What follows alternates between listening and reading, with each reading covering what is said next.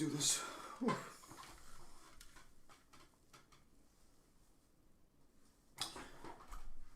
Alright, ladies and gentlemen, I'm back. I did say in my last stream not to expect another stream for the rest of the week, and that was going to be the case, but what ended up happening was my sleep cycle is affectionately fucked. So as a result, I had a shit ton of free time beforehand, and I'm going to be working late today, so I'm not going to be able to play later. So I took it upon I decided, if I'm going to be playing, League of Legends or some other random game, I might as well just stream it, in case you guys are, bored or anything like that. Feel free to stop on by, stuff of that nature. I was going to record 2 videos this morning, but after what happened with the last versus video, you guys seem to really like, I don't know if it was because of Kyle's personality or if it was the information being presented to be more accurate or more, let me rephrase that. So I was going to do a versus video today, record that, but it looks like you guys kind of want the actual feats and sources shown and listed in the videos now, so to speak. So I'm gonna hold off on the versus video. I was going to record today until I can get all the feeds. I don't know if I'll put the scans and pictures in the actual video itself, but at the very least I will double check where they all come from so I can just point you in their direction. Similar to how Kyle did it with his sort of list. I'm also was planning to make a video with Kyle this morning, so I don't know when he's gonna wake up though because he lives in a very different time zone. Also, hello Triple. Good to see you. So we'll be playing some League of Legends this morning. Yeah, so I won't be coming home till late tonight, and thought to play. My sleep cycle's just fucked to Kingdom Come. I went to sleep at 3 and I woke up at 6. When I was younger, I wanted a sleep cycle like Monty because if you watch Rooster Teeth, he said he had 36-hour days. I never thought I'd get that when I fucking worked. Yeah, no, my sleep cycle is just fucked all across the board. It's kind of fun, kind of not. Like, on days like today, I would have much rather had more fucking sleep. But my body's just like, nope, 3 hours is good enough. You worked all day yesterday? I don't give a fuck. 3 hours. That's all you fucking get. So that's kind of the situation I find myself in. Fun times. Oof. Let's go combine these.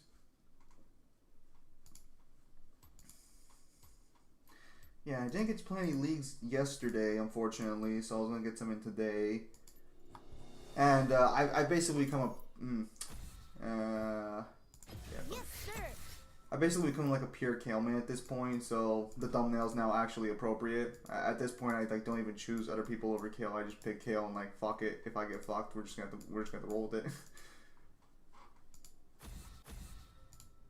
So you work on Fridays? No. Okay, so my work schedule is kind of fucking weird. I told them only Friday through Sunday. But when I asked for Sunday, because I can't drive, I don't have my license, I suck at the test. They told me, okay, so you're going to have to work Thursday then. And I'm like, what do you mean I have to work Thursday? I told you guys what days I can work. So that's kind of, that's something.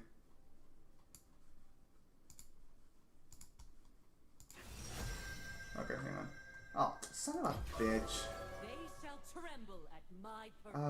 Fucking 8 o'clock in the morning I'm already dealing with fucking Malphite. Are you fucking kidding me?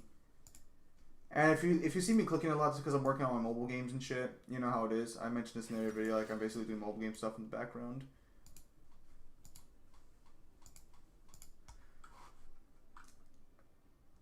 Are we getting all the cards here? Alright, cool. Yeah, especially today where I'll be coming home late, there's not enough time in the day, so to speak.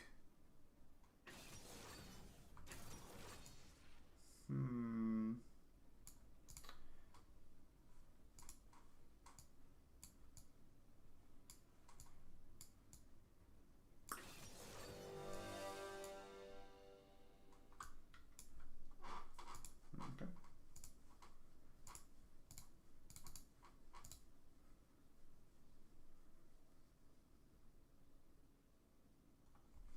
Well, I mean, I can't even take the fucking driving test because my DMVs are shut down right now. I don't know about... Okay, so fuck me. Who the fuck am I getting fucked by this morning? Are you fucking kidding me? Fuck me. I'm already not having fun. Okay, now, from what I understand, League of Legends is not actually gonna fucking go directly to the fucking game. Oof. Yeah, okay, so I have to add that source in here. 1 second. I think this is the... Nope, not that one. 1 second. Oh, fuck me. Is it this one? There we go. I could just do auto detect game capture, but I feel like if I did, you guys would see my mobile game stuff, and well, you know, that's where it goes. You guys getting the stream all right? Yeah, you guys are 90%. Oh wait, hang on. There we go. I don't really know if I should move my freaking... Well, no, because you guys don't care about the map. You guys aren't gonna notice that lag. Actually, yeah, I am. I am terrible with women. Like, I'm that guy who can talk to someone, and then, like, later on someone will be like, dude, she was flirting with you, and I'm like, what? No, she wasn't.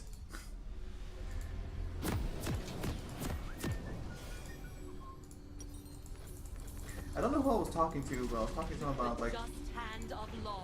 I think it was No. I don't know. I was talking to someone about that at one point. I don't remember what the fuck we were talking. I don't know directly the situation though.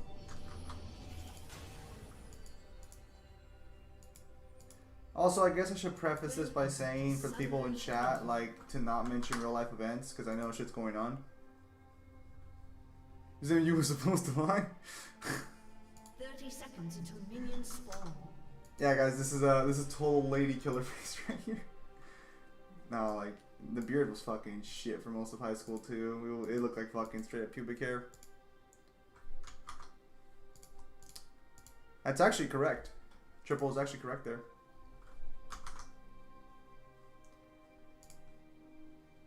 What the fuck? How do I still have so many fucking cards? Oh, this is trash. What the fuck did I set this up to fucking... okay. We good? Good so far.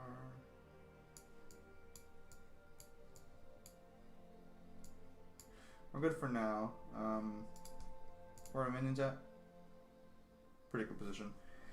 Unfortunately, I can't leave the fucking chat on the screen, so I'll have to... Oh, good lord. Oh, fuck me. It's... Oh, fuck. No. Okay, yep, it's Darius top lane. Of course it fucking is. Fuck me. This is gonna be awful. Because if he goes aggro on me, he can just fuck me.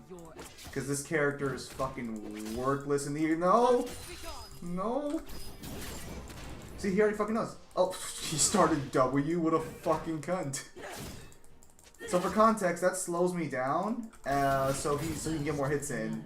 What a dick. And he can do that with no punishment. I cannot fight him at all. Actually, most champions can't fight him at all. That's not just Kale. No mercy. No, I'm into the minion. I'm so fucking trash. You fucking garbage. Uninstall. You fucking trash ass Darius. Oh my goodness. Refund your fucking skin. Whoever bought that skin for you wasted fucking money. You fucking trash. Please work. No, I'm sorry, please, no, don't kill me. Damn it, kill, move. Oh, fucking trash. Okay, see, that's the move he should have started with, but he didn't, so we, No, kill him! Okay, thank God.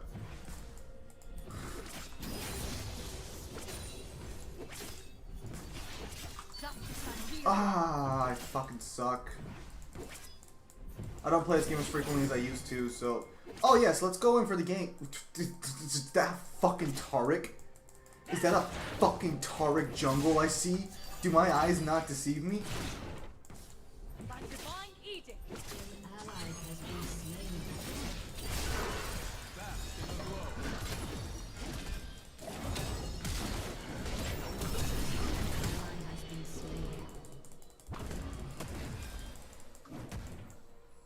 Well, that's... Would that my Oh. path be true?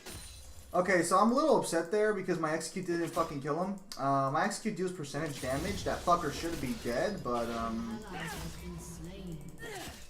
who the fuck was fucking Tariq jungle in a fucking rank game, man? Tariq's a fucking support. What the fuck? Alright, whatever. Just gonna have to roll the fucking punches.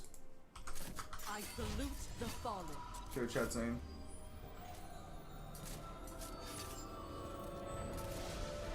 There's triple.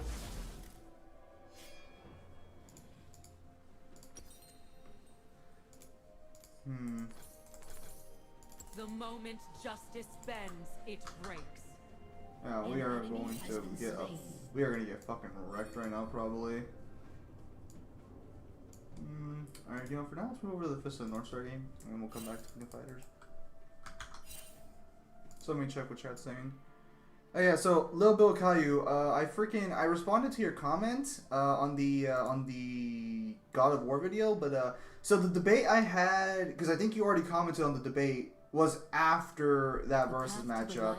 Is a lonely one. So I might go back and redo the old versus matchups because I also gotta redo some of the old Marvel ones as well, like the Thanos versus Mundus one. Well, I still think Mundus could beat Thanos with the Infinity Gauntlet because of battlefield removal and because Thanos is a fucking chump. I do gotta go back and fix some of the scaling there. This world was not made to last. Okay, so we actually have a bit more CS than him, but he's going to be able to get all that back right about now. I should ward because Malphite's going to fuck my ass if he shows up again. Where there is evil, I'm playing like probably one of the worst champions in the game right now, but I chose to make. Watch it. Oh my god, you are so bad! Dude, stop playing this game. You are trash. That's not even me joking around. He's actually fucking bad. He had my ass there and he didn't fucking capitalize on it. Assuming I don't fuck this up, I can like like yeah, if he sticks around, I'm gonna kill him. He fucked up that encounter so badly. I don't know how the fuck you could do it. I don't know how you can fuck up that badly as Darius. It's not that fucking hard. Is he backing off? If he's left, I basically won lane. Yeah, okay. So, I'm going to be able to... Because now I have range attacks now. So, now, like, his main advantage against me is gone because I can poke from a distance. Yeah, oh, man. He is fucking awful. But we're still probably going to go back right now, too, just to get our mana back. You know what, actually? I'm going to build Rod this game, actually, because I feel like I'm going to need some tankiness here. The past is for sinners. Normally I build Hextech Gunblade first and foremost, but I don't know. I ran Rod of Ages one time.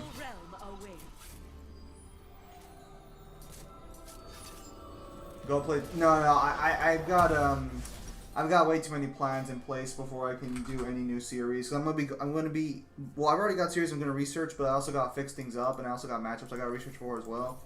So probably not gonna be any like 2 new series on this channel for a while. Grow stronger. Okay, so let's go ahead and just slap Rod of Ages as my add to build. And when we go back, it should be right there. Yep. Alright. Oh, ooh, ooh, Yasuo, can't even do it. Don't. Oh, oof, come on, legendary Yasuo play. Trash. Honestly, the fact that he's not feeding is, holy shit, he's not feeding. That is a rare fucking sight right there. Especially at this elo. Usually it's the other way around. That hurt me.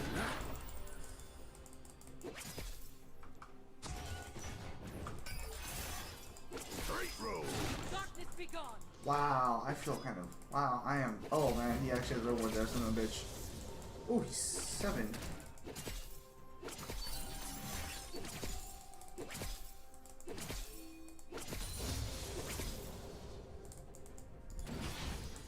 Yeah, he can destroy my ward. Dang it.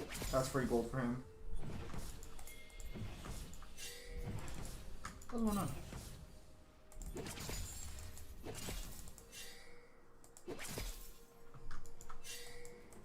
I think Darius is going on Yasuo right now. Yep.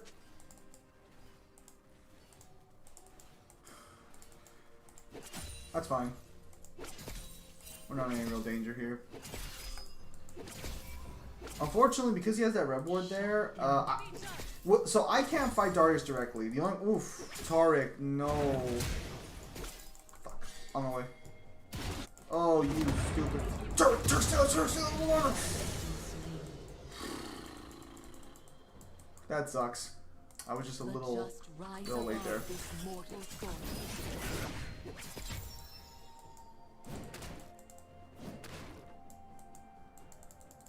Is he gone right now?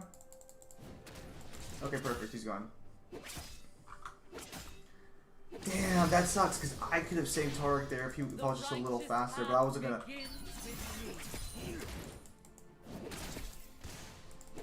Unfortunately, I deal no fucking damage.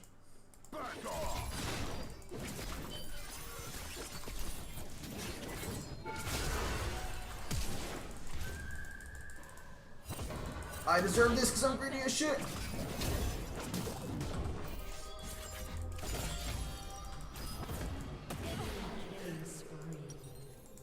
Yeah, I was super fucking greedy there.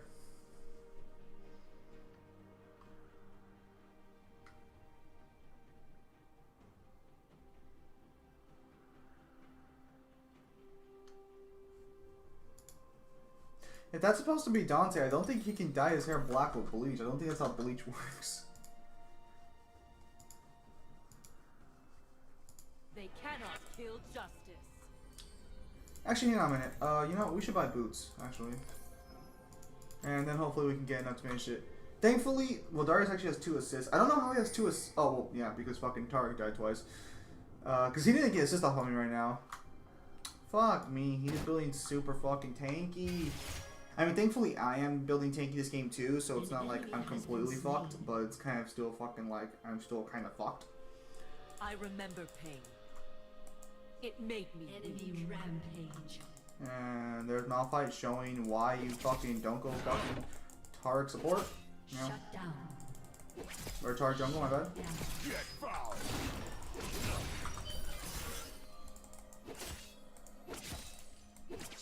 righteous glory.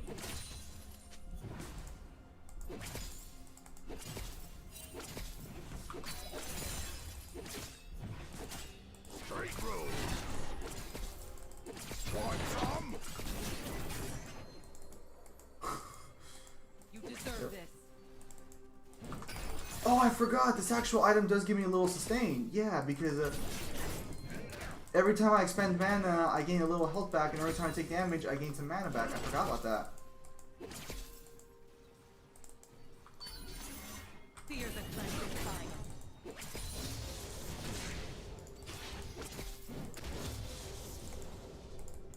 Rampage.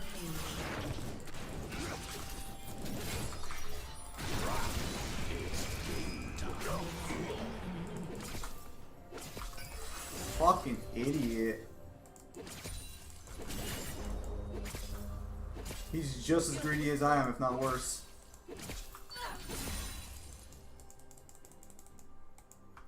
No, I take that back. I'm still worse. I literally ran into his fucking lane. Oh, we actually have both dragons right now, huh? So we are actually, this seems... How the fuck did Taric secure both fucking dragons is the better question on the table.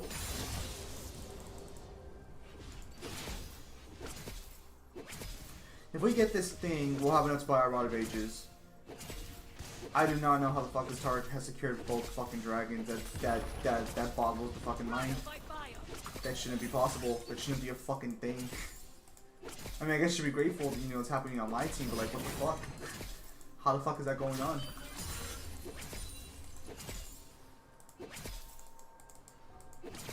Alright, cool. I'm gonna go back to base and finish building our water bases. Dude, this entire game is breaking the norms of this entire game series. I am not familiar with creepypastas at all.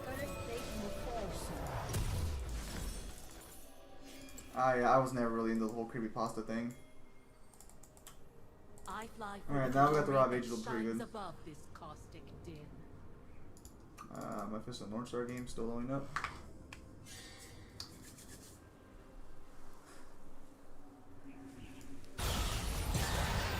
Has been slain. Oh man, they are just fucking him. There is right. He wants me to TP in there for the bot lane, but honestly, I can't. Oh no! Do not feed my Darius, please. Do not feed my Darius. I shut it down pretty fucking hard. Please don't feed him. Please don't feed him. Please do not die him. Okay, thank you. Oh, Has been destroyed. damn it! You fucking kidding me?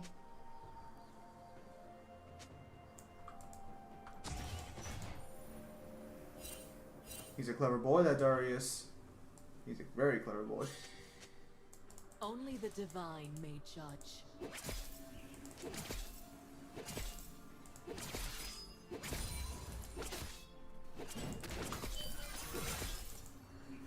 Back off.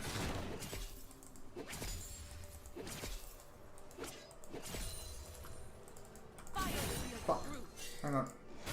How the fuck are you killing these things? Oh.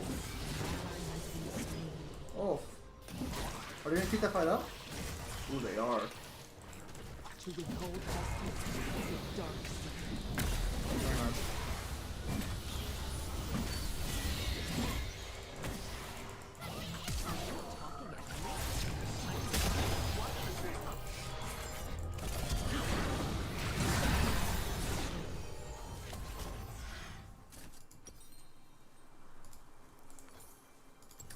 Oh, that sucked. An ally has been slain. Killing spree.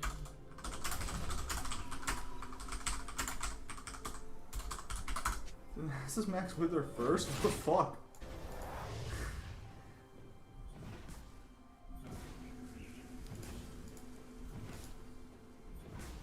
He slowed me down so fucking much there. He fucking maxed his fucking slow first. What a cunt. Your team has destroyed That's a dick move. Nah, creepypastas were fucking. They're just like, I don't know. I didn't really see the appeal behind them.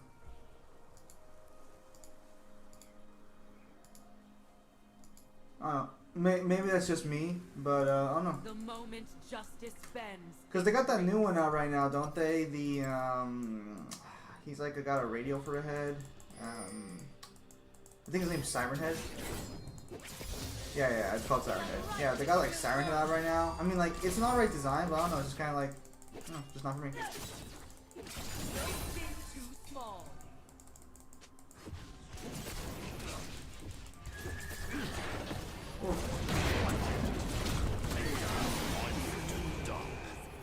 Oh my goodness. has been slain. Oh, don't make me have to play safe. Why? Well, that's kind of lame. It looks like they're getting their groove now, so I'm gonna have to stay back and play safe now, because Darius is gonna start. That sucks. That really sucks. We're having such an easy lane too, and Darius is just like, I'm gonna fucking ruin it by being a fucking cunt.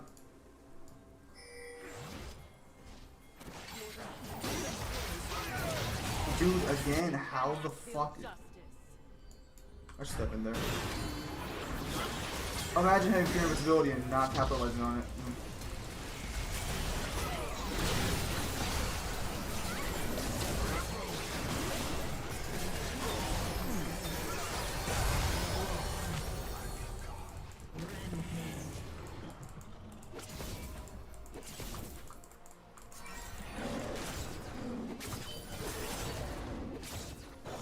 Alright, not bad, not bad. Need this freaking, oh man, I do no damage.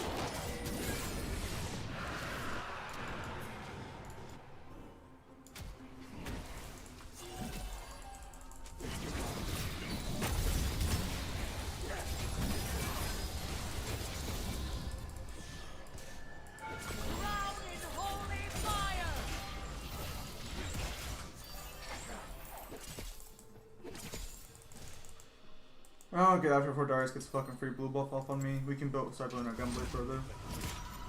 The celestial realm awaits.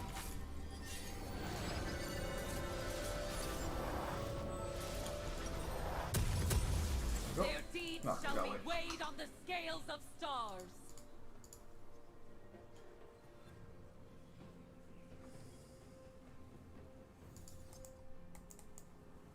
Yeah, so he's a creepypasta then.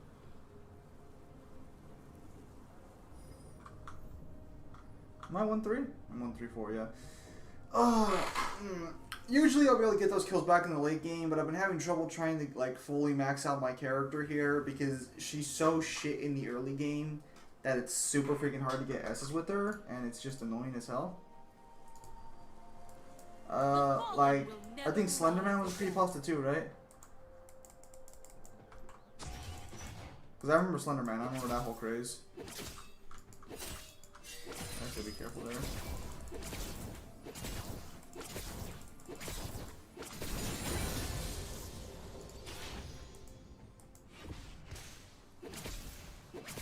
Darius not here? I There he am is. born from the flame of their sin.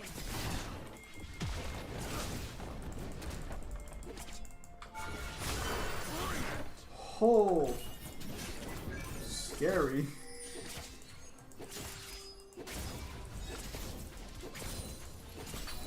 He activated his ghost there actually, so he should have committed to that. He already activated his passive. Is unbreakable. Or his oof.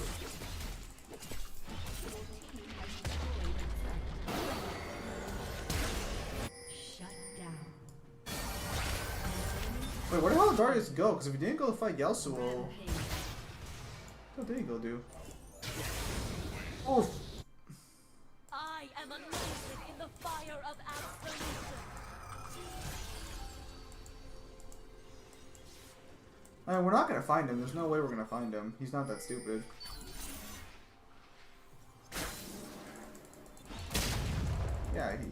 He would have already bailed by now. There's no fucking way he's still there. I am the light and the glory.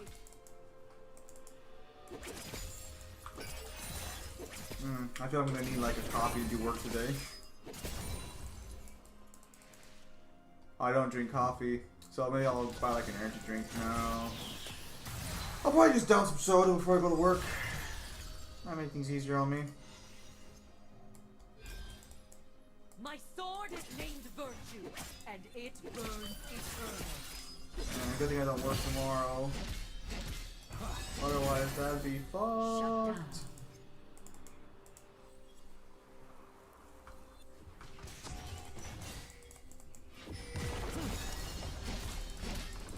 We must serve right.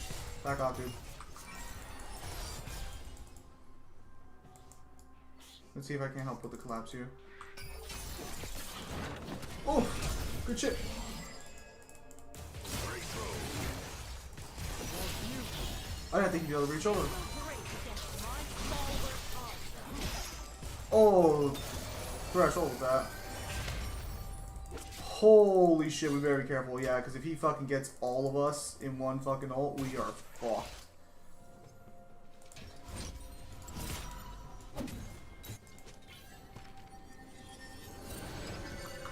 Burn all deceivers.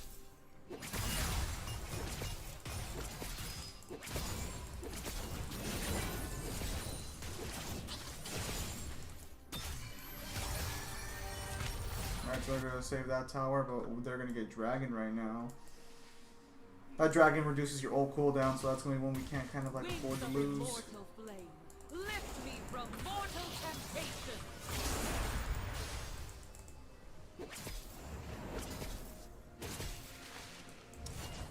Yeah, that's us. Enemy has been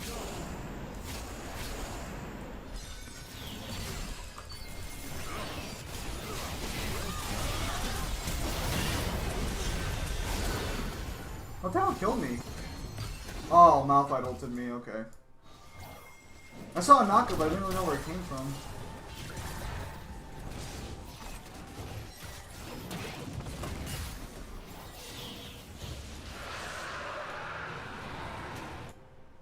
Wait, so it goes by 2 different names?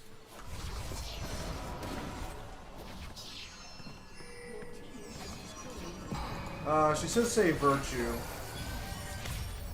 Because her whole shtick is like justice and crap. but like it's absolute justice to where like she'll kill like anyone who does any wrongdoing, no matter like how actual severe it is. Whew, unfortunately, we are getting our ass kicked here because that's just how it works when you play Kale. Just your standard Kale game. And unfortunately, fucking okay, so Darius is 226. I'm 144. Oof. Are also doing pretty good, but they have a stronger composition than us, and that's kind of my fault, and that's kind of Tariq's fault because I chose a squishy character. So it's not like entirely anyone's fault, but I probably would be better off with a more tankier character. What the fuck, you aggro man? I'm surprised you didn't go in on that.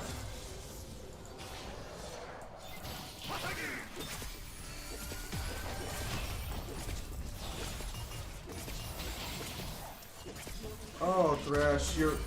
See, that's the problem when you're predicting people, is when you stick to your prediction too hard.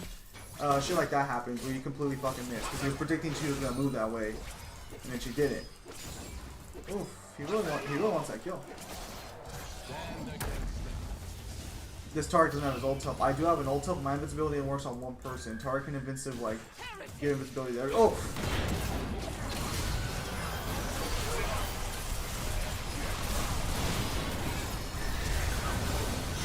Oh, I fucking hate when they do that to me.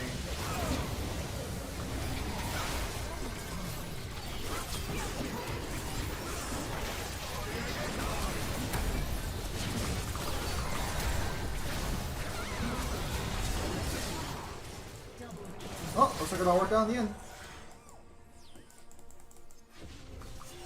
So I'll go and let it slide that he fucking wasted my ultimate. It did get me a couple of assists.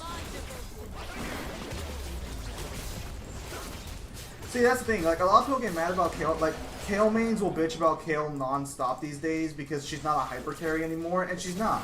The way you gotta play Kale now is you have to play, like, as a glorified fucking support. Or you gotta play as support, otherwise you're not gonna really win your matches. You gotta enter that support mentality. Are you kidding me?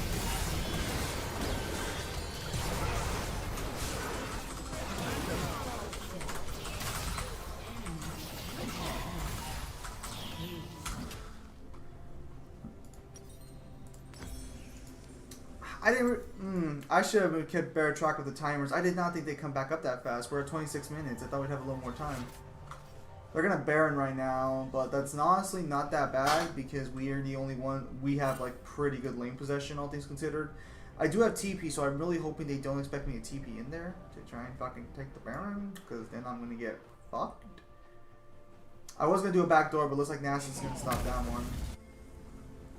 They cannot kill justice. Let's go ahead and build Mesh too, nice. I mean, yeah, Nasus ain't there, but I don't have any way to TP into that area. They're gonna take Baron before we fucking get there.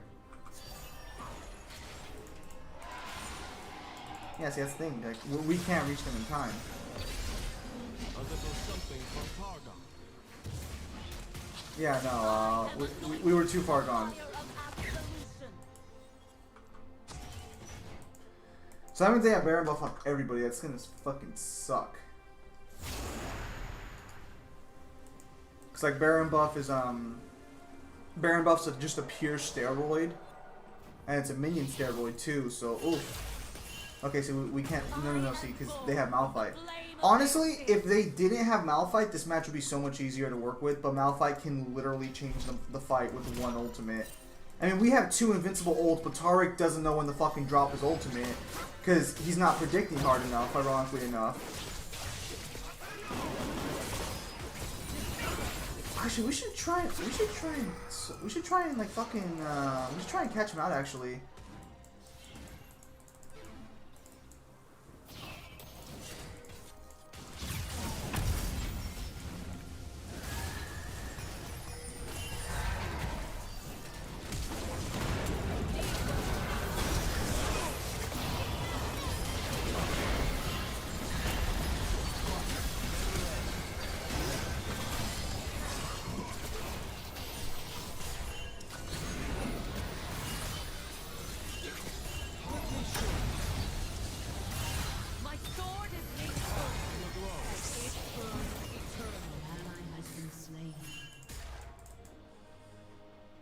See, that damage steroid right there, I did tell you guys Malphite. I did tell you Malphite could change the fucking fight, and he immediately fucking just ruined my team there. Oof. Oh, and that what the fuck are you doing? That dragon also lowers ult cooldown, so the more dragons they get, the more frequently Malphite can ult, which is more frequently we get fucked.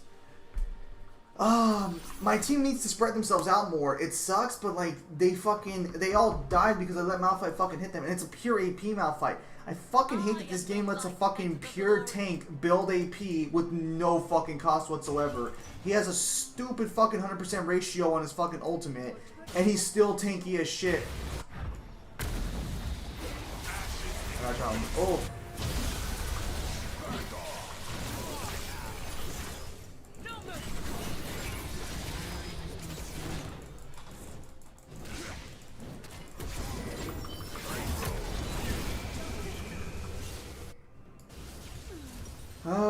Yeah, we gotta build some more damage quickly. We gotta build a Lich Bane first and foremost. Looks like the chat hasn't refreshed.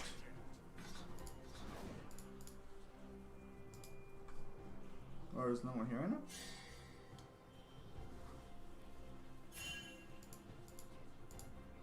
That's weird, it says I'm the participant then.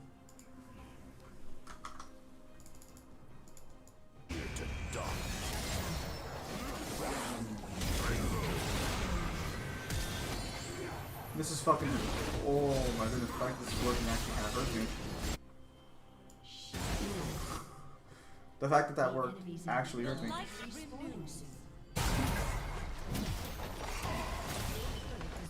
Yeah, we're in trouble here. They now have a little more kills than us. The kills are spread out to almost Malphite and Jhin, so the two carries have the most kills.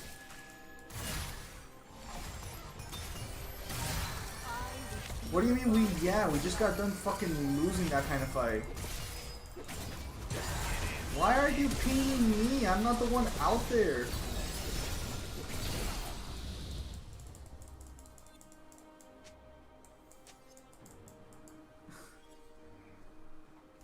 I don't know. These guys this kind of mentality is what kind of gets us fucked, because like yeah, having confidence is nice, but we don't win team fights anymore. Our enemy is Ooh, see, that's what happens when you fucking hesitate. You don't get fucking plays. He fucking waited. He should have just fucking gone for it.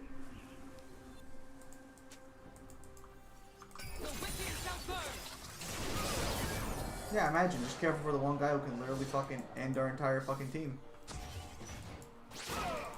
And let's also all group up together, because that's the smart fucking idea. See, we need to get a pick. But we can't, because our guy who can get picks can't land the fucking hook. Oh, and there's Malphite. Oof. See, you need to back off there. See, there needs to be enough of a bait to where he'll do it, but not enough. No, he's gonna save it. Oh, if we can kill him.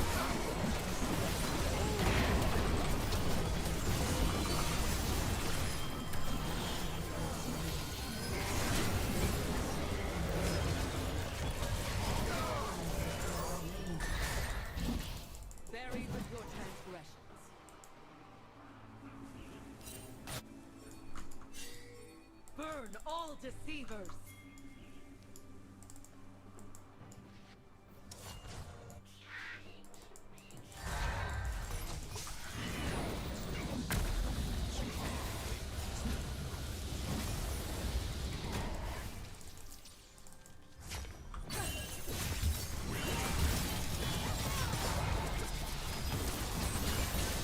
Come on, don't fucking give him the fucking power. Oof. What the fuck did he build? Oh, he built fucking Thornmail. We need to get this, because if they get one more, oof, we are fucked.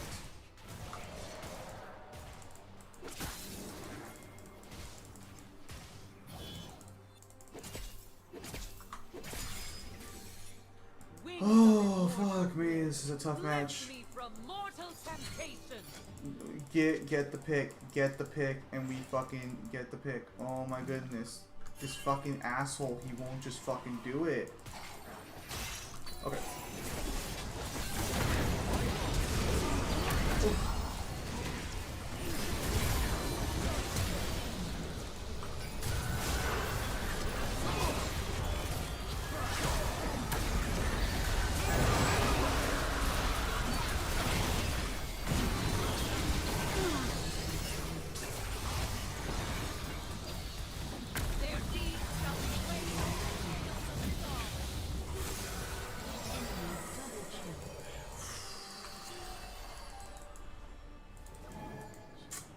We're fucked. Oh, yes, sir. We are so fucked.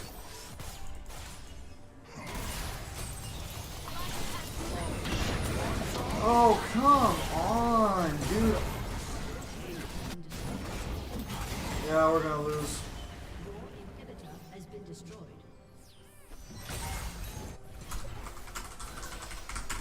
Your turret has been destroyed. That sucks. We were winning.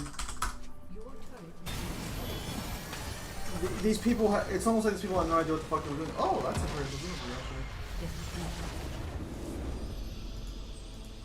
Oh, that's a shame. My team had like no idea what the fuck they were doing.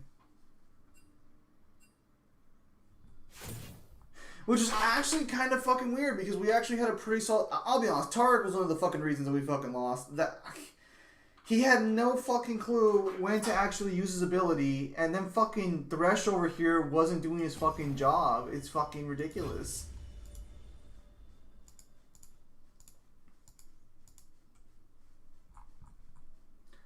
Like, I don't mean to be that guy, but if I was gonna be that guy, you know, I'd say, you know, maybe Thresh fucking don't be a fucking pussy about it and just fucking, you know, hook somebody for fuck's sake. Maybe it's just me. Could be crazy. Maybe it's just me. That's a shame. That's a darn shame. That was a we had that game. The problem was that fucking Yasuo early also didn't go for fucking tower either. When he pussied out there, that hurt us too because I then couldn't do any backdoors there.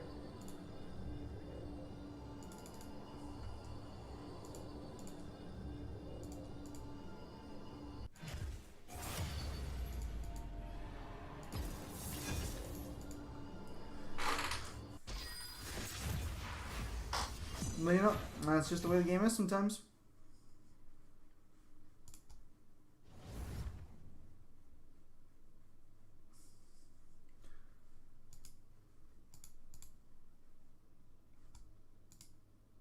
That's just the way the cookie crumbles. Alright, top again. Fuck me, it's a jungle Ivern. Let's go ahead and ban Darius this game actually. I do not tolerate cowardice. It's a fucking jungle Ivern. Oh no. Ivern's like one of those characters where it's like, it's just enough of a legitimate pick to where you can't call it trolling, but like anyone who uses Ivern is basically fucking trolling.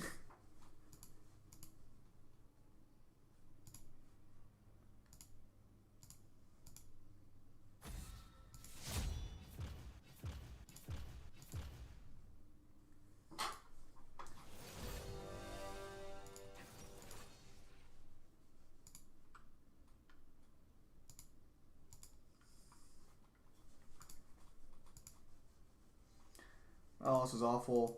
I'm only playing League of Legends and I already feel tired as shit. Oh, no, hang on a minute. That's the same guy.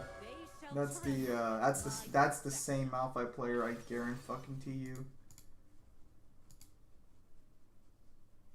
But what's our team comp right now? No. Is it the same? Oh, okay, actually, we do have Alistair, so maybe it'll be different. Kog'Maw and Lucian? Okay. A little strange, but we'll see how it goes.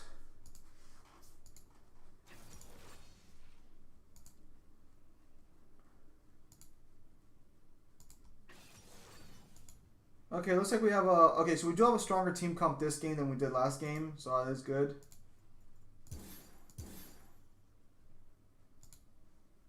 Unfortunately, we'll have to wait and see if it actually helps make enough of a difference. Because again, they do have Malphite once more, and Malphite can literally just fucking ruin us.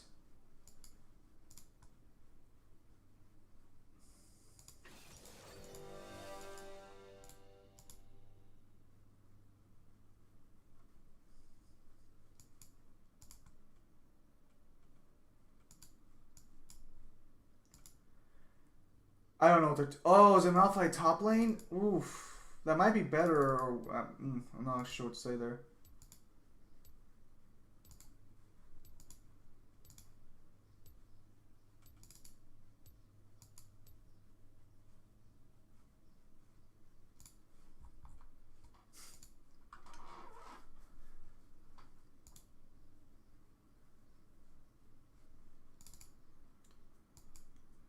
Oof. Let's check and see what their actual, what their experience is with their character, because maybe we might get lucky and he might not be all experienced. Okay, so Malphite, no mastery. So that could be good. He might be new. Everyone else, actually relatively low mastery points, all things considered. So we might, this might be a pretty easy win. We'll see. Unfortunately, you can't just get, unfortunately these things aren't guaranteed these days. You might have like a fucking secret fucking legend right there.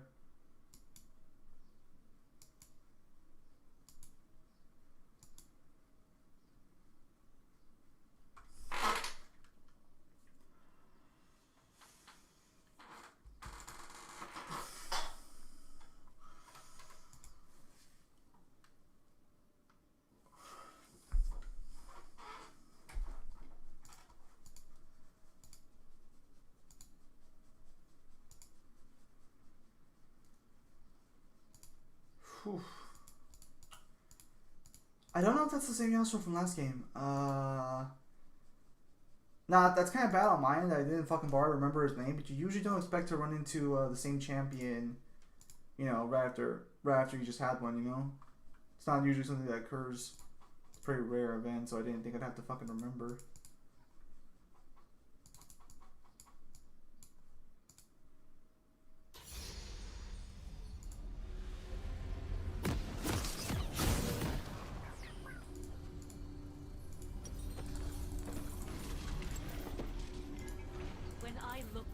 My mother's eyes, I saw a paradise for the just and glorious. It is for that world I fight. Well, let's see right now if we can make anything happen this game. Because unfortunately now I'm going to have to try and get back the LP I lost, which is fucking annoying as hell. And we immediately have our Alistair quit the game. 30 seconds and hopefully he comes back, because if he doesn't, I'm kind of fucked. Or this game's kind of fucked. Unless the enemy team is complete fucking trash. But something tells me that's not very likely. Oh, you're done once there? Oh, well, let's say that shit up. So you can beat him. Minions have spawned. Yeah, this is not fucking good.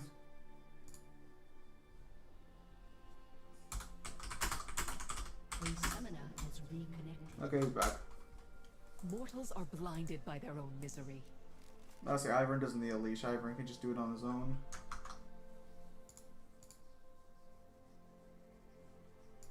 Oh, that's gonna be a loss for us. Yep, too strong with team.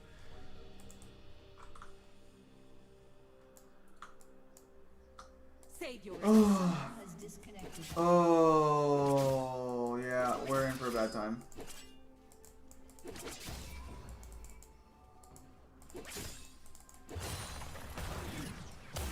Yeah, and he can just poke me like that for free because they decided to get, because he still has an on click, which is completely fucking ridiculous.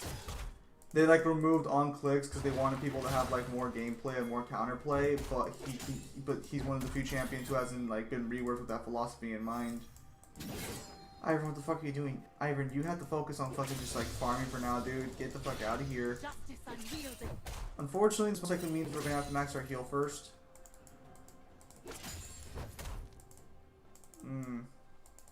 Hecker almost heading toward. Oh, did he already steal their fucking red? That's fucking. Alright, well, you know, fuck it. I'll take it back. This Ivern apparently knows. No human is perfect. Not the person I wanted to hit. I am not human. Didn't realize they ought to target her. Or they ought to target the fucking rock. And I guess he fucked up too somehow on a fucking point. Well, I just fucked up on point and click right now too, so I can't say shit. Oh, what was that lag spike? Oof. Avarice falls. First blood. Oof.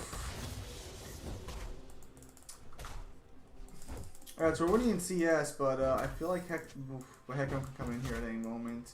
That's the problem, and Hecarim's probably gonna be a more active jungler because I'm a super easy game.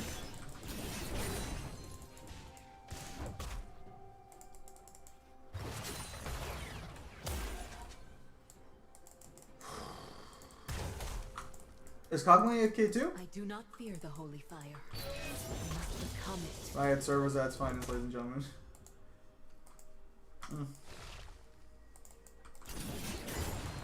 See, because he can beat me.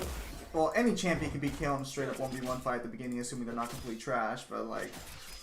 Malphite's probably one of the worst examples because he builds. Serve this. Look at all that damage he's doing for fucking free. We got a max our heal early this game. Are you fucking kidding me? It's been a while since I maxed heal first because it fucks with my damage in the long run. But why are the minions focusing me? Why are they focusing me? Why are they focusing me? Ivern, you fucking twit. Do something. Oh my goodness. Get out of here. You're just fucking taking my XP at this point. Is he a Big Knight? He is not a Big Knight. Surrender and I'll make this quick.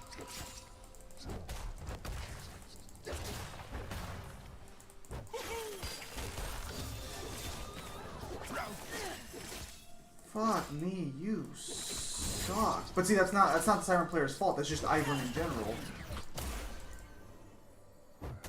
Fire reveals truth. I can't afford to go back right now. If I go back right now, he'll hit 6 before I even get a fucking chance to fight back. And then I'm fucked. Actually, if he hits 6 right now, I'll die instantly. Fuck me. Oh, he's already fucking 5. What is this shit? The celestial realm awaits. Dude, leave. I need XP.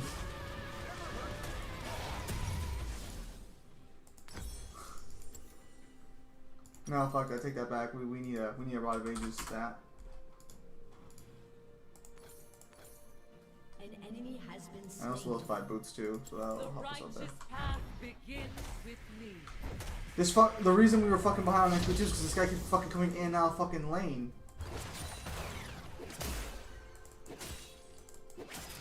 Like, dude, come on. I need the fucking XP. Fuck out of here.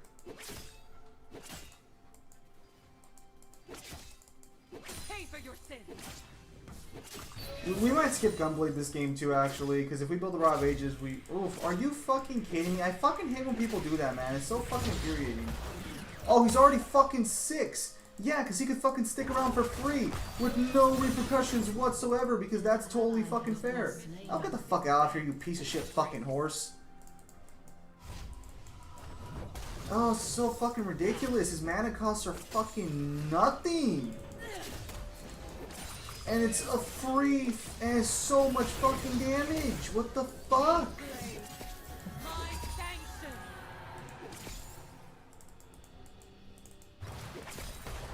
132 damage. I don't even heal back that much. Yeah, no shit, heck is fucking... Are you fucking kidding me right now? I actually gotta move because he can fucking kill me right now. Oh, this is so fucking ridiculous. I salute the fallen. One of the stupidest champions in the game. What's his fucking weakness? Oh, well, you know, it's magic damage because he doesn't build fucking MR because it doesn't scale with him. But that's not a fucking weakness because he doesn't fucking lose anything. He can still build just pure HP. Future is for the repentant. Fuck, man. It's not a fucking fun, well-designed champion. I don't know why the fuck he hasn't been reworked yet. Shit.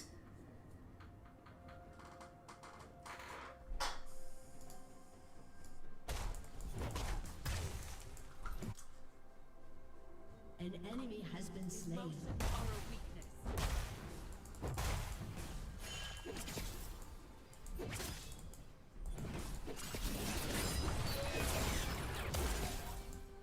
Oof. And it's not even like where I can say like it's okay, I'll be better than him in the late game. No, I won't, because he's got fucking way better AP ratios than me, and he can be tanky as hell. Oh my goodness, he was waiting in the fucking jungle. Are you fucking kidding me right now?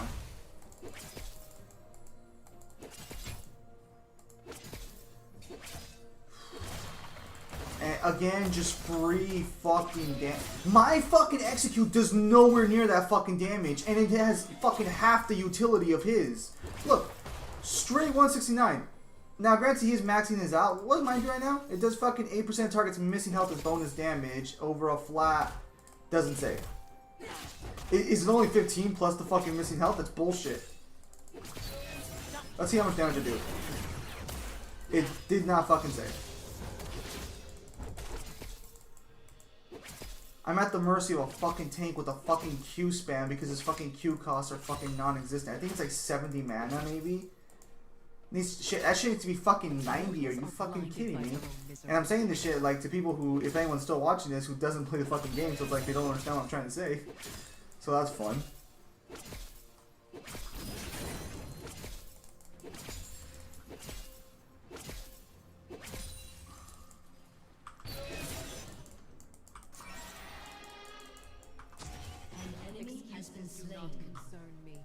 Now, thankfully, I haven't died yet, but that's really because he just hasn't done his full combo correctly yet. The second he does his full combo, I'm dead, and that's where like kind of it just fucking sucks. Which is why I built the, which is why I'm building Rod first. Stick to the devil.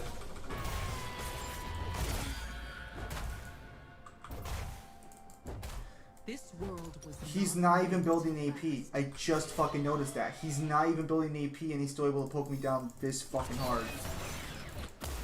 Perfectly fucking balanced. This is fucking ridiculous. He should not be out damaging me. Now, Grant. Oh, okay, we're fucked. We're not. Never mind. The celestial realm awaits. Actually, you know what? We just got back into 10 mana, so we can actually heal ourselves back up right now.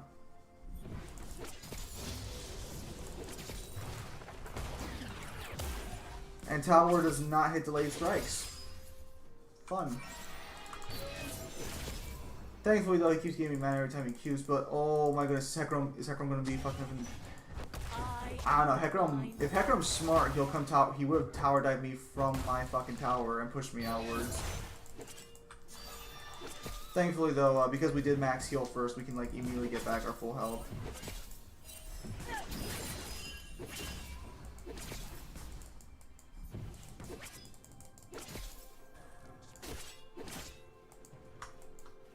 Oh, and my CS is starting to fall down a little bit. I gotta try and get that. Gotta try and focus here. Look at that, 205, not even building fucking AP. And it comes back so quickly. Holy shit, how many seconds was that? Fucking 4?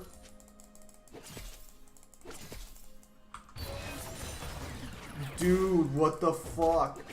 My healing does not come back anywhere near that fast, and it barely has a little more utility. It's already back up? Are you fucking kidding me right now? Oh my goodness, my only saving grace is that he has... If he did build AP, we'd already be fucking dead. Dude, how the fuck is he fucking getting back so... Son of a bitch.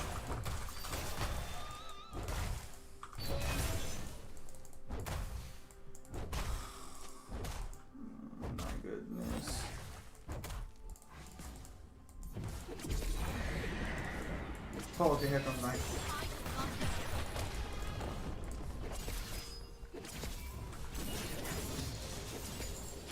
enemy has been slain. And here's the fucked up part. His team's gonna be up way before my fucking heal is. Fire reveals the truth. At this point, I probably could beat him in a fight, but he's gonna run away from me. Which is smart on him. It is smart. He knows his champion well enough to know its weaknesses, but fuck me, this is fucking ridiculous. And unfortunately, I maxed my Q there instead of fully maxing out my heal. My execute's fucking worthless against a champion like him. Divides darkness and light. Whew.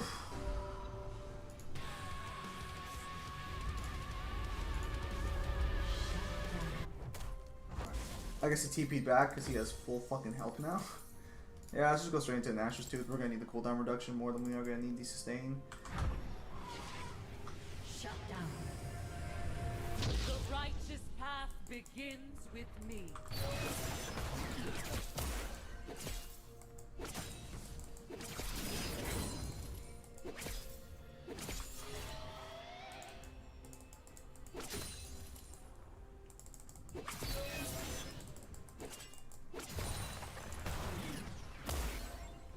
Only the innocent will be spared, if I can find it.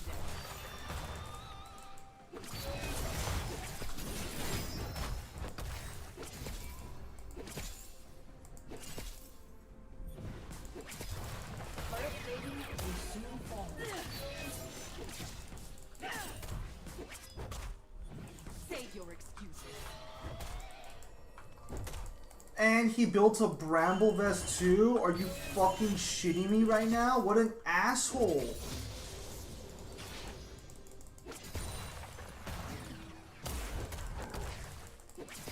Surrender and I'll make this quick.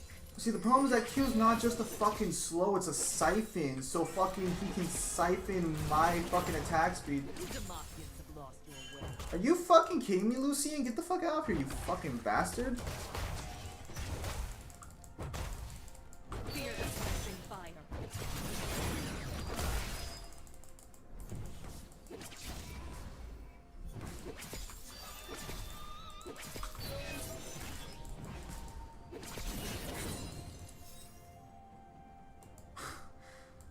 Only the divine may judge. Oh, are you fucking kidding me? He's got his ult up. I know he does. So, oh, for shame! I knew he was gonna fucking do it like a fucking cunt. Some more league. I see. I don't make good to see you. Yeah, I wasn't gonna stream again, but then I only slept for 3 hours last night, so I had like a shit ton of free time this morning. Ooh. Still gotta go to work for all of the fucking customers. I'm gonna have to fucking drink some energy drinks or something before I go to work. I'm already fucking crashing. Take some coffee. Coffee is for the weak. I drink Gatorade. I remember. You're gonna crash really hard if you drink Gatorade. Like, you will face plant on the ground. I mean, I can't just leave Your it. will keep you alive. Fucking hell. And I guess my mom told me that now there's some fucking commotion going on in town. I guess fucking some stores are getting fucking robbed. I don't know if it's like a coordinated effort or something, but I guess they've already robbed the store a couple of times today. Don't get robbed, you know. Look, the key to successfully dealing with a robbery is just not doing anything. Even if you see them leaving with your stuff, you don't do anything. You just stare at them go. I deem you lacking. Unfortunately, though, food stamps or EBT has is game refreshed today, I think, or game refreshed this weekend. So I'm gonna be dealing with a shit ton of customers I would not want to deal with. Oh, there's a shit ton of money, isn't it? I mean, if I got some degree of a commission, I'd be fucking fine with that, but I don't. Sadness. Dude, if I got like 10 cents for every customer I rang up, that would be like an extra fucking like $50 on my check at bare minimum. No. Yeah, I'd say an extra 50 bucks on my check. Jesus. I Another go 500 people you're not being commissioned for? I go through a lot of people at the store, especially on days like today where the food stamps come in. Because, oh man, once they show up, they're everywhere. You know, they show up in hordes. And I'm cashier number 1, so I'm dealing with them all fucking day. I assume that means you're the best cashier they have. No, they just don't want me anywhere else. In fact, I was talking to because so normally they have like a secondary cashier work the lane, and there's this girl who's pregnant, and she's working right now, and I asked her, so are you gonna work the lane? Because normally they don't have two people up front. They usually just have me. And she's like, I don't know yet. And I'm like, oh wait, well she's pregnant. Maybe they'll make me work the lane. Yeah, no, they just left both of us up front the entire fucking day. Wow, ruthless. And I'm just like, any other position, any other fucking time, they would have been like, all right, let's have someone else do it. But I guess because it's fucking me, like, no, let's leave him up there and deal with it. Thankfully, the customers weren't too bad yesterday, but I think that's because the UET hadn't kicked in quite just yet. Also, I'm surprised I killed him so fast, actually. Probably because the Rod of Ages is kicking in. Oh, are you fucking tired? Yeah. I fucking hate you. I said until 2 last night. I fell asleep at 3 and woke up at 6. Don't you dare fucking yawn in my presence. Yeah, I've done that before, though usually when I do it, I have like all my stamina for that.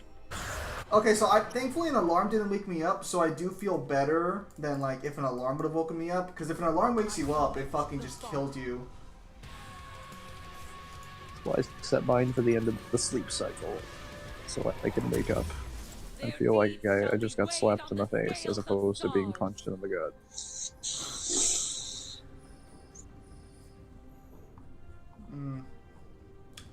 Live chat's Yeah, kinda I got the Inquisitor Martyr game from Games of Gold because I just decided to redeem the gold thing that I had. I got it too, but I did not want to make an account with them, so I didn't play it. I did. It's not really that difficult, but I found it kind of stupid that you have to do that. But it isn't like a multiplayer game; it's a single-player game, which is kind of weird. That's why I didn't want to do it, because like, why am I making an account to play a fucking single-player game? You have online events and stuff that you can do, but it's not like an MMORPG. It's just an ARPG. Still looks, from what I've played, it's a little fun. Like, but I'm not used to these types of controls. How's it play? It's pretty smooth. It's not like it's not. Abilities are solid. Like I'm saying, like what game would you compare it to? Mangler's muted himself. Yeah, no, I'm also fucking here because Kyle's gonna message me when he woke up. I'm assuming Kyle's gonna message me around 11.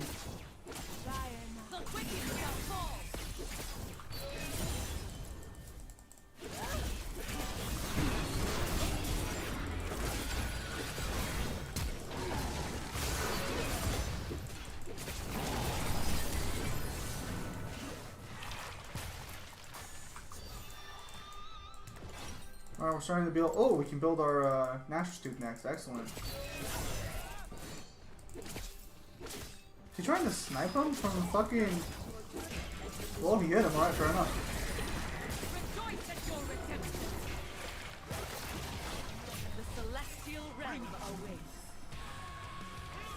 Alright, so once we have the Nashor's Tooth, we go straight into a Rage Blade, I think. Okay, I'm back. So, if I had to compare it to anything, I'd probably compare it to Darksiders Genesis. Though, well, actually, no. Yeah, no, it'd roughly be the same, though the movement obviously is much more restrictive. You still have like a set of abilities mapped to your little, just like in Genesis, you have a set of abilities mapped to your, I guess, your display that you can cycle off. A couple of them are cooldown, some of them aren't. It's an isometric game, right? It's a what? It's an isometric game where like you look at it from like a perspective, like where the camera's locked in the room or something. Well, yeah, it's sort of top down, but you can change the camera angle. Like you can change it to directly behind your character at a slightly overhead, or you can pull it all the way back to like the top of the room. So you can play it like as a Diablo style camera system, or you can play it as a stand-in Diablo style camera system. So it's whatever suits your liking, and you can shift between these. What do you like? When the camera pulls behind objects that are solid, it'll actually unobstruct them, so that way that you can see through items to deal with enemies in combat a lot easier. All right, It's obviously got like on a customizable settings as well for like enemies, damage, Yeah, Pimp English here. markers, that kind of stuff. It's interesting. I'm mainly playing it because I like Warhammer 40k. Can you like have the armor of any of Always the been groups? Can I have the armor of the what? Of any of the groups? Because like, isn't there like multiple? Oh no! This is Inquisitor Martyr. You're an Inquisitor. So you can't even customize like your armor to be like the armor of like another group of people. Well, I'm assuming you can customize it with whatever colors the Inquisition painted themselves with, but I'm not too familiar with the Inquisition. Has been slain. I just know that, you know, they're the Inquisition and they've done something. This franchise has the deepest lore. It has some pretty deep lore, but that's what happens when you have like 50, 60 something plus authors construct a literal library out of your cosmology. Especially when they try to coordinate the same kind of lore together and link up their stories, it's like really there's so much to read.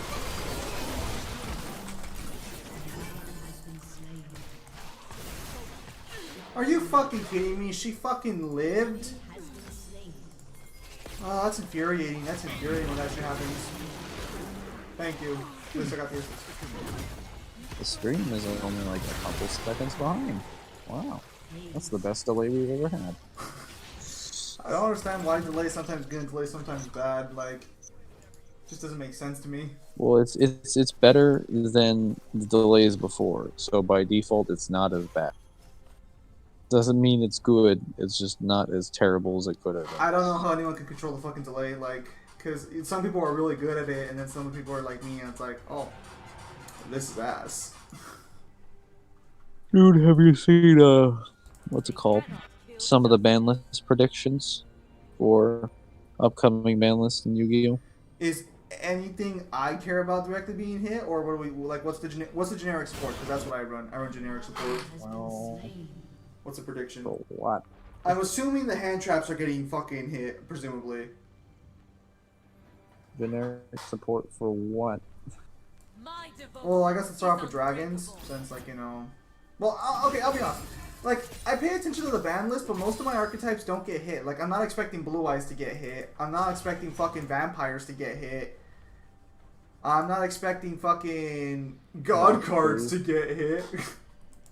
Or Valkyries. You play the Danger, what's it called? The Danger Darkness deck, didn't you? I played Dark World Darkness deck. Oh. Even better. Yeah, none of those are going to get hit currently. Though Blue Eyes is in a stronger position than it's ever been in a while. That's first to stay. Power creep and whatnot.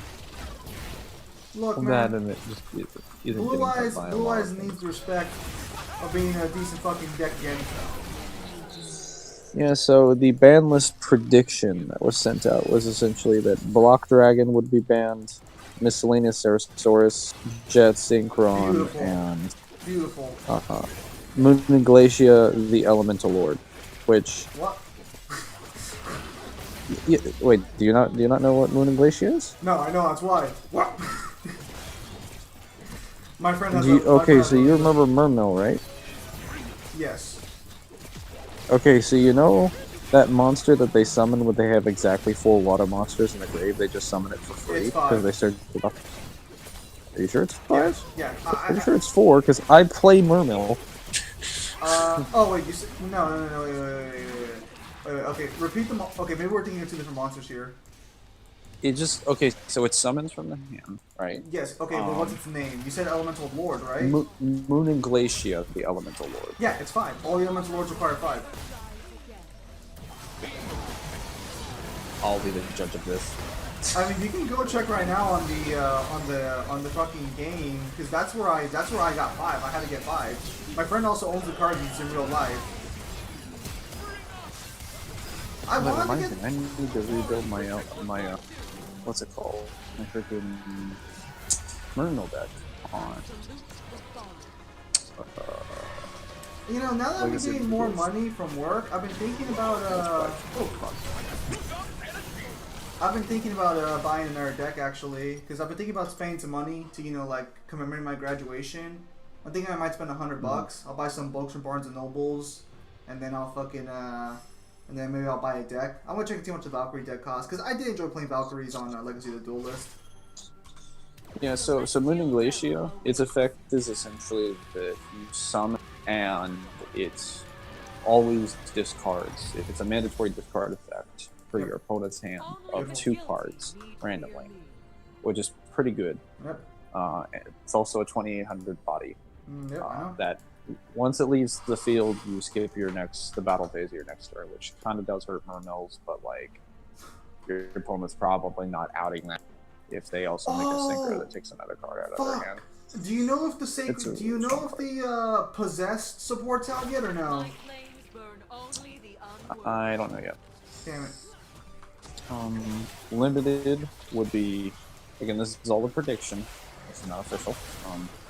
Eclipse Wyvern, Perform a Calistro, Crobat Joker, Alistair the Invoker, Sky Striker Engage, Sky Striker Ace Kaguri. I don't think Sky Striker's gonna hit that I'm not hard. sure about that one.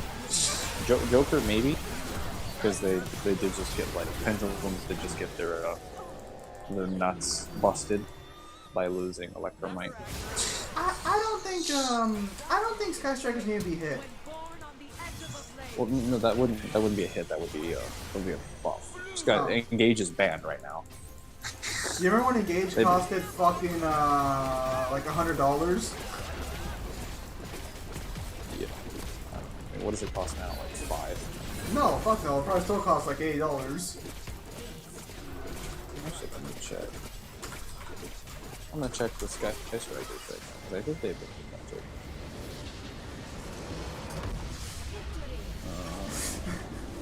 Sky Strikers spell cards, please. Yeah, what do I They were flaming each other. If you guys noticed, the top lane. No, Engage is $3 as the ultra rare. Granted, that's the mega pack version, so I'm pretty sure it's the reprint. But yeah, Wait, how much it is does Sky banned. Strikers of the deck cost right now?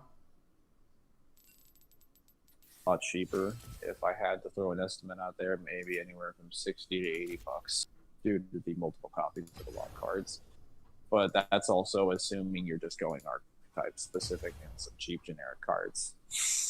Luckily, all the are you serious? Because I was actually interested in building Sky Strikers, so I might look into that actually. Well, no, I'd rather build Valkyries. You might want to check into the strength of the deck. If I were you, I would recommend building it on Legacy of the Duelist first to test it out.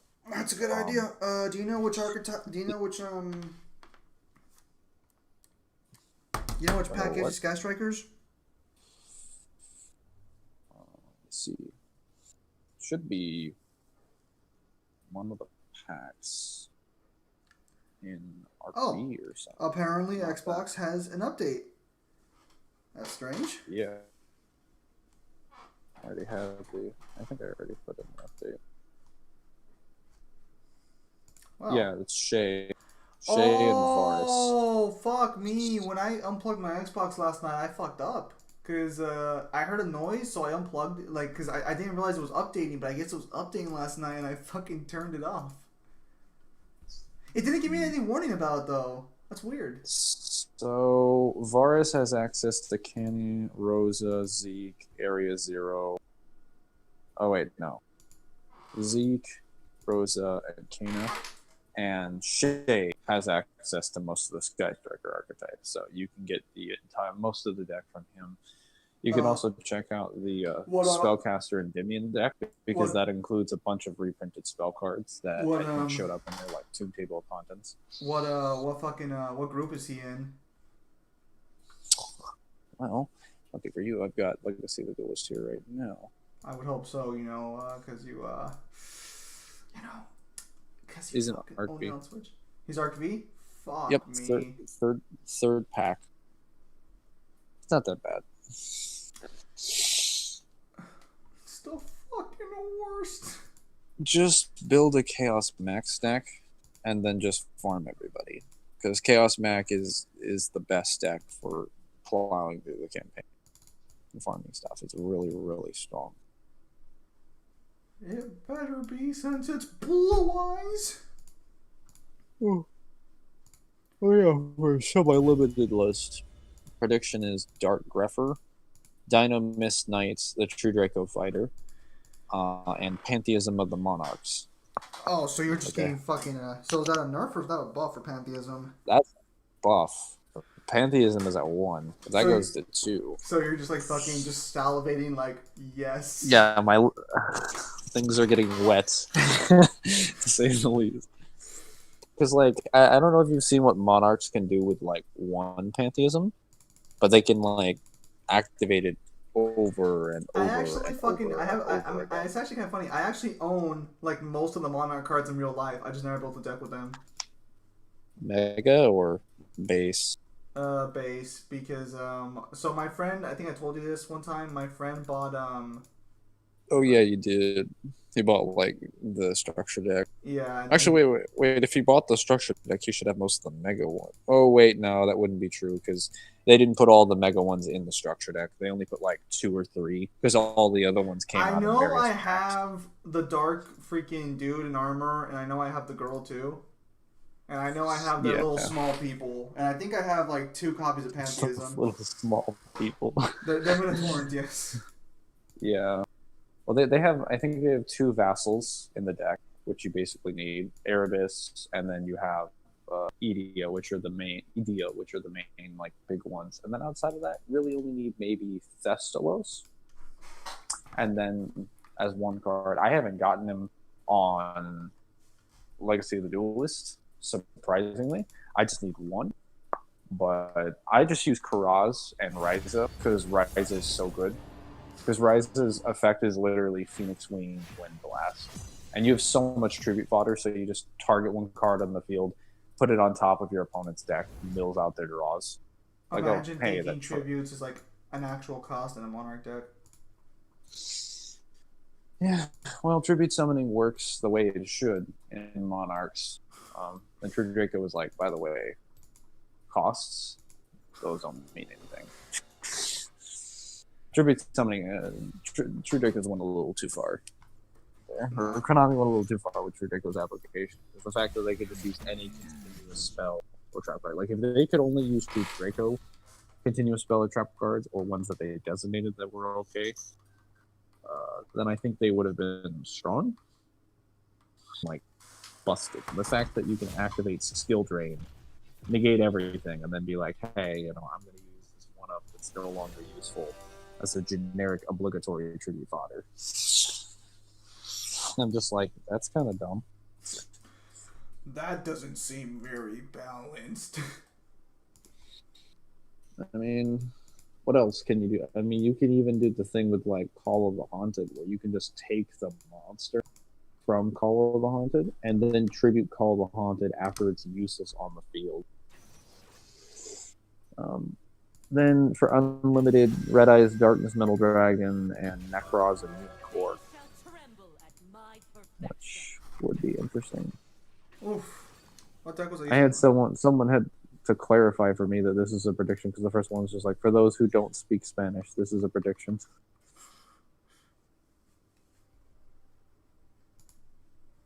Oh wait, I would have known this if I just looked at the top line, because it says prediction sobre la ban list, and I was like, oh fuck, I actually understand that.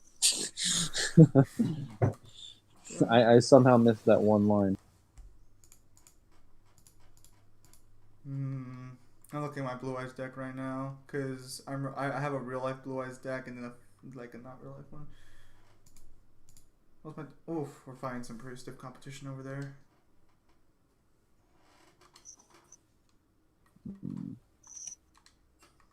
I need the incantations.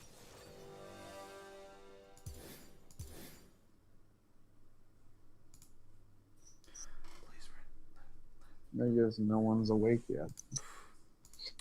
Nope, although they did have a very fucking long discussion last night. Oh yes. I'm excited for that new season, Damn it. Supernatural. Alright, But I it still should be have- the last one. They fucking quit. You guys are so excited to see how finally it all ends. Well, I just kind of want it to end because it's been going on for quite a bit. Like there's multiple times where it potentially could have ended. I think season 5 was the first one, and then after that, they probably could have ended the show at season 8 You've if they didn't been have. fucking here for far too long. Oh, come on. Yeah. So in season 8, when the angels fall because Metatron does the thing, he's like, "Hey, I'll sacrifice you guys using the angel tablet," and then sends all the angels falling down out of heaven. Um, they could have ended it because at that time Sam was going through the trials, and once he performs the trials, they do excruciating pain to his body. But at the end of it, even though he dies, which they figure out at the last portion, like the very very end, Sam is willing to kill himself to do it because it means the gates of hell stay closed forever. He basically seals them permanently, and that was the idea. At least Well, I don't think we it could have also technically ended at the end of season 7 when Dean gets stuck in purgatory with Castiel, because then Sam goes on to have his own life. Like they have this happen like every other season, starting with season 5. The only season where this doesn't happen is season 6, because season 8 and season 7's finales could have potentially ended. Granted, season 8 is obviously a much more serviceable one, because Dean being stuck in purgatory is not the same thing as like someone dying, because he's clearly alive and he just has to fight for the rest of his life. So, like, just doing what he's already been doing his entire life. Yeah, but he's stuck in purgatory, which means he's stuck in there with like vampires and werewolves and the Leviathans. Sounds like the perfect Literally. place for him. Well, actually, I don't think the Leviathan. No, the Leviathans aren't in there because at the end of that, because they killed Dick Roman, who's the king of the Leviathans, which ends up causing all the Leviathans to scatter. Plus, I guess it either kills all of them or they stop. They stop feeding on the human populace. They go into hiding. Because once they realize their king is dead, they're like, all right, the king is dead. No. So it could have ended there. It technically could have ended in. I mean, there's a lot of opportunities where it potentially could have ended, but the main ones were season 8 and season 5. But now it's definitely going to end because all the main characters, at least most of the main characters, are dead. All the people they saved from the bunker are dead. All the archangels are dead. Jack is dead.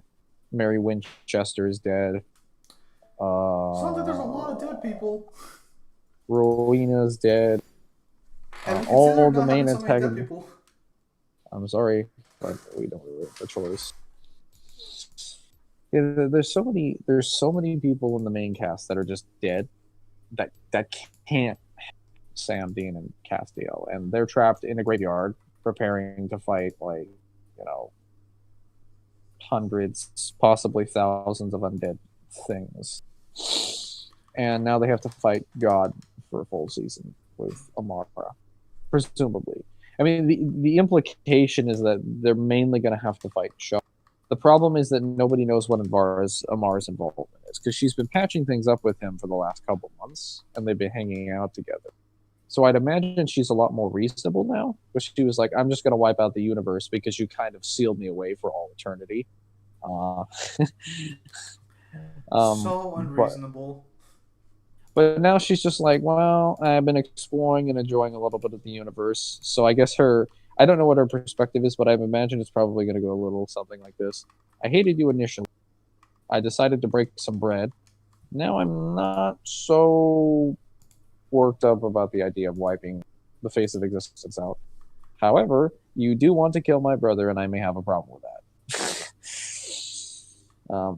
And they weren't really capable of stopping her, though, again, it's unclear as to whether or not Chuck was lying when he said he was, like, stronger than her, because it's still Like we're not even sure if Chuck, like, we don't even know if when he fought Amara the first time and they sealed her away after he fought him with the help of all of his archangels, we don't know if he even back then that he was planning on like turning this all into a show. Like we don't know that. It's entirely possible he wasn't, but we don't know because he's lied about literally everything at this point, or at least most everything, and the things that have to be done in the plot. And he's not like a trustworthy piece of information unless we get him from a different perspective as an antagonist, and we get his like motives under it, if that makes sense. I don't know, man. Seems a little strange to me. I just want the rest of my cards. Oh wait, did I build my Cosmo deck? I think I did. Dude, I got the Psyframe cards for my Cosmo deck. And my Psyframe Lambda. Is he fucking synchro summoning? A GX character is synchro summoning. What the fuck is this? What do you mean GX characters synchro summoning? I'm playing the duel challenges right now to farm up some fucking points, and he's fucking synchro summoning. Now he's XYZ. Are you fucking kidding me? Aren't you playing League? I can do both. Oh, what the hell does Silent Honor arc do? I feel like it's gonna fuck me. It's basically bad Castell. Yeah, it's gonna fuck me. Yeah, it takes targets one special summon monster. And there goes my blue eyes. And attaches it to it as the Xyz. He just fucking looked at my blue eyes white dragon and was like, "That's my blue eyes white dragon now." This is mine. There are many like it, but this one is mine. Dude, Snowmangler, there's only 3. Well, technically 4. I don't understand, like... 3.5. I don't understand why they only printed 4 Blue Eyes cards. Like, why would they print the 4th one at all? No one's innocent. I don't know, maybe there was like a miscount. Kaiba's just like, hey, we don't do that here. Tracks Grandpa down, rips up the card. Now only I have the 3 Blue Eyes. It's like years later, I'm pretty sure people have access to the Blue Eyes White Dragon. Well, It's probably. I guarantee you, even if that were the case, like people wanted it, Kaiba would probably buy up like any production company or any company that produces and promotes the game of Yu-Gi-Oh! Because it's kind of hard to say which ones do, because it's a dueling sensation by like GX. well, here's the thing. So, we know the main card creator company is Pegasus's company, and I believe in the canon, Kaiba buys Pegasus's company after the events. Yeah, he does. He does. So there would, if he doesn't want them to, they would never produce Blue Eyes White Dragon again. And can I just say, I find it hilarious that he bought the company that makes the card, and then he made himself new fucking support. I mean, you're playing an international, like, you know, essentially an international esport, right? Like, why wouldn't you fucking build yourself more support for a competitive meta? I don't know, I just find it kind of ridiculous that, like, legitimately speaking, no one's gonna call out the fact that Kaiba can literally just, he made his own fucking support for the only archetype he possesses, and no one's gonna call him out on this shit. He should be banned from tournaments. He's the one who makes the tournaments. What are you gonna do? So not only does he make the tournaments, he also fucking makes the cards too. Imagine thinking it would be like a fair accusation to go up to Cell during the Cell games and be like, hey, you have way too many abilities that are extremely overpowered for this like context. You're significantly stronger than anyone, even that you could be inviting into this tournament. And you have all the advantages in the world, including time, like prep time as well. How is it fair that you're hosting this thing? Cell would just laugh you off. He wouldn't even kill you. He'd just like laugh and walk to the middle of the stage and probably sit there. The difference between Cell, though, is fucking, like, Cell is just pure, like, they all have the same type of power, It's just that Cell can heal, and technically Piccolo can heal. But like, fucking, he can literally, no one else runs that archetype. You can't even argue like, oh, well, at least it's a popular archetype. This is the war now. I mean, at the time of GX, I'm pretty sure people were running archetypes. No, I know, but like, Wait. no one else is running the Blue Eyes archetype. Cause they, like, I mean, no one else is running the specific archetypes that characters are running during DMs either. Like, nobody's running dinos, nobody's running like harpies, nobody's running fishes, except for those respective characters. Which, again, that depends all on the heart of the cards, that you draw the right cards at the right time, you know, unless you're Yugi, in which case you just cheat using Egyptian shadow magic. I remember I actually got into debate on Reddit over this, and some guy was calling me out because he's like, yeah, but Kaiba's overrated and he's not that good of a duelist, you know, because he's not the best. And I'm like, the only people who canonically beat Kaiba are people using bullshit Egyptian magic. So if Kaiba says he's the best duelist, he probably fucking is, when his only competition is people who literally cheat at the fucking game. Like, every time Yugi has beaten Kaiba, he has done it with the Pharaoh's help. Every time. And every time he's been in, like, a life-threatening, well, not a life-threatening circumstance. Just a circumstance where, like, Kaiba's just gonna, like, defeat him at a game. And it's like, hey, I guess you could save your grandpa, so like, Yugi will be fine, but your grandpa won't. And then he's like, oh, we're in a bit of a pickle. And then the Pharaoh comes out and it's just like, alright, Kaiba, it's time to duel. And then Kaiba's just like, what's this? You can't bring another person out here. Just, I fight for my friends or some stupid thing. Like, that's against the rules. He also beat Ishizu, who can apparently predict the future. Although to be fair, that was she's because still- of the other Egyptian magic that countered fucking her Egyptian magic. I'll have to go back and see. Okay, so what what he does happens specifically. is, so Kaiba's gonna lose the duel, but because his original like life had the Millennium Rod, the rod unlocks his memories, and the memories of his dead girlfriend like basically make him want to summon his waifu over fucking anything else. My team is full of shit, but I did. I was a little late on the MIA because I was talking to Mingler. Yeah, no, so it's kind of like, yeah, Kaiba did beat her, but he mainly beat her because of fucking, because his memories were unlocked. Although, to be fair, that didn't help his draw, so he had the hand to win. But he was going to attack with Obelisk, because, you know, why the fuck wouldn't you attack with your Egyptian God card? Yeah, then he chose not to. He chose to attack with Blue Eyes. Yeah, which shouldn't have actually worked, if we're going to be honest, because Blast held by a tribute should still have been on Blue Eyes. What the hell is this hand, Kaiba? Oh, are you looking at the video right now? Well, no, I'm playing his deck in the campaign, and I just opened 2 Feral Imp, Flute of Summoning Dragon with no Lord of D, by the way, a level 6 Kaiser Collider, and Obelisk the Tormentor. So let me read this. 2 normal summon monsters of the same type that are exactly the same card, so you're useless. A spell card that only activates when a specific monster that isn't in my hand.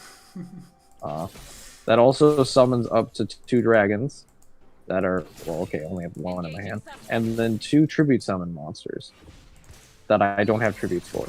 And, well, no, you said Kaiser Guy is a 6-star, so just summon 1 Feral Imp and pray he doesn't get destroyed within the next turn.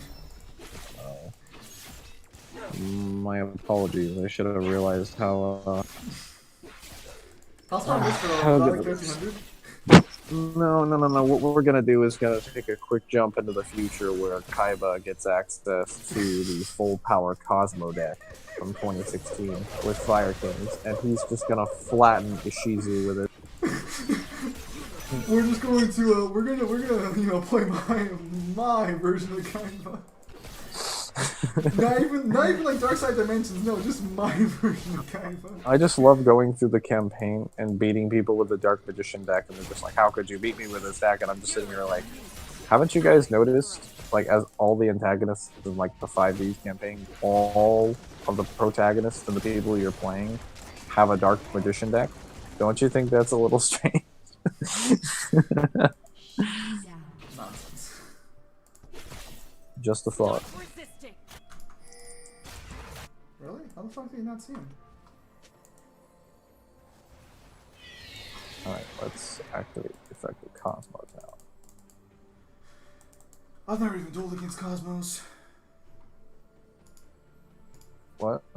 I've never even dueled against Cosmos. That's a fun deck. Ooh, I got Patience. Fire King Island. The law can afford. It's like fucking Wizard of Oz with fucking Star Wars, right? Yeah, all the light all the actually it's sort of split, but most of the lower level monsters are, I want to say, what's it called?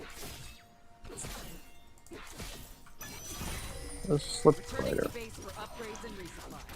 Yeah, so most of the lower level monsters are the Wizard of Oz monsters, and most of the higher level monsters, like overwhelming majority of the higher level monsters, are the Star Wars ones.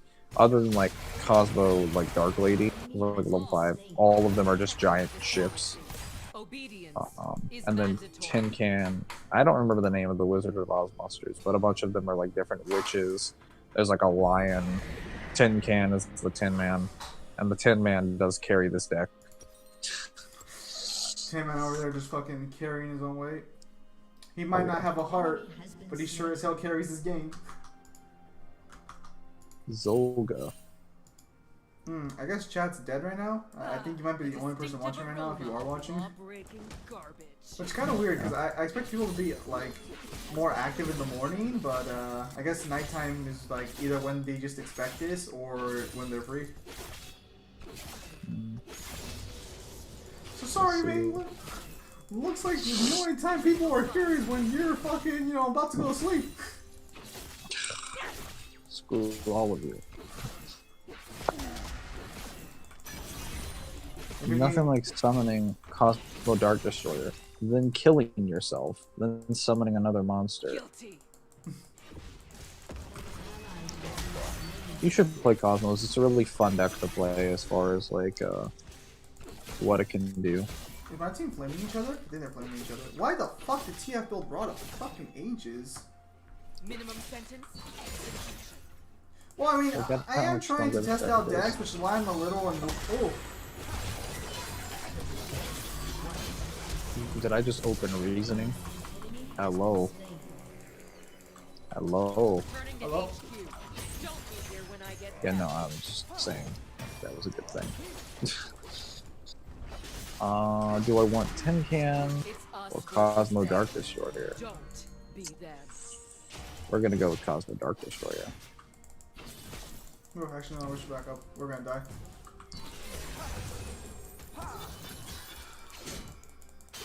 Now let's try.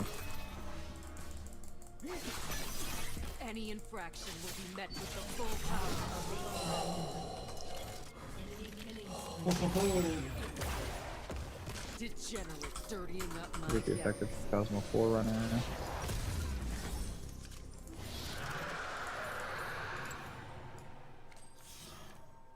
This planet will be Did I purged fuck of up the criminal combo? That filth. TF fucking sucks. I think I did. I did fuck up the combo. Alright, time I do my Silver's Cry to get my Blue Eyes back. Hopefully then I can kill the Arc Dragon or the Arc creature over there. Silent Arc. Law breaking is treason. Treason demands death. Oof. Did I just quit the fucking match? Oh, wow. Well, that's a shame. Accidental quitting the match. Don't you hate when that happens? Damn shame. I didn't see anything.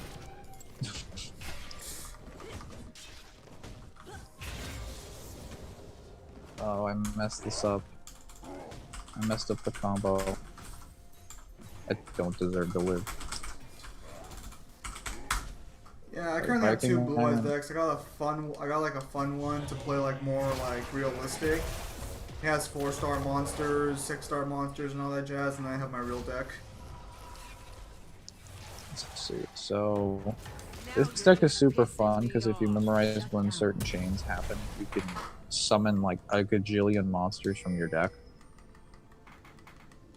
There's a really fun combo where you summon Sword Troopers, and it's just like level 3 Psychic, and you just activate its effect to pay 1,000 to summon a Psychic Cosmo Launcher from your hand, and you summon another copy of Sword Troopers. Hey, You link off. Revenge Red. Welcome to the stream. Wanna bring peace to the You link off, galaxy? and then you keep Fall summoning in more line. copies of Sword Troopers, and you just link off and make link materials over and over again. So good. I was never the biggest fan of Link monsters. Yeah, but they're so good in this deck. But this deck under Master Rule 5 is like even stronger because now it can make like XCs and stuff. Hey, did you have you gotten the new fucking YGO Pro or no? Not yet. My computer's not working. Of course. Hang on. Let's see. Cosmo Dank Destroyer. Indeed. They're not gonna let me do what I want. That's annoying as hell. And they can kill me no problem because he's Master fucking Yi.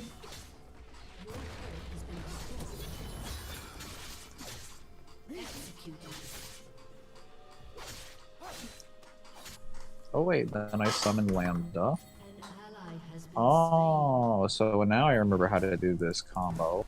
So you can summon Psyframe Lambda because you use 2 monsters as tokens, and basically Psyframe Gamma in your hand can now be activated even if you have monsters on the field. So you know how Psyframes can activate their effects while you have monsters that you control? Yeah. Well, you bypass that with Lambda, but you can make Lambda with any monster, and you use the Sword Troopers thing to just keep activating. It's basically like a non-once per turn monster reborn. Jesus, this is broken. Nothing's like vomiting my entire hand, summoning 1,000,000 monsters. Truly. It's the best of times. The worst of times. I am this world's reckoning. Where did Master Yi summon the... Oh.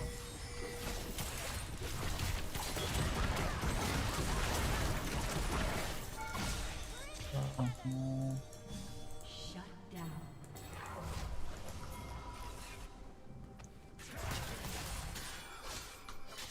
Oh, he killed him, yeah, and summoned him, yeah, okay.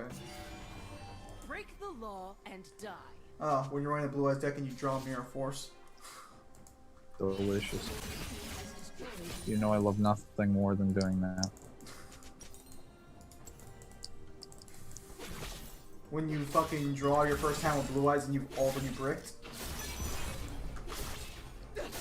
Oh. Sounds like hard times. Let's see if we can... Can I OTK here? He won't attack my monster either. I have a fucking like Whitestone of Ancients on the ground ready to fucking get popped and he won't attack it. Bless you. What the fuck kind of sneeze was that? Bless you.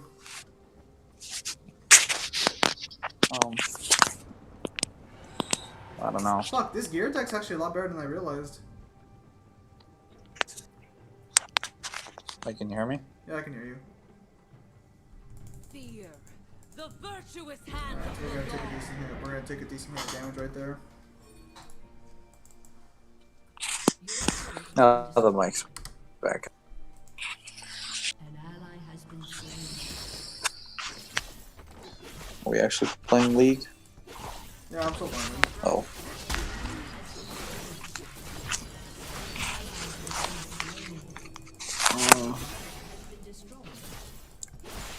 Oh man, my team's fucking ass. Kaiba says, like, I won this duel for the same reasons I'll win the tournament. My superior skills and intelligence. Logic. Fuck me, this is awful.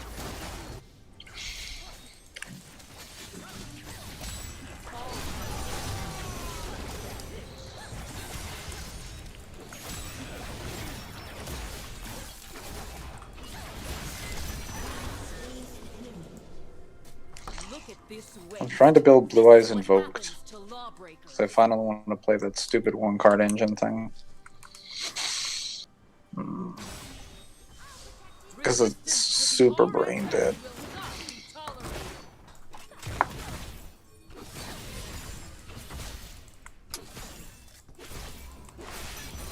I don't understand how this team is so fucking bad. Like, I've died 3 times, but like, I died to the fucking ganks and shit. What the fuck are they dying to?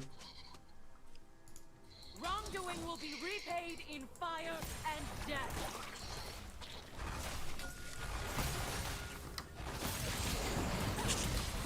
Oh, that Dragon Shrine? Oh, okay. Actually, no, we might feel into play here. Yeah, we don't do enough damage.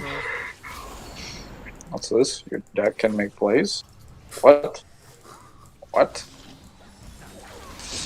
I was not told this. For those of you who Blue Eyes doesn't make plays. Yeah, when it's not bricking. Why you gotta say shit like that, you know? Because I play Monarchs, and I gotta call stuff as it is. Man, even when bricked, you know, if you run a pure Blue Eyes deck, it's very rare you brick so hard you can't do anything. Well, now, with like a million different search cards, but like some people even told me before, it's just like, how does Blue Eyes brick with all those cards? Like, yeah, how does it brick with cards like Trade-In and cards of consonants where you require a specific card to discard to just draw cards? Whereas Melody Awakening Dragon is like the only consistent searcher that works in the deck, besides that and Bingo Machine. Like, they only have 2 searchers. They need like 3 or 4. They have discard cards that require a specific card. And if you ran nothing but those, then yeah, then it would be super consistent. So, Bingo Machine Go-Go's, or, because I do run it in my actual, I don't run it in real life because it's expensive, but when I got it in the game, I was excited, but once I realized how the card actually worked, I'm kind of like, well, shit, I'm kind of glad, you know, I didn't try and buy this card when it first came out. Because it's not that it's bad, it's just that there's not enough unique Blue Eyes cards to justify having a searcher like that. Well, it is if you're playing Chaos Max. If you're playing Pure, it isn't. Because you would just search like basic Blue Eyes monsters that you can turbo anyway. And there's no point in doing it when you can just summon them from the deck with the Ancients. Well, no, because I mean, at that point, the only like you don't use it for spell cards if you're like smart about it. But the only spell cards that it's gonna work with is the. Well, initially, what you would do, and the reason why it was really good going into Master Rule 5 was that you could just run multiple copies of Destrudo, a copy of Ancient, a play set of Ancients or so, 2 or 3 copies of Ancients, and then like a copy of Legends, and then you'd run 2 cards of Consonants. That with multiple copies of Trade in a Melody, you actually had a ton of like discard draw power along with, you know, Melody. But obviously a lot of our cards got hit. Like Global doesn't exist anymore. Destrudo got banned. Yeah, we got Super Rejuvenation, but we also lost Soul Charge and Dark Matter Dragon. Like, even though Blue Eyes itself hasn't gotten hit, all the generic cards that go into Blue Eyes' deck have been hit. All we have left is like 1-for-1. Oh, that's right. I don't have the XYZ engine in this game yet.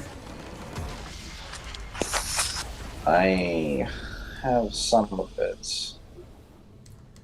I have like Cypher. Wait, actually, let me check. Monarch is hard. That all depends on your perspective. It's all a matter of perspective, really. Is the MC4 Neo stronger in Argosax? Hell no. Why would you even fucking... Yeah, I remember that cutscene where Nero walked into the underworld and one-shot the Despairing Body. I remember that. Oh, damn it, you remember that, you Good fucking, time. your fucking bullshit distracted me, so I didn't use my Whitestone of Ancients effect to summon a monster. Okay, you remember when he walked in there and he grabbed him? Stop it, you fucking Argosax bastard! Exploded. He just exploded because like he saw Nero and he was like, oh no, a main character. The last time a main character shot me, I died. Shit. all I have is Cypher Dragon and Tachyon Dragon, and then a bunch of other ones that aren't like really useful. Because you need Cypher, you need Cypher Blade, you need and full armor. You could get Tachyon, but Tachyon's not really that useful unless you're running a Galaxy deck. Because Cypher Full Armor and Cypher Blade is still a pretty respectable engine in Blue Eyes, because you make Cypher Dragon, he grabs a monster, then you make what's it called? Then you make Full Armor, then you pop a card they control, then you make Cypher Blade, then you pop another card, and then you attack. Are you fucking kidding me? That was the card he had fucking there? Oh. So infuriating. What? Just stream the Yu-Gi-Oh game. No. Oh, I'm still banging. Oh, fuck me. Is this the same fucking guy? Monarch isn't hard if you put your mind to it. Also, it depends on what Monarch we're talking about. For playing Frog Monarchs, that deck is super easy. Normal Monarchs isn't that difficult. It just takes some time to learn the way that you use Pantheism, and like what cards you have to send to the graveyard, as well as what cards you have to have in your hand. But man, once you master Monarch, it is such a good deck. Jesus, it's so strong. Oh, he just made a second one, because of course he fucking did. See if I can play it. Oh, where is my fucking Fang of... No, Kaiba runs the Claw... No, yeah, Fang of Critias. He runs the Fang of Critias. Yes. Where's my Fang of Critias? I'm fighting Katakiri Strategist. What the fuck is this? No! Oh, thank goodness I have the ultimate creature of destruction in my hand, or my field, otherwise I'd be fucked. Yes. Dude, he keeps synchro summoning. This is fucking annoying. Oh, and he summoned Leo, Keeper of the Sacred Tree. Are you kidding me? Oh, at least it's demon position. Oh, is he gonna kill me with limiter removal? Oh my goodness, he killed me with limiter removal. Yeah, CPs just tend to spam that card here and there. It's pretty good. No, it's a good fucking card, but anyone who plays it can go fuck yourself. Let's see. There's this list on YouTube that came out after DMC5, and apparently all Demon Kings are stronger than Virgil. What the fuck? That sounds like a response video waiting to happen. I don't know, but what Mangler, I don't know. I don't think we should go after kids with special needs. That's just mean. I mean, if you're gonna say fucking Virgil's weaker than Demon Kings, I mean, I'm not gonna fucking sit here and act like you have any fucking brain cells. That would be kind of funny to respond to that, because I just like having those conversations with people. Oh, thank goodness, I drew my Mirror Force launcher. I really gotta make that Blue Eyes Critias deck. Yeah, because Mirror Force launcher is a searcher for Mirror Force.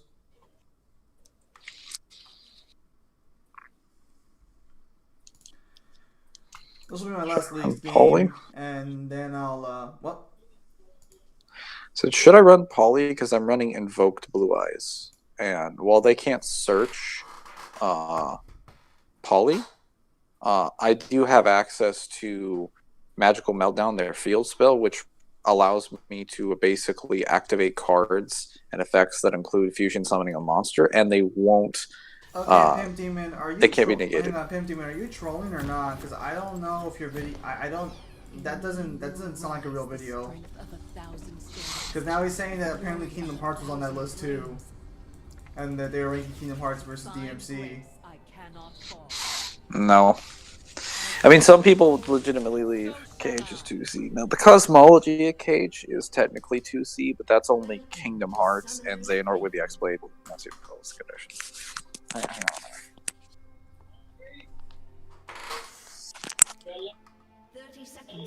Minions spawn.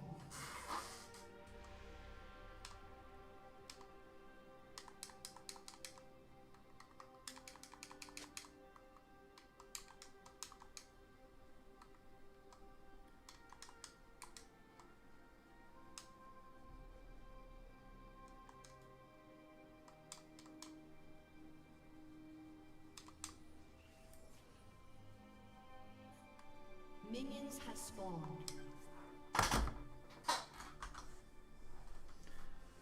No, I don't know, man.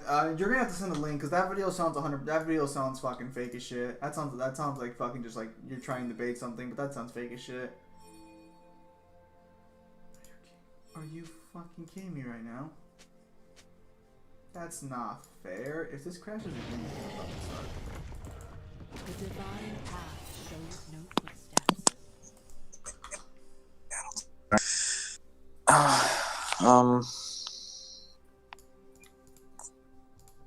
I mean, to be honest, like, you could probably put DMs or the characters of Kingdom Hearts in Cage if you put them in, like, Equalized, but other than that, no character unless you put, like, Xehanort with the X-Blade once he asks Kingdom Hearts for all the power to remake the universe. Even then, any of the Demon Kings would one-shot him.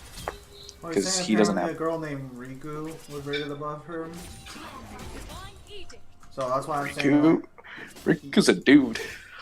Riku's a dude? Yeah. Did you play Kingdom Hearts? No. Okay, so apparently he has linked the video in the general chat. Oh, okay. Let me see here. Oh, it's a top 25. I typed in which Demon Kings are stronger than Virgil. Alright, well, Omni Traveler. Why would you put top strongest Kingdom Hearts and Devil May Cry characters as if they're even remotely in the same tier? Well, it's not even like something that makes sense. Like, they're not even like the same type of game. Yeah, like, no, they aren't even the same game or the same canon. Like, they don't even have a crossover. Like, if someone put Bayonetta, that would make a little more sense, but like... Actually, even that wouldn't make sense because we don't have crossovers with Bayonetta. Yeah, that would make a little more sense.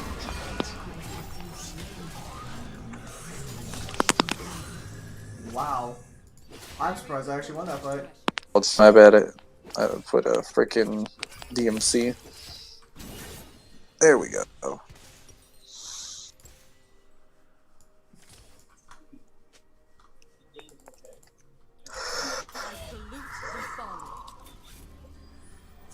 Only major rules, no special guest appearance, no Cage 3 abilities, mostly Cage feats and Final Fantasy characters. Where there is evil, I shall go. Other than Goofy, Lady. Let's build a Rod of Ages this game. Wait, why is Trish below Lucia? We already have problems. I would put Trish above Lucia. Or, I mean, I'd put Lucia above Trish, yeah. No, I said why is Trish below, or why is Lucia below Trish? Oh, okay. My bad. Did I say? Yeah, you said why is Trish below Lucia, and I'm like, well, I'd put Trish below Lucia. Why is Cloud above Lucia and Trish? What? What does he do in Kingdom Hearts that's so? Well, what does Sephiroth do? Because when Why are Leon and Cloud like that's the same type? Like, just because they stood back to back with each other, fighting a couple like fodder heartless, that suddenly means they're like comparable. Granted, they don't have any feats, so I guess you could just be like, "Hey, they're that strong." Wait, so is it like a Roxas is not stronger than any like devil hunter in BMC. That's not even remotely true. I mean, I'm sure he's stronger than Lady. Oh no, he's stronger than Lady, definitely. I'm talking like Lucia, Trish. No, he doesn't have any solar system feats. Like that constellation feat with Zeus. Zeus isn't aware of the existence of other planets, other worlds, the idea that he could materially manipulate the fabric of their existence and like warp them and move their locations when he doesn't even know they exist is headcanon. So there's nothing that really ties him, because other than that, there are no destructive capacity rate feeds or creation feeds or anything. Though I don't know why Ventus would be stronger than Roxas. I guess this is pre-Remine, because in Remine they're just kind of like standing, fighting at each other's side. They're supposed to be like the Guardians are kind of equivocated to one another. Okay, so at least the I guess prepare to see Bayonetta in that video, I guess? That doesn't even make any sense. She's not even part of either of these canons. So at least he put Nero above Ventus and Vanitas, though he shows pictures of DMC4 and DMC5 Nero, so I'm unsure which Nero he's referring to. Also, why is Ansem the Seeker of Darkness stronger than Nero? That's... Vanitas. System level. Is there a question for me, Mingler? Even if they were solar system level, they still get bodied by Nero. Like, they're not, but even if you equivocated them to that, they would still lose.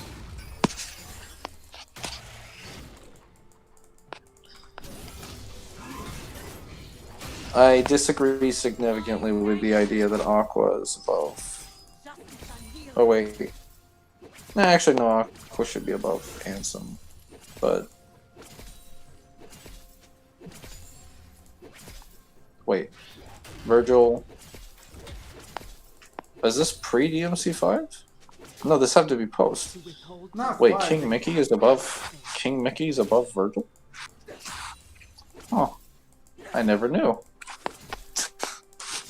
Damn. Well, I guess that settles it, guys. Isn't King Mickey the strongest character in Kingdom Hearts?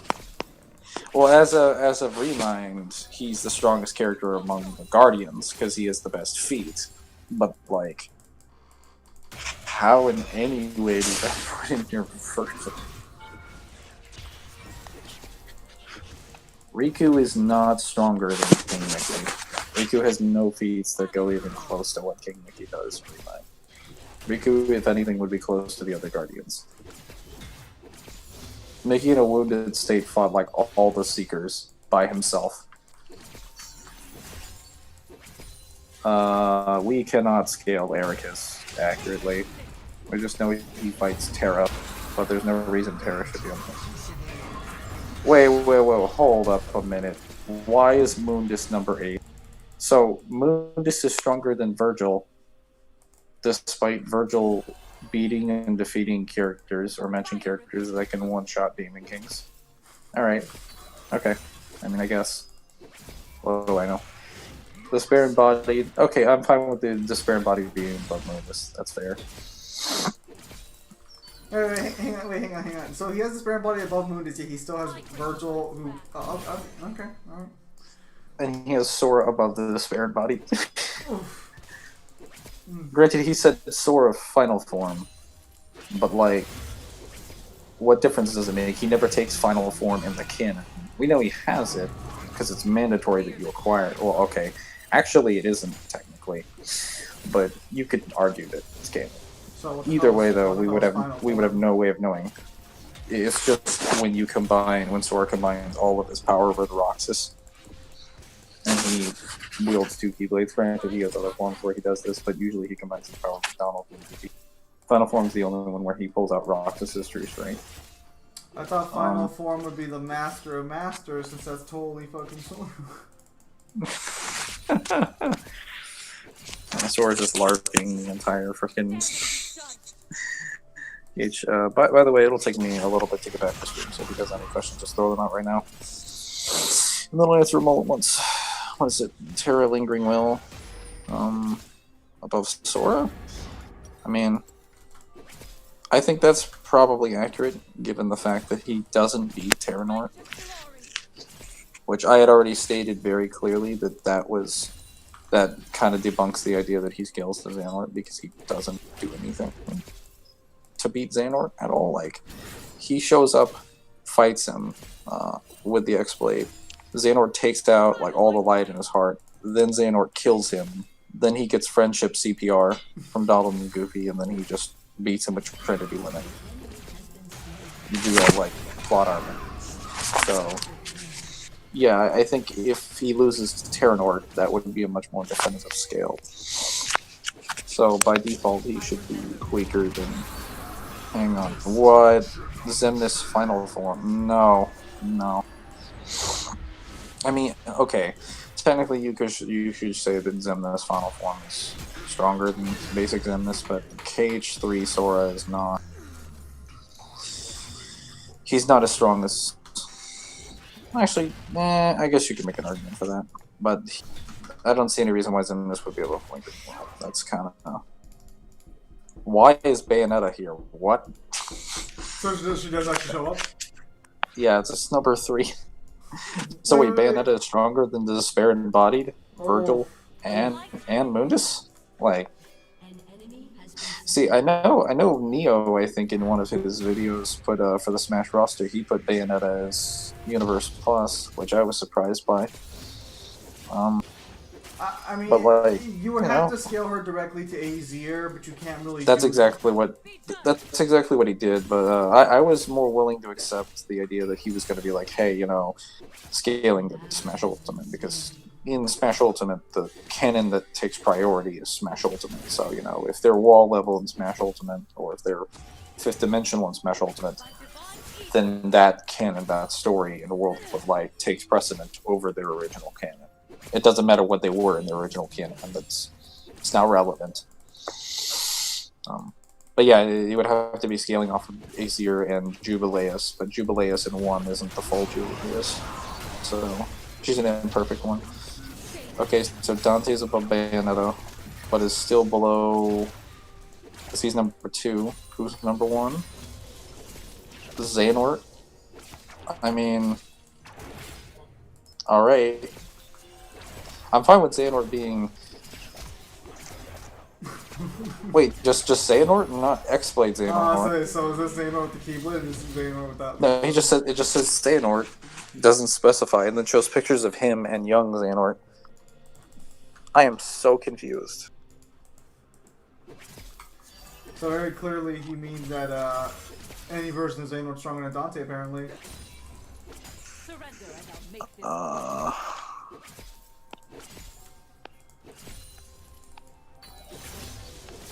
No, like, so scaling fucking, This is before the game came out? Like, oh, okay. Right, so which game? No, these were before the games came out. Okay. I'm gonna disregard this video then. I mean, even then, it's still fucking wrong. Yeah, no, it's pretty hilariously wrong. Fish the solar system level? Yeah, she scales for the generals. Well, they're actually multi-solar, not solar.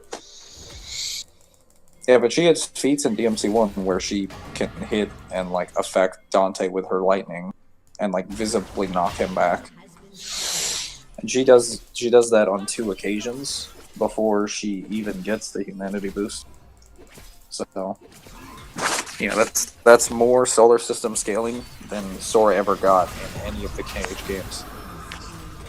Also, I have a real problem with the idea that just because people say that Zeus can make the constellation feat, what in the hell makes people think that Sora scales to Zeus? Like, what did he do that made him get there? Because the only Sora that I think gets even close is the Sora that fights Hercules in 1. That's Kingdom Hearts 1 Sora, though. And KH2 Sora may or may not scale to him, depending because of what happens in frickin' Chain of Memories. Because Sora loses his powers and abilities every other game. But Sora loses all of his abilities from 1 and 2 at the end of DDD, as well as most of his powers from DDD. So he's completely at the basic point, and Herc gets stronger all across 2, and he's actually not even able to fight Hades in his own realm, even when they remove the Olympus, even when they get the Olympus Stone. So I'm having a hard time understanding where the solar system scaling for Sora comes in, like where that would even make any sense remotely. It's not I don't think that's accurate, even in the slightest. Wait, so he doesn't keep like the AP either? He just like losing your abilities is would directly mean you lose your AP. Well, see, the problem is that since he loses all of his powers, that would include all of his drive forms and any of the powers and abilities that came with those, as well as the boosts that came with those. I would not assume that his AP stays consistent. Hang on. I salute the fallen.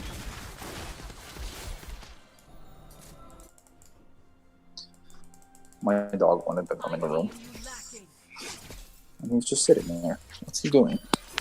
He just wants to Not quite. Yeah, he just wants to be loved. It's not confirmed specifically that he loses AP, but again, like Their deeds shall most be of weighed on his the arsenal scales of stars. is the reason he usually wins fights. I mean, granted, he's maining the Keyblade, but he's also using magic, drive forms, summons, all that stuff. And the fact that he loses all of it, yeah, Chain of Memories, and then he loses all of it again, DDD. I think that's a pretty big indication that I can argue that he wouldn't scale Dark from the first game. Because even Pete says, hey, this guy is weaker than he's ever been. And this is Pete, the guy that he beat casually in Cage 2, when he still would have been recovering from losing most of his abilities in Cage. Well, actually, in Cage, fucking Chain of Memories, all that he recovers really is his memories. I just argue that technically based off of that, he should have recovered the knowledge that he gained of the powers that he gained during 1. But we can't confirm that he did that specifically because he doesn't make reference to it. In fact, I think Donald actually gives him a basic fire spell, and that his magic has become rusty. But it's either fire or blizzard when he shows up in Hollow Bastion, which would confirm that he lost his magic abilities. Though if he lost those, and those are the most basic forms, it's likely that he lost all of the other summons as well, because none of his summons and the people that he's with are traveling with him anymore. And that would also include his limits. So yeah, he effectively lost all of his powers. I keep trying to say to people that he didn't, but I keep forgetting that there is that one cutscene with Donald, where Donald's like, hey, let me give you basic magic spells, because you kind of suck. You didn't go to school, young child. You're kind of trash. You're kind of trash. Of course, he does recover some pretty powerful ones too. DDD Sora is the strongest Sora in the entire series because he has all the powers of 2 and all the powers of DDD. And he has the best feats because he fights like multiple Seekers and Darkness one after another, even when he's in like a coma, which is pretty good. It's just, you know, kind of hard to scale him accurately. Fuck, my team is ass. I think Cyber told me apparently that Recoded contains like a universe, but I would need to have statements that clarify that because Cage 3 only refers to them specifically as datascapes. It doesn't refer to them as universes. Cyber didn't give you the direct link or what? Well, he gave me a link, but the link just didn't work. It was like an error code or something. So Cyber's the kind of guy who usually cites the sources. I'm most glad there. Yeah. Gave me a lot of universal Devil May Cry statements recently. Well, oh wait, these are in April. A while back. I'll say I don't think Cyber's found anything new. He just kind of compiled everything we already kind of said over and over again. Which is nice to have one for you. Yeah, no, this was for the constellation feed, and all I'm getting is an error 404 page. Not that I would care, because, again, okay, unless he's using something, the thing is, if you're using a calc, I'm gonna not take you seriously, because pixels. I mean, there's literally no, like, feasible way. Well, granted, this is a little bit different, because as far as a pixel calc, this is just counting the amount of dots to indicate the amount of stars, so that's fine, because they don't have to measure depth or reference. They don't need any other outside factors, so it's not so much pixel count as it is like they're just counting the number of dots on the screen and saying, well, these are the number of stars you can from the constellation feed. So, it's like, all right. So, like, That would be acceptable, but it's just like that doesn't make sense because again, as I said before, Zeus doesn't know of the existence of other worlds or planets, or even like he assumes the place he's in is in the other world. We have no confirmation of his knowledge whatsoever. So I don't like using that because it, well, first of all, it doesn't even make any sense to assume that that would be real. Like, it just because, I mean, especially in the example of Hades, like Cyber tried to say that Hades doesn't work because I showed him like, hey, by the way, Hades, even as a god, had to wait like 18 something fucking years, like 16 something years before BBS to wait for the planets to align physically so that he could revive like the Titans and unleash his failed planet. I don't know why he did this, but he had to wait specifically for those planets to happen. And he said that his power is confined to the underworld, where it's like, no, that's not actually true. He only says he's stronger in the underworld. He just says down here I'm king. There's never any indication whatsoever that he's weaker in the underworld. No, I wouldn't assume that to be accurate, even in the slightest. You could say people get weaker in the underworld, which is true. They do, but that's because they don't have the Olympus Stone. That's like Hades never has a confirmation that he gets stronger. The only confirmation that we get is that people who are not native to the underworld get weaker.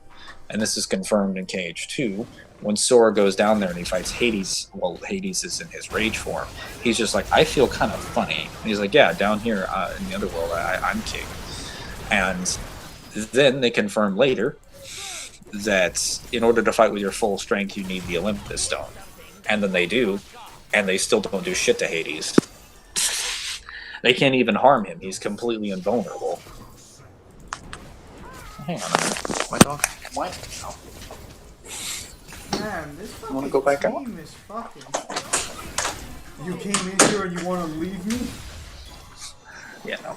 He comes in here and he's just like, I want to know why you're in there. Okay, you're alive. I'm leaving now.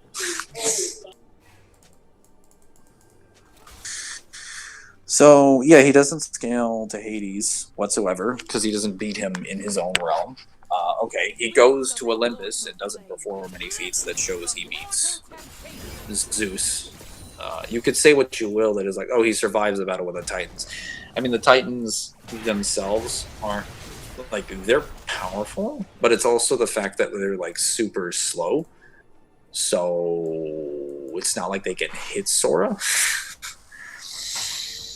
There's nothing to indicate they scale whatsoever, even if Sora is not tired. It's not like, oh, no, like, weaker still managed to defeat the Titans anyway. But, like, we don't know how accurately the Titans scale to the gods even then. We don't have, like, statements or confirmations, because Zeus throws a couple lightning bolts at them and they just run away. They're like, fuck it. Yeah, he throws lightning bolts, hits the Rock Titan, and all of them run. All of them run. They're like, oh no. Whereas like Sora, Donald, and Goofy, even in their stronger forms in KH1, had to fight full battles with these Titans to beat them. And even then, they don't happen in like canonical fights. The only reason we can confirm they're canon in any capacity is because they're referenced in 3. They don't actually happen in the main storyline because you can only fight the Rock Titan in the Hades Cup, and you can only fight the what's it called? The Ice Titan in the Gold Match Cup for a completely optional fight. Hades Cup is also completely optional as well. It's not even referenced in Sora's memories. Are those the tournaments where like you fucking where you fight like Sephiroth at the end? Yeah, well, Sephiroth is the platinum match, but that one's also completely optional. Like, most of them are completely optional. The ones that aren't completely optional are the ones that are required for you to go through, and I think that's like the Phil and the Pegasus Cup, and I think the Hercules Cup. Those ones definitely are fully available, but they're not, unless they're referenced somewhere else. I have no reason to believe he bought the Rock Titan at all. Granted, it's referenced in 3, so apparently it happened, but even if that's true, then it would have taken him all of his resources and his full team just to slightly beat him, not to make him run away, just to kind of knock him out for a couple seconds. Granted, they knocked the Rock Titan off the side of the mountain, but they don't even really damage him. So, yeah, like the Rock Titan is not even remotely damaged in Olympus when they show up. Also, why am I getting two welcome to live chat messages at the bottom? Don't I only need one of these? As I get restart the chat here. Man. Apparently we have 5 concurrent viewers, yet chat is still dead.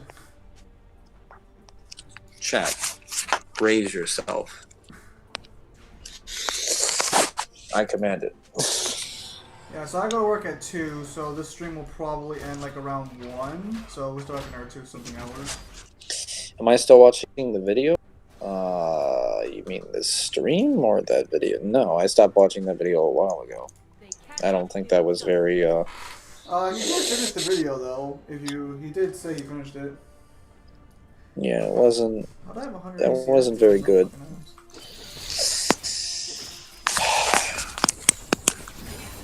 So yesterday we were discussing. The video was. Oh. We'll go ahead. Did you see the conversation we were having last night or no? About. In general chat about like fucking Marvel and shit. No, I think I was asleep.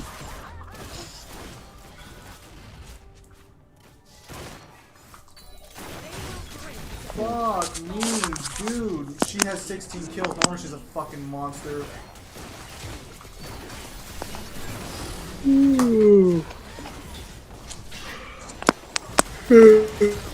This sucks. We're gonna end a little negative.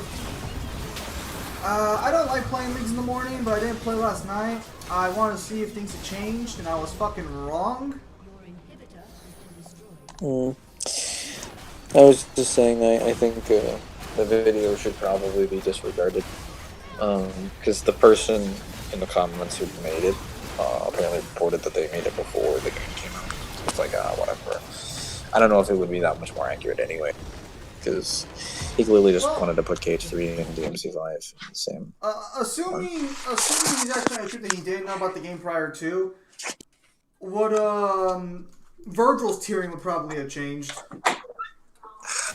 My dog is coming back to my room. He's scratching again. Come up here. He just wants some love. Why aren't you loving Well, he didn't jump up on the bed. Now he did. Now he's getting scratching. He just wants to love you, Mingler, and you're just like, no. Right, Go find another owner. So for the time being, I'm really working on my mobile game, so I'll just go ahead and post that on the screen. I just find it amazing that you didn't specify which character. Like, if you're going to specify which characters, just put, like, hey, this character, parentheses, blank version.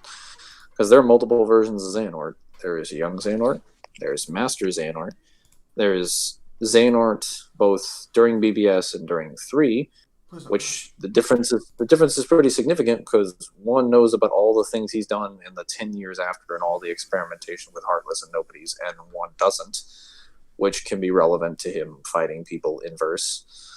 In KH3, there's at least multiple different versions of him. There's one, it's the GOAT Armored Xehanort.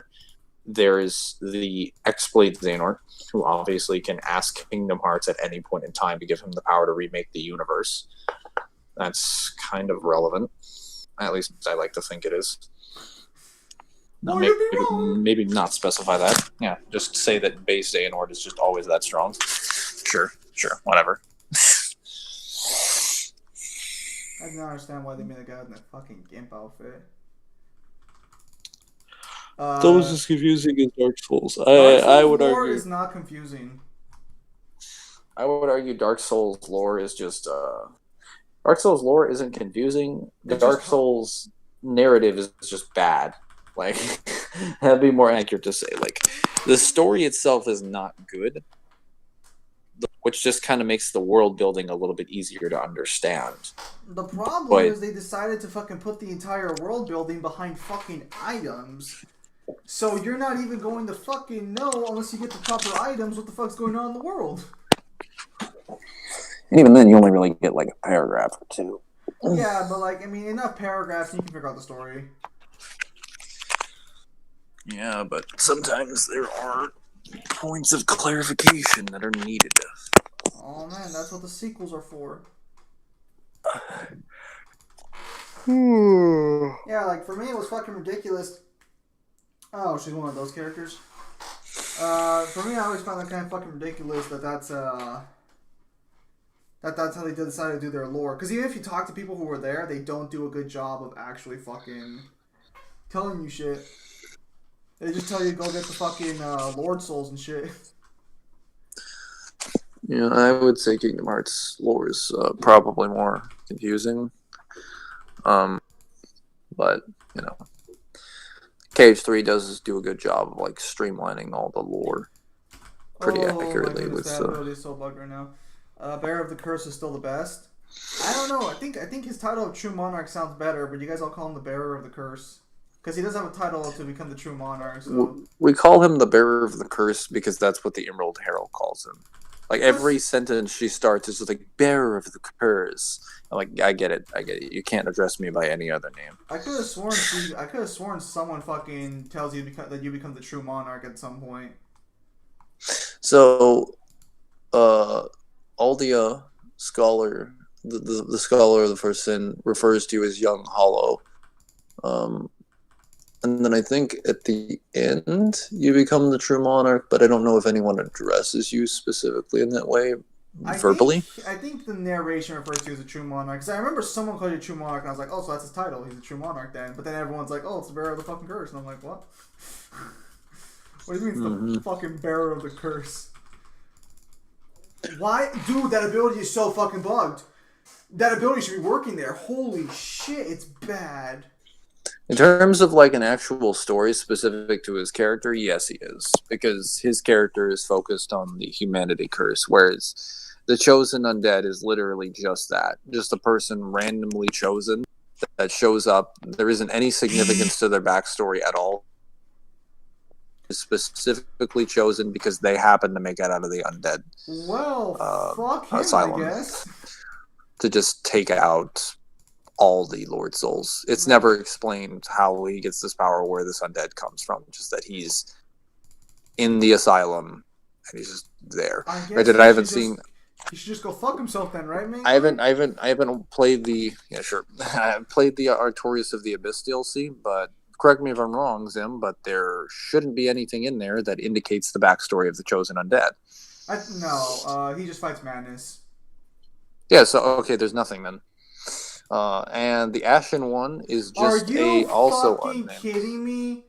Oh, that's infuriating. The Ashen one is exactly the same thing, but even worse because they retcon the effects of like the cycle of fire, and they're just like, hey, by the way, even if the light fades and it goes out, it doesn't matter because Ashen ones will rise from the ashes of the bonfire and will attempt to reignite the flame eventually, even in an age of dark anyway. So it doesn't actually matter. So we got plans the for light days. goes down.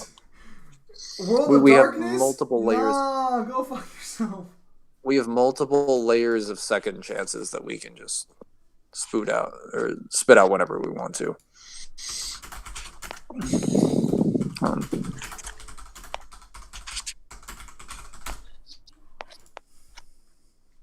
Wait. So, like, I played a little bit of Dark Souls 3. I think I've told you several times, but I just never, like, actually fully beat it. So then, like, yeah, so you just get fucking spit out. And I remember that they said that the old fucking lords of fucking Cinder were called in to reignite the flame for whatever reason. Because I guess, like, they couldn't find anyone new to do it. And I never understood why they needed to do that when they already had the Ashen. Like, it's like, I guess, because the Lords of Cinder are only relevant in the game. They're only to kill them just to take their cinders, throw them in the fire to transport you to the kin of the first flame. They don't even help you fight the Soul of Cinder. They become the Soul of Cinder. Actually, they make it worse. They make it harder for you to fight him. Well, isn't the idea supposed to be that, like, they inherently, hang on. They just transport. They're like, hey, you need a fast travel? No problem. Let me sacrifice myself.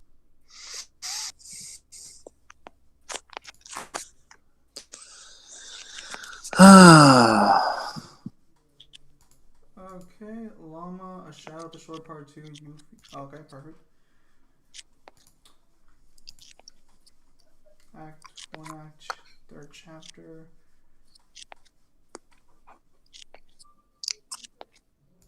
Okay. Oh, wait, what the fuck? Is the game darker now? Oh, there we go. That's weird. Let's see what chat's saying. Slayer of Demons with bitch slap the Ashen one? I doubt it. What, C-scale? The heck is the Slayer of Demons? That'd be a character from Demon Souls. The game. You never played Demon Souls, Mangler? Mm-mm. Only played the originals and several times, and then I've played like 8 hours of Bloodborne so far. Alright, so hang on. So this one should be here. I never played Demon Souls, ironically enough. Oh fuck yeah, it's gonna be easy as shit. It's so hard to scale the freaking Dark Souls characters. Well, it really depends on like how you fucking scale the whatchamacallit, the fucking the flame. Because I think Neo argues it's 2C or 2A. It should be 2. No, not 2A. What? There's no statement for infinite multiverses anywhere in Dark Souls. 2C definitely, because light equates to life and the existence of that universe. But the problem is that you can't scale Lords of Cinder to that accurately, or at least you can, but you also can't. So the Chosen Undead, when he lights the flame, because we know he lights the flame, that ending is canon. Like, he beats Gwyn, lights the flame. That Chosen Undead, right after... Oh, go ahead. You know, Mangler, I don't know if that's canon or not, because we don't see the Chosen Undead come back in Dark Souls 3. Ignores the fact that he's basically the Lord of the Soul of Cinder. No, he is... I said I do know that's canon. It's just that, like, the Soul of Cinder, or what's it called, the Ashen One cycle makes lighting the flame completely irrelevant.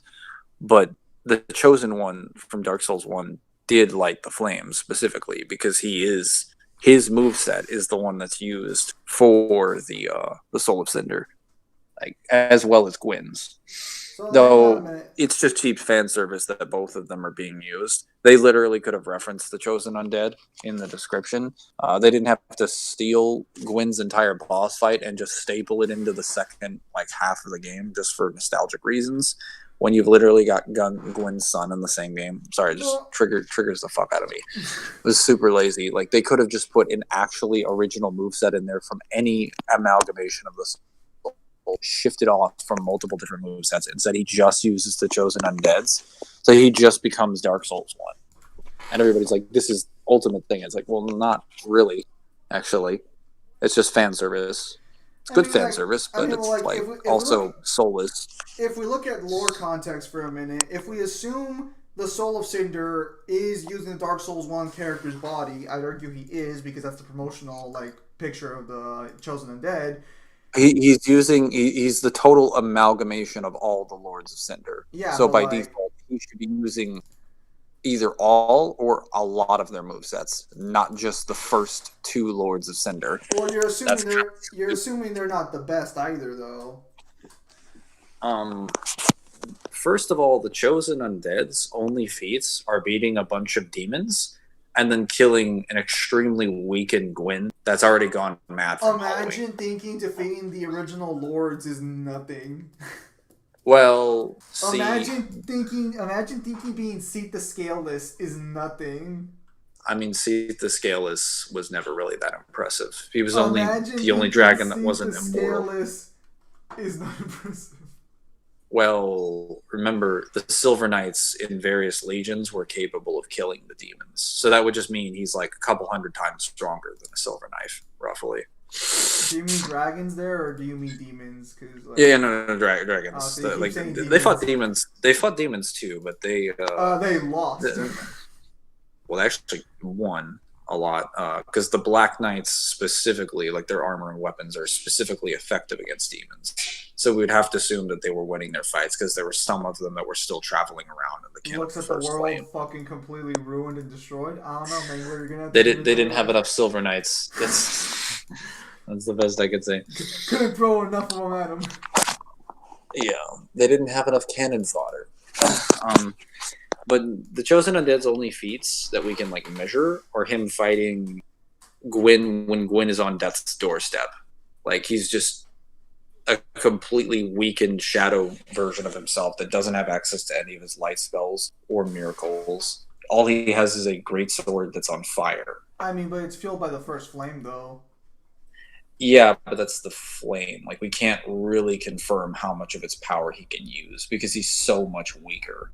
And he's not even sane. So like he can't like he's completely lost his mind. So we can't even assume like how much power he can pull out of it reasonably. He'd be so much weaker than he would be normally. Now, these chosen undead that link the flame afterwards, that guy's 2C. Definitely. I'm just saying prior to killing him, we can't quantify his fight with Gwyn. Because we have no way of knowing how strong that Gwyn is. But after he links the flame, 2C. Definitely. It's kind of hard to quantify the Lords of Cinder, but since he's, using... Well, potentially he could be using all the powers of everyone. I mean, you could say he's vastly stronger than most of the Lords of Cinder because he's buffed. The Soul of Cinder or the Ashen one? Yeah, the Soul of Cinder, but it also would be difficult to quantify where he stands exactly because all the Lords of Cinder, when they're fought, at least the implication is that when they're fought, when you fight them, they're at their weakest that they've ever been in their life. Yeah, even with the flame. They're already fucking dead. Yeah, no, they're dying. Like the flame burns them alive. And they can't, like, their body can't sustain it, so they can't use the powers of the flame. Which is why when someone comes in with fresh stamina and wipes them out, everybody's just like, hey, they're 2C. It's like, exactly. I mean, yes, you're correct, but you're also not correct. But not for the reasons you think. Like, they're 2C once they kill them, and then they take over the cycle. Yeah. Because at that point, they're burning on their full life force. And they can use the entire power of the flame as they see fit. I don't know. I don't know. I feel like you could. I feel like you could scale whoever's holding the flame up to 2C, even if they're on the verge of death, as long as they're using the flame's power directly. So like, I think you could scale Gwyn to 2C because Gwyn's like only power at that point is fire based, which is very clearly coming from the flame that's been burning him apart. I mean, even then, like I've already said, for reasons that I've explained in the question is, do the other deities scale, or do the other like fucking top tier? I don't think you would. I wouldn't scale any of them, including Gwyn. Like, because we don't have any feats for the chosen undead other than fighting like various basic demons, and then he fights like obviously fights. Okay, so Nico should be relatively at the same level of power he was during the fight with the dragons, because Nico's main power was just poison manipulation on a massive scale. Yeah, but it's kind of hard to quantify like how powerful he is because he just unleashed Mizma and like poisoned them all to death. The Witch of Izalith. Well, actually, the Chosen Undead wouldn't have even fought the Witch of Izalith properly because the Witch of Izalith becomes the bed of chaos where you just poke out her heart generators and then just go to her heart and then just stab it. I too love canonically, the best boss fight in Dark Souls. Yes, truly, the best boss fight that has ever been created ever. Why would you even question that? I am so grateful that they, at the bare minimum, let you fucking save your progress. What do you mean, save your progress? Well, like, when you go to the bed of chaos and then you die, it doesn't immediately remove the fucking last one you destroyed. I was like, I thought you could save checkpoint. I'm like, really? That would have actually fixed almost all the issues with that boss fight.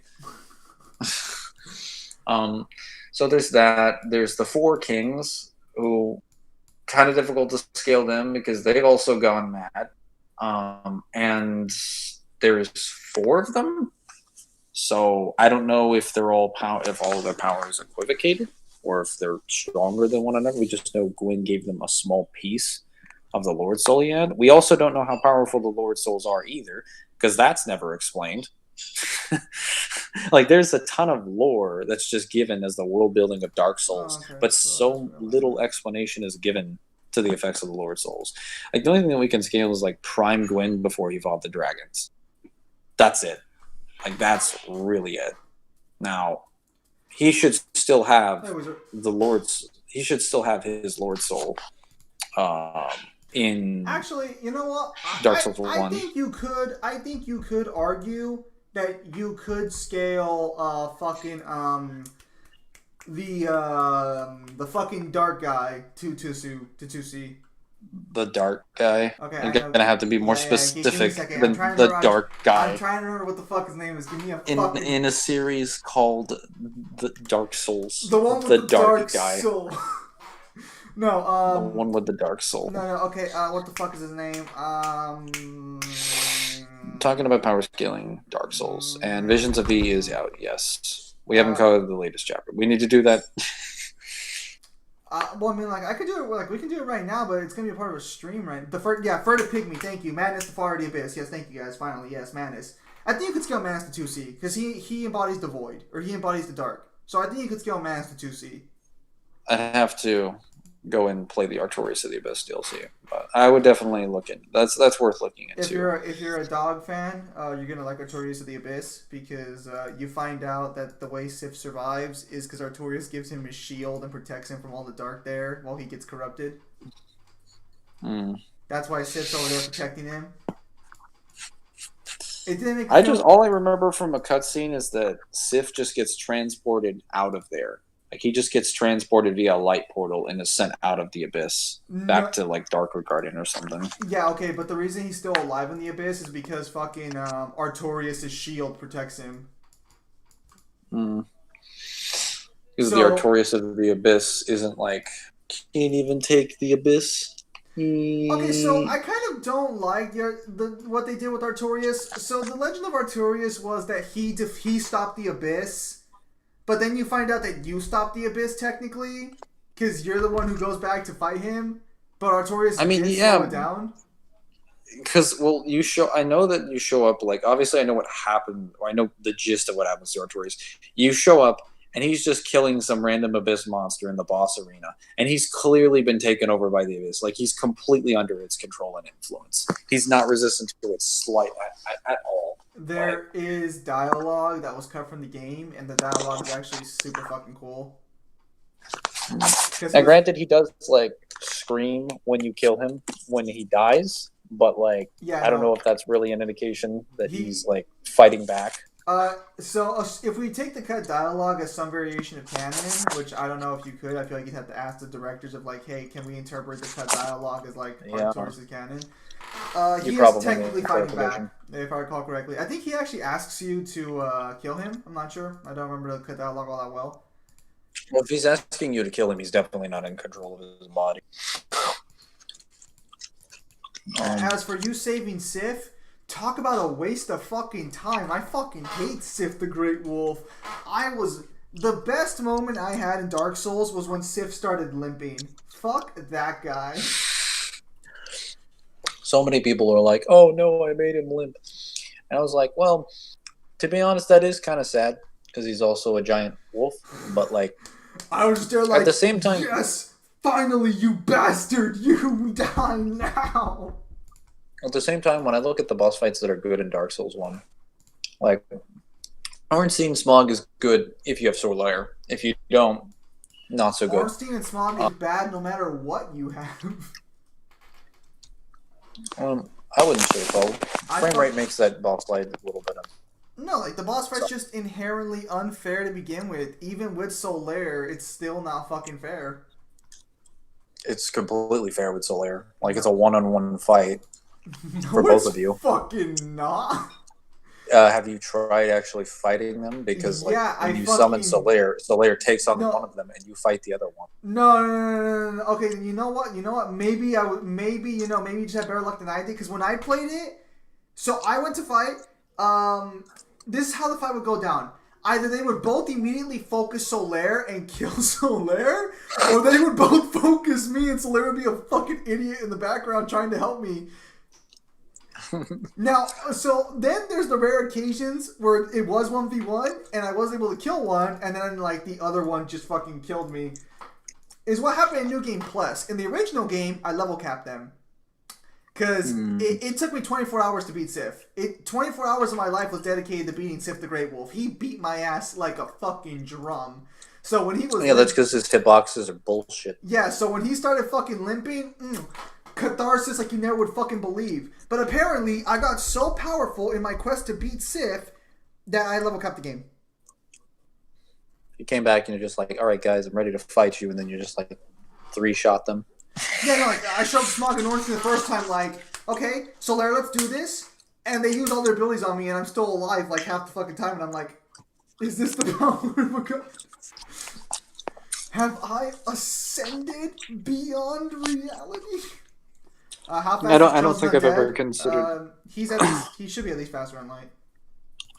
I don't think I've ever considered Sieve to be a particularly good boss fight, even as far as like a large enemy. I think the ancient, or not the ancient dragon, what's it called? The gaping dragon is definitely a better, more respectable, like large mob boss fight than him, because the sword makes that boss fight insufferable. Like the sword makes Sief's boss fight insufferable because he constantly jumps and does backsteps that are way more effective than yours. They're more effective for him, and he's like 20 times your size. So that's very, very unfair, even within the mechanics of that game. I used the keyboard and that beats it for my third tries in.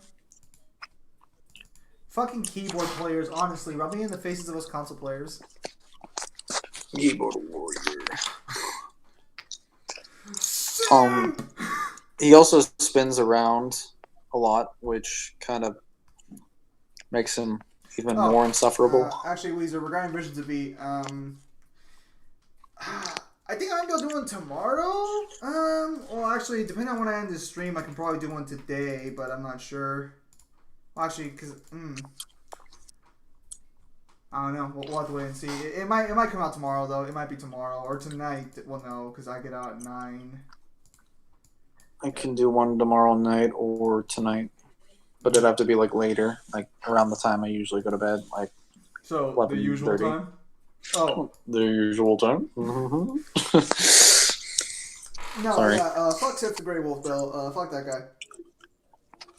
I think he wasn't my least favorite boss in Dark Souls 1. I think my least favorite boss in Dark Souls 1 was actually fucking Guinevere. Guinevere was a boss? I just remember shooting her and then she screamed and faded away. No, the other one. Gwendolyn. Gwendolyn, thank you. Yeah, fuck Gwendolyn. Because if you didn't have like any real ranged abilities, you were fucked in that fight.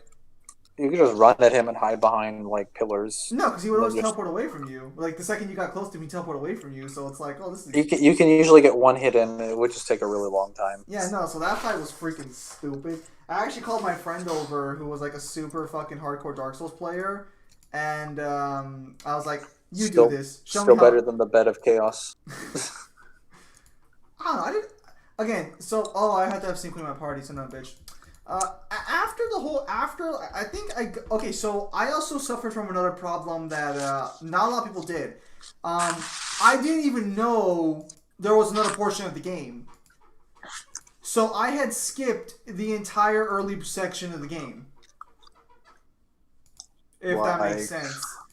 So, like, you know how you're supposed to go to the lower town and shit? Or, like, under like, the fucking Lothric, like, lower... Yeah, you're supposed to go through the Undead Burg to kill the Taurus demon. Yeah. So I just went immediately into the forest, and I was grinding in that fucking forest forever.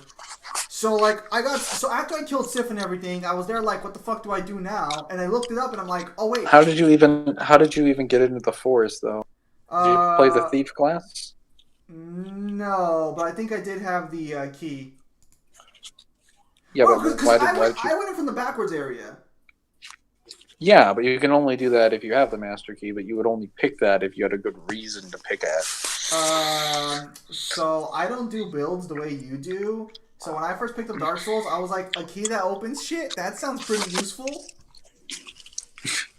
Wow. And it was. I mean, when it comes to the secondary item, really everybody just picks like fire bombs. Or like, See, I saw the fire bombs and I was like, that doesn't sound as useful as a key that can open shit.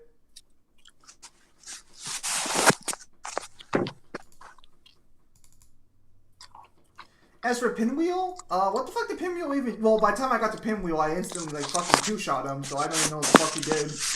Pinwheel was never a good boss fight. Then again, neither was the second half of that game, like, as far as boss fights. Gwyn was the only boss fight that had any, like, brain power put into it. You didn't like... Nito was almost a good boss fight. Nito was pretty close, but he's not even average. Nito's problem was that there wasn't really much of a fight with him. You just basically had to deal with his bullshit. You have to deal with all of his his little fan club that summons into the area and attacks you all and at don't forget once. the curse that continuously goes on in the background. Talking about Nito, not Seath. Because Seath doesn't give you curse. he does. His breath curses you. The spikes on the ground inflict you a curse. Granted, they're pretty. So does Nito give you poison then? Because I know Nito had like a debuff that he fucking kept attaching you. I'm pretty sure. I think it's either poison. It should be poison. But it doesn't mean anything. It's kind of irrelevant, which is useless. I mean, that's what killed me half the fucking time. Well, at that point in the game, like poison does nothing to you. Well, again, maybe if you build correctly, you're right. Well, no. It's like if you just have health, poison does nothing to you. Like. The damage is so minuscule because Miyazaki didn't know how to fucking design a poison system, and it took him like 3 or 4 games to get it right. Man, you just throw this man under the bus every single time. Oh, absolutely. I'll throw him under the bus for any bad decision he makes, and I'll praise him for all the good decisions he makes. This is how we work. This is how we do it. Game designer. Why do you? I need to remind people that bad decisions are bad. They don't become less bad because you make good decisions. Sometimes they can. How dare you? But if you're going to give all this criticism to Dark Souls 2 all the time, I think we should probably shit on Dark Souls 1 a fair decent bit because he does far more inexcusable shit in Dark Souls 1 than that team ever did with Dark Souls 2. I find it funny that Dark Souls 2 is the only one that has 3 DLCs in it. Dark Souls 1 has 1 DLC, Dark Souls 2 has 3, and then Dark Souls fucking 3 has 2 DLCs. Yeah, they just didn't want any of the games to have the same amount of DLCs. So we're like, fuck it. Oh, to be honest, Dark Souls 3 really only has 1 DLC, and that's the Ashes of Arendelle because what about the Ring City? Ring City is we'll talk about that. Great level design, or great level design, great area. Terrible enemy placement. Awful, god-awful enemy placement. Begin? You mean how this Dark Souls character or conversation start? What's happening? I don't know, Pim Demon. Okay, so he deleted his message. I don't know, Pim Demon asked something, but I was a little confused there. No. Anyway, I was going to say that, like, second half of the Dark Souls 1 is, like, unfinished as a game. Like, they send you to the Demon Ruins, and you have to fight the Fire Sage Demon, which is just a repackaged version of a previous boss fight with fire added, and it has the exact same moveset. Beautiful.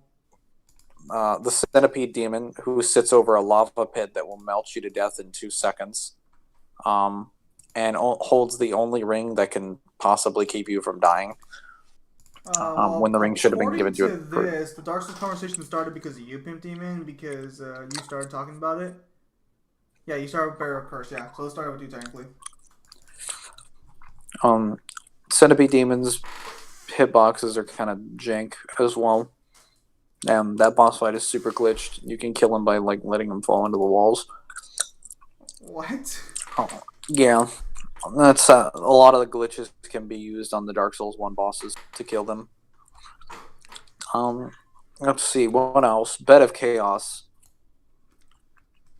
Yeah, there's not much that needs to be said about that boss fight, other than that it just kills you by destroying the floor, You have to have like perfect pinpoint, precise timing to throw fire bombs through the barriers to destroy both of the generators, so that you can fall down in front and not miss that plank and not die, and then go back and kill the generator in the back. At which point, if you do that, the bed of chaos may end up like flaming you by shooting like fire pillars under the bottom. Good. Phone. That, and then the entirety of Lost Izalith and the entirety of the Demon Ruin, just retraining all the previous bosses that would have been mandatory for normal players to get through. Yeah, that's not like Wait, hang on. Is like the repackaging. Is the Ring City just a fucking remake of Lost Izalith, or what is the Ring City DLC? No. I'm talking about Lost Izalith specifically here. Oh, okay. This is Lost Izalith, and we'll talk about the Ring City later. But those levels are massively incomplete. The Lost Izalith as a level is, I'm not even sure to call that a level. Like, only the section of running area up to the Bed of Chaos is a level. The entire first area of it is covered in nothing but lava, and has like the bottom of the crawling dragons that are essentially like super mini bosses. Yeah, it's a level. Yeah, makes sense. And there's dozens of them. Now, granted, you can run past all of them, but the fact that they exist there is no more reason than to just punish you for accidentally aggroing them or poking them. Well, Mangler, don't poke people, and this won't happen. And the only bonfire nearby is like a hidden one.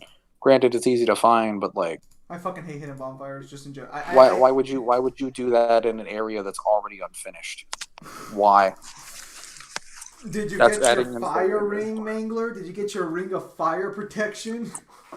So let's then talk about New Londo Ruins. Okay. Having to fight nothing but ghosts, and having to activate this transient curse that removes all forms of my buffs from my body so that I can hit the ghosts, who also swarm and attack me in really unfair and small spaces in every single section. Yeah. Those guys are easy shit to deal with. I mean, they're easy, but that's also because they also show up sometimes individually, and then most times they swarm you with like 5 or 6 ghosts at the same time. So I had a problem with them at first because of the whole fucking, like, you have to use an item to hit them. So I built a sword that can hit them without the item. And they're super easy to deal with them. Yeah, if you have like the Ghost Knife or the Great Sword of Artorias. Yep, love that Great Sword of Artorias. Actually, I think that's why I ended up fighting Sif for so long, because I wanted that sword to fucking kill the ghosts. So I went to Londo first, and I looked it up, what can I use to kill them? They're like, the Great Sword of Artorias, my man. So then I go get the Great Sword. But then you can't... Wait, but how did you even use it? Because you can't use the Great Sword of Artorias unless you have Strength, Dex, Intelligence, and Faith. Yeah. I know. Yeah. How did you scale in all of them? I didn't. Then you can't use the weapon. No. You misunderstand. So I had the requirements to hold the weapon, and that's as far as most of my stats went in that department. Oh.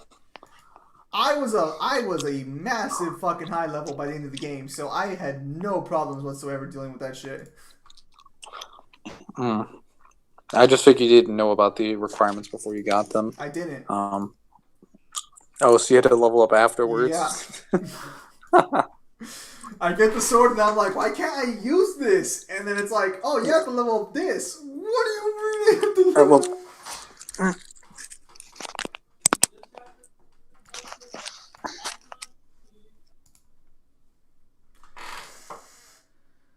Personally, I think having any sort of fucking... I didn't even understand why the fuck there was a fake requirement on that stupid fucking thing.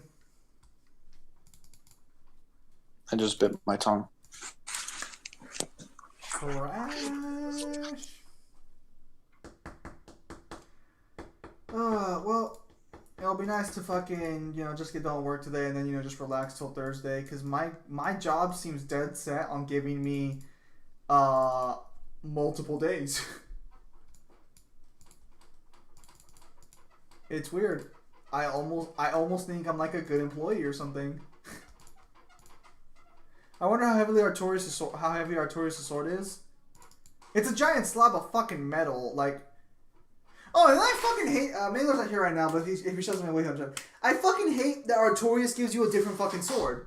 So you get the fucking great sword of Artorias from Sif, but if you kill Artorias, you get the fucking great sword of the Abyss, which was fucking. We didn't even have to farm the llamas; they're all in this fucking chapter. I should remember that this game does that. Heavy is not heavy, not heavily. Yeah, no, the should be freaking heavy. Should be pretty fucking heavy. It's a giant fucking slot. Any sword that fucking looks that big, it's just a giant slab of metal, is gonna be heavy by default. Like, there's no fucking question.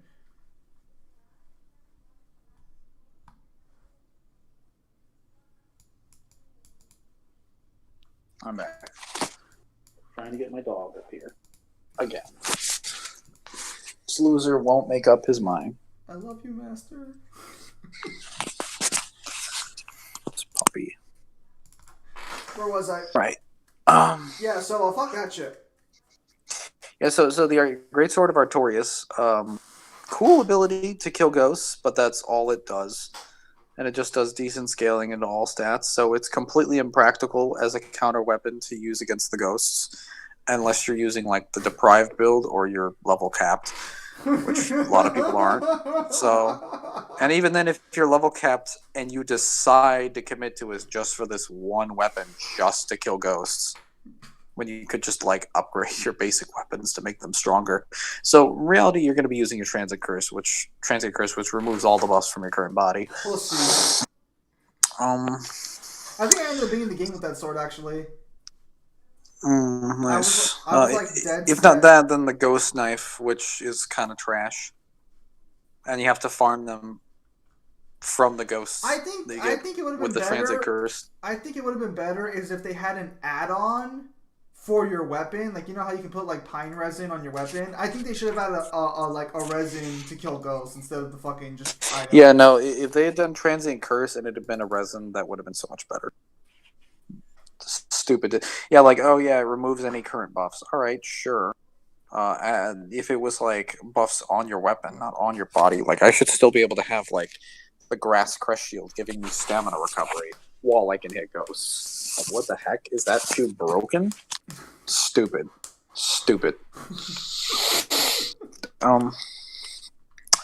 Like, no, it wasn't. It wasn't too strong either. The level design of New Londo Ruins is also trash. You almost fall off of literally every area because there's just barely enough space to move and run in like a foot or two, so you'll fall to your death if you backstep or roll or do anything. There's also several areas where you just get ganked by ambushing enemies. Let's see, what else? After you drain the water, the level design does get surprisingly better, just simply because the ghosts and that area isn't around. Like, you can't fall to your death, so all that stuff just gets eliminated. It's almost like they have a good game somewhere in here. Yeah, no, it's like they had to just take out all the trash parts, and they became self-conscientious of it like halfway through making it. They're like, wow, this stuff is actually terrible. Why don't we just like put something in that's not ass? Oh, the Dark Wraiths. One of the better enemies that's like strong, respectable, can still be poise staggered, good for parrying, good for learning how to play the game, good for like a late game enemy. Pretty good. Also farms some pretty good weapon abilities and stuff like the armor set's cool. They can get you Titanite chunks at a certain percentage, and there's a fair decent amount of them. I'm like, I see nothing wrong with this.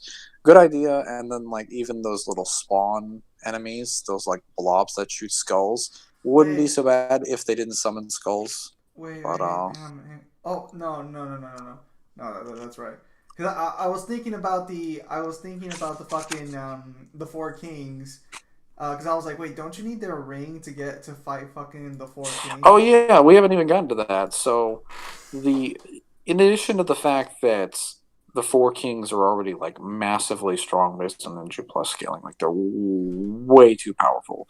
The fact that they have a grab in close range that they will always spam, because you'll always have to be in close range to them because their attacks do more damage the further you are away from them. And they use Dark, which is a stat that doesn't have any defenses against it for any build, including miracles and spells. despite Dark not actually existing in the game as a mechanic that you, the player, can use or counter. You so I would say that's by dodging. You counter by not getting hit by it. All right. In addition to that, to survive the Abyss, you need to kill Sif and collect his ring, and you have to have the ring equipped at all times, which means you will only have one ring for this boss fight. Mm-hmm. Good design, guys. Good design. Especially when it's a boss fight that decides to multiply itself by 4 as the fight progresses. You can fight more than 4 fucking guys. I'm pretty sure you can fight only 4. No, if I recall correctly, I think I remember because I saw someone talking about this on when it first came out. Like, I think there's a total of 8 that can appear at any given time. Well, by the time you kill 4 of them, the amount of damage that you will have inflicted will have reached their maximum health. So it wouldn't be possible for that to be the case, unless that's like past NG plus 2. But as far as like NG plus 1, NG new game and new game plus 1. I have never been in a circumstance where I've had to fight more than 4 kings. Like, they're called the 4 kings because there's 4 of them, not because they can spawn 8. They're actually called the 8 kings, which make it snappier. They made it the 4 kings, even though it's not that big of a difference. Jesus.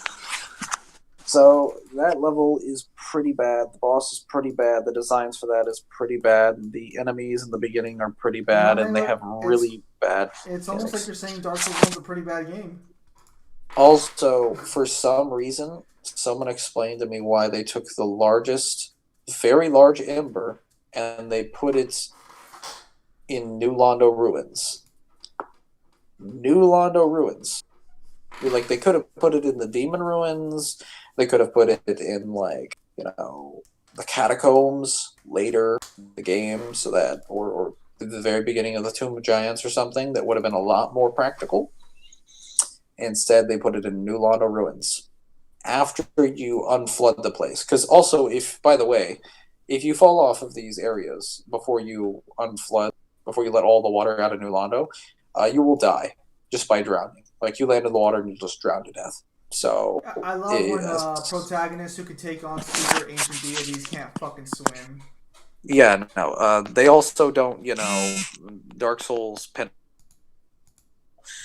they don't take away a small portion of your health like Sekiro, where they take away like a third, and then hey, you do this a couple more times, you die. That would have been a reasonable punishment.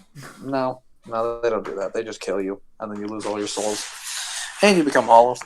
So that would have been reasonable.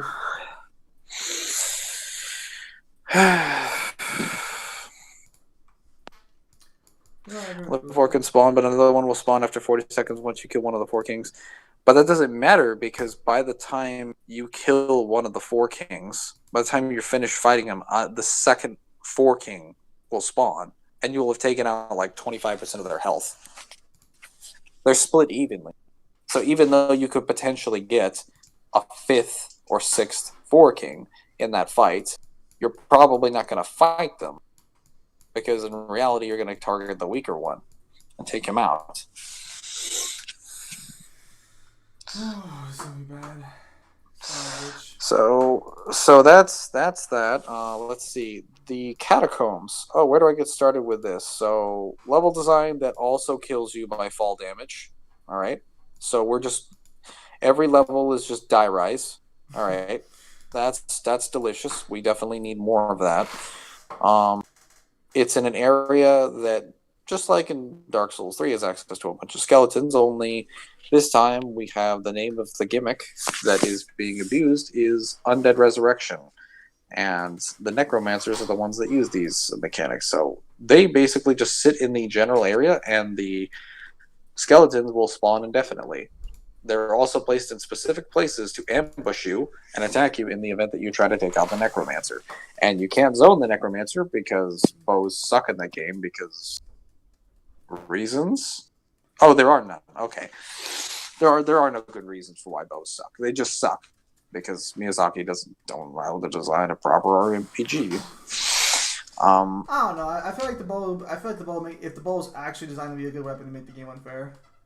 No, because if that were true, then everybody would be maining bows in like PvP and PvE and Dark Souls 2, and that's just not true. Oh, is the bow better in Dark Souls 2? The bow is the best in Dark Souls 2. Well, okay, it's the best bow in the Souls series, but it's also just usable. That's the point. Like, it does damage that works. Over here, fucking waiting for some Dark Souls 3, you gotta be like, that's where you're wrong.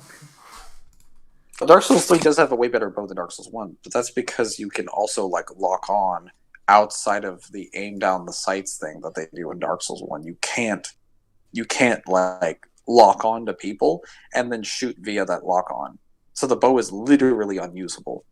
Like, you can't use any mechanics from it except to get, like, the Drake sword. That's the only reason. You would never pick up a bow otherwise. So why even offer it? Why even give it to the starting classes? Fucking idiot.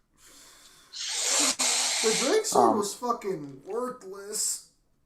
No, it was good. It was trash. At the beginning of the game. Still a bad sword.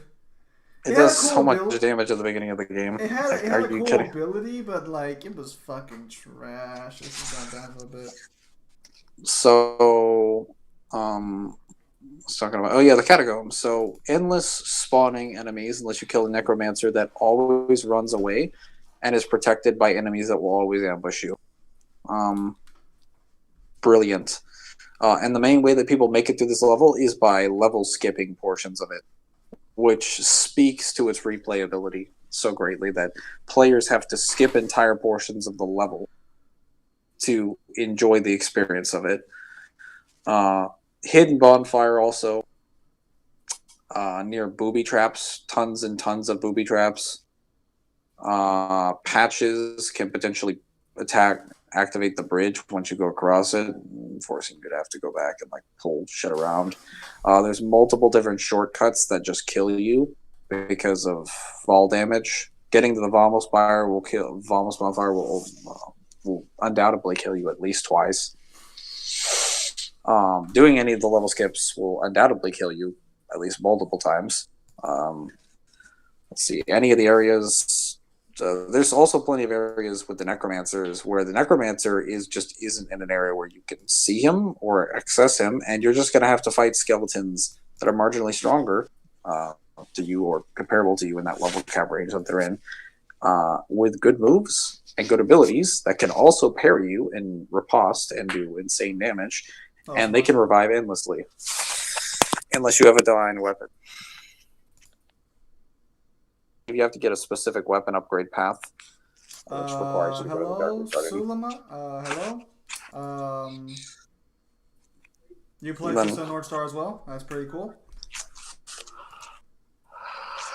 I feel like we're kind of defeating the purpose here, but I mean, I never deal with the issues of that game because I just have divine weapons all the time. But there's not like a practical way for any build to get through it. Like you have to have a divine weapon to feasibly approach that. Are you in my server?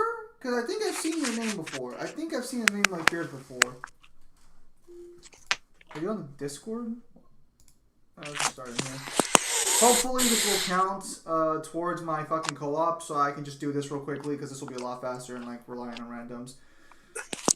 And I can afford to spend the gems on this one. I gotta get that book so I can grab that ingot because Prompto's chapter is coming up this Thursday. No, he's coming out tomorrow actually. Oh, that'll be nice. Can I continue? You may speak.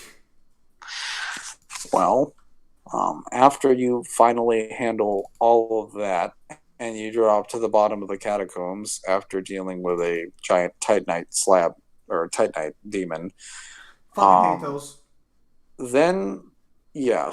Who the fuck designed that shit? It needs to be fucking fired. The same person who designed the dancer boss fight in Dark Souls 3.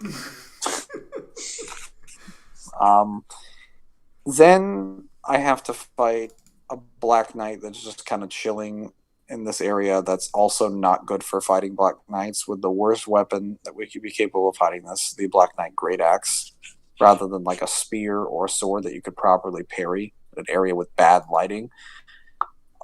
He could also potentially just fall down and chase you, against while you're fighting all of the pinwheels who run around with active hitboxes that just constantly blast you over and over again and will literally combo chain you into themselves and into other pinwheels, which will result in your death really, really, really, really, really quickly. And then if you get past all of that, then you fight the stupid actual pinwheel boss fight that's not even a boss fight. He's basically a minor enemy that just kind of warps around and is worthless.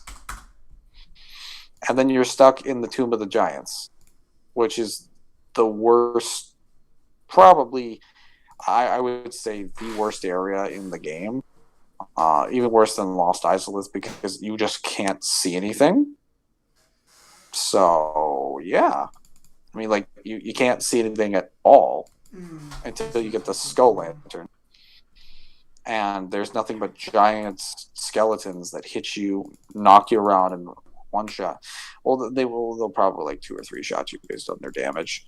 But that's still a ton of damage. They'll also knock you off of the platform because you're running around in a tomb that has bottomless pits. So you could potentially die in the dark and have no way of knowing where you're going. It's that bad. Patches will knock you down a hole away from a hidden bonfire. Well, granted, it's less hidden bonfire. There's like a ladder and everything. But still, like, you fall down there, you get attacked by 2 human NPCs who will probably swarm you and kill you. If they don't, like, all right. It sounds like I had a bad time with human NPCs. Yeah, then besides that, you can move back, talk to Patches, and then like get him out of the tomb, and then you'll go through the tomb, and then you will fight the giant dog skeleton things that hit faster than any enemy in the game. They hit like Dark Souls 3's levels of fast, and they do insane damage and stun lock you to death. Their hitboxes are also massive. And they're placed in ledges specifically where if you move slightly towards them or towards another area if you're trying to loot or just get away, they could still get you. You can skip some of them, but a lot of them, like, you just have to run full sprint to skip past, which is not good enemy design. Like, don't put enemies and stuff in a level if you don't want me to get to it. Like, if the point is just to run straight to the boss fight. Like, I don't care if I played the level before. That's not that just means that speaks volumes to this being unfinished. If I can't even interact with any of the assets without losing my life, regardless of how experienced I am as a player. Like, that, the fact that no Dark Souls veterans want to touch that area speaks volumes about how terrible it is. Besides that, and then, Nito, infinite spawning enemies, unless you have a divine weapon. Also, losing half of your health as you fall into the boss arena, because they couldn't have made it, like, slightly higher off the ground, or just eliminated the fall damage, because they eliminated the fall damage when you fell into the Four Kings arena, which is a way farther fall than the fall that you do from, like, the room into Nito's. But for some reason, I still take damage? Alright, whatever. What do I know? It was mostly Demon. Right now I just have to cheese this mission because I desperately need to finish this challenge because I need that book. And then what else? Technically the Duke's Archives isn't too bad of a level. I would say that's alright. Mangler, the Abyss is very soft, apparently. The what? The Abyss is very soft, apparently, Mangler. Where are you saying this from? No! In fact, regarding Fist of the North Star for a minute, I literally just dumped all my fucking crystals to try and get Lynn, because I saw she was wind type, and I could replace fucking Bat with her, and I didn't. So I have no money to pull for fucking Han.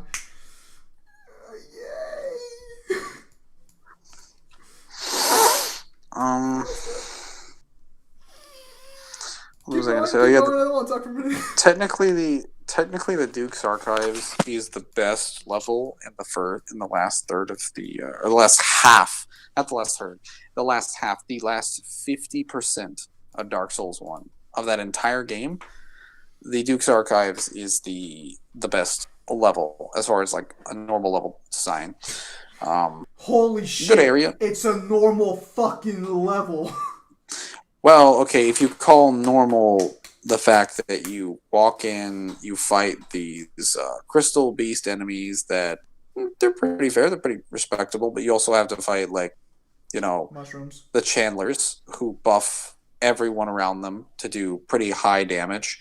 They have archers in positions that are super convenient and strong, but I don't think that's necessarily a bad idea if there wasn't 50 million tables and chairs between you and the enemy, as well as a tons of bookcases, and they have positions specifically designed to set up to work within your disadvantage, and you have no counters to them because arrows don't work.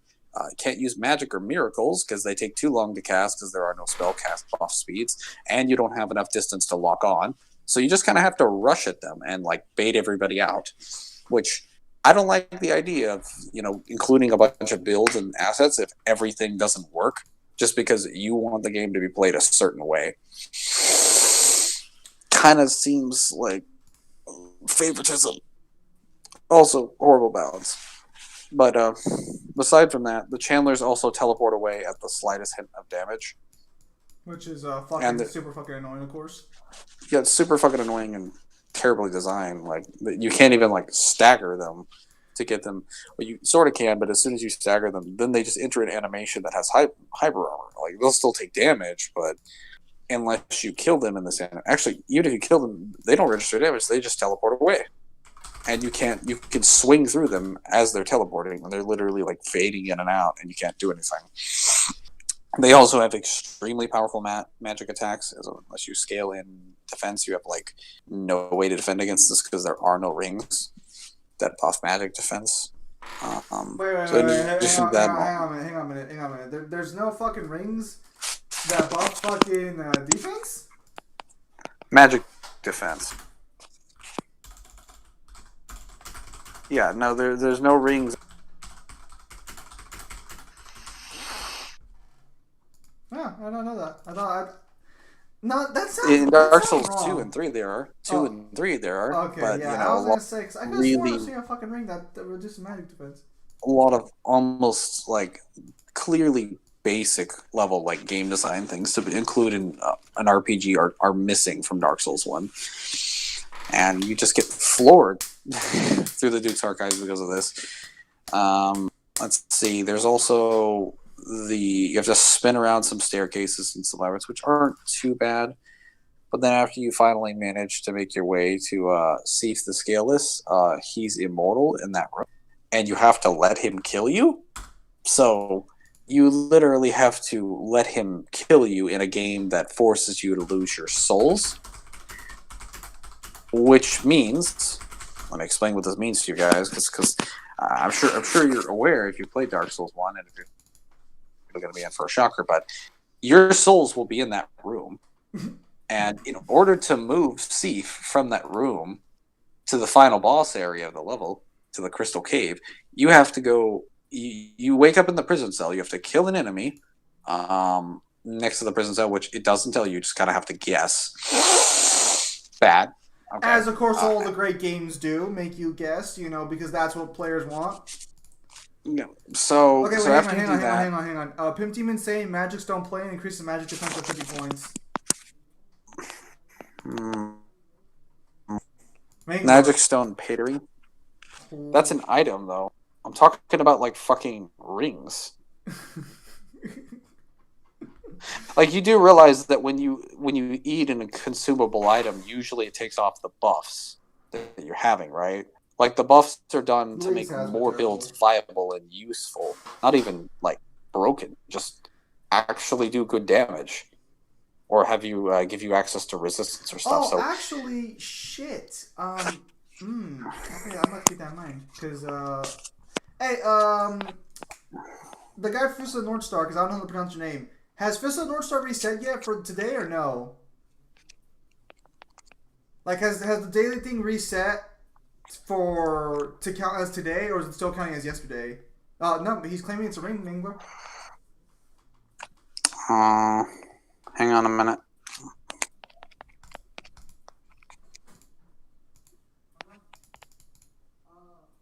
Hang on one sec.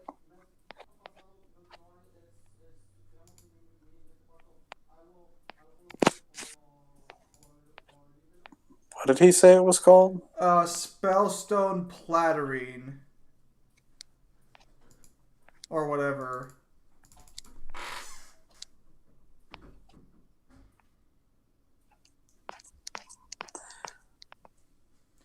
I mean, the indication here is quite clear, though. Are you referring to the Spellstone Stone Plank? Oh, wait, yeah, no, that one does, but it's only like 50, though. I'm gonna go out Literally, like as are the Flame Plate Rings and the Thunder today. Plate Rings. Okay. Well, granted, the Spectacle Stone Ring does 25, so if you stack that with the Spellstone's Plate Ring, you can get a decent. Like, at the same time, I have to take up ring slots in a game that only gives me access to 2, when you always have to have access to the Havel's Ring.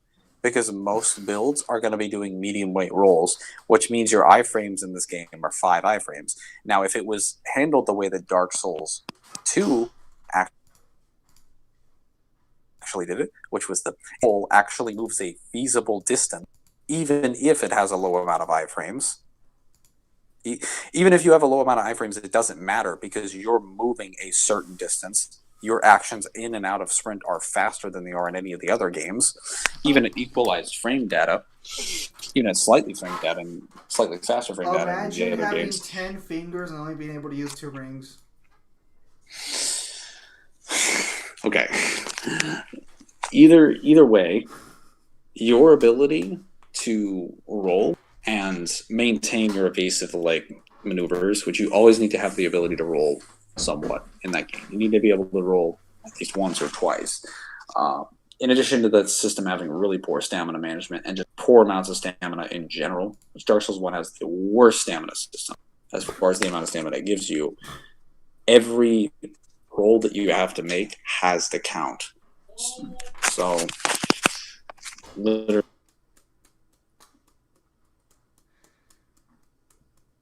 No, honestly, well, Mangler's cut out because while Mangler's cut out right now, I'll just go ahead and mention this regarding Fist of the North Star Legends Revive. I think I'm just gonna start. I'm just gonna try and save my crystals because I'm betting money they're gonna re-release the Nanto Fighters at some point.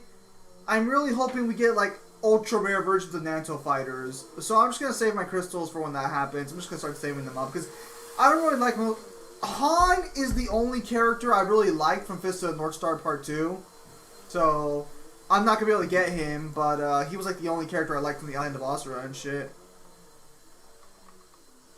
So, I'll probably just save my crystals for a time being after this splurge to try and get Lyn. Because at this point, it's just not worth fucking going the full distance there. Hang on a minute. I want to check and see if this is,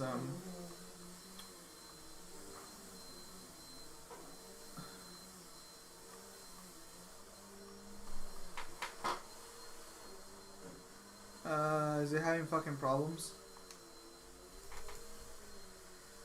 Okay, hang on, we gotta reopen that shit.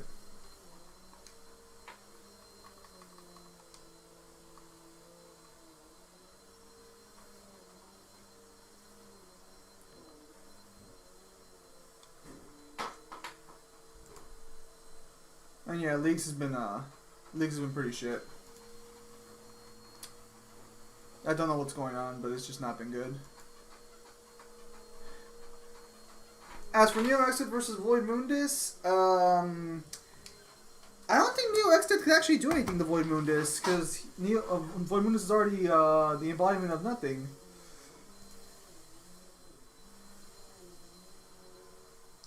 Apparently I have to watch some stupid space launch. For some reason. Wait, they're redoing it again today? Wait, what do you mean they're redoing it? Okay, so the original launch was scrubbed. It happened like a couple days ago. Oh. Well, hang on a minute.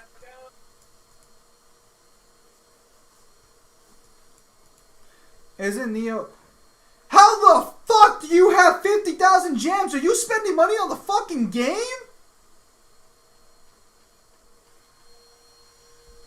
Fucking hell. Dude, how much money are you spending on that game? You cannot convince me that shit's legit. No fucking way. Get out of here. There's gonna be a missile launch, or not? No, not a missile launch. Let me rephrase that. They're gonna fire a rocket into space. Yeah, Super Neil's a YouTuber. Ironically enough, we haven't really been able to collab on anything because he told me like if I ever have collabs in the future to hit him up on it, but we don't really talk about the same shit, which is kind of weird. And like I tried doing podcasts and shit, but it never really works out. Yeah, the Americans, basically Elon Musk is launching us into space once more, and it's a historic launch because I think it's the first space shuttle launch since 2000. We've been hopping rides with Russia for a while, but I think Elon Musk is trying to bring it back to America. And if the rocket lands, because I believe this is the self-landing rocket, if a self-landing propulsion rocket lands, that's going to make space travel significantly more cost-effective.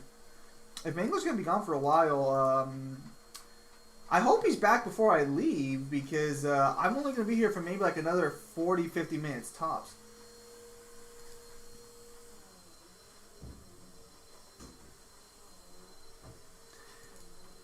I actually did get back. I did get back.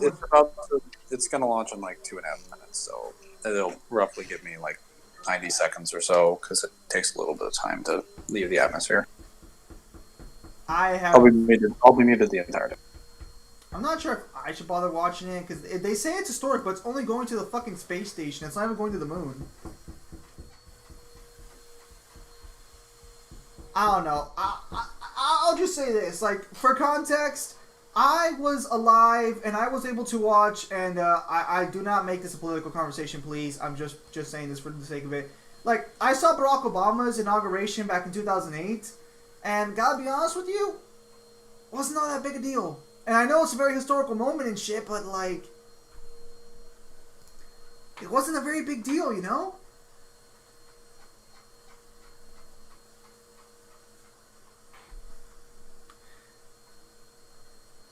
Oh, Samaj, so the rocket's firing? Or the rocket's about to go up? So they're not going to scrub it this time? I've seen rockets go up before. I've seen rockets go up before. Like, so it's not like it's not something new. Yeah, see, that's the thing, like, what's so historic about this rocket going up? Is it because we're bringing rockets back to America? Or, like, what's the dealio, you know? Nothing to do to save his life. Like, now, if they were going back to the moon, I'd check that shit out. But they're not. They're going back to fucking the space station. Dude, we've been to the space station fucking every other fucking month. That's not fucking special. Fucking space station. It's not even fucking all that far.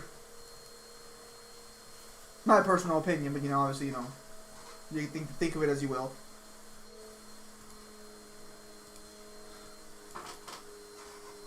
Watches the shows going up. Capcom announces new DLC for DMC.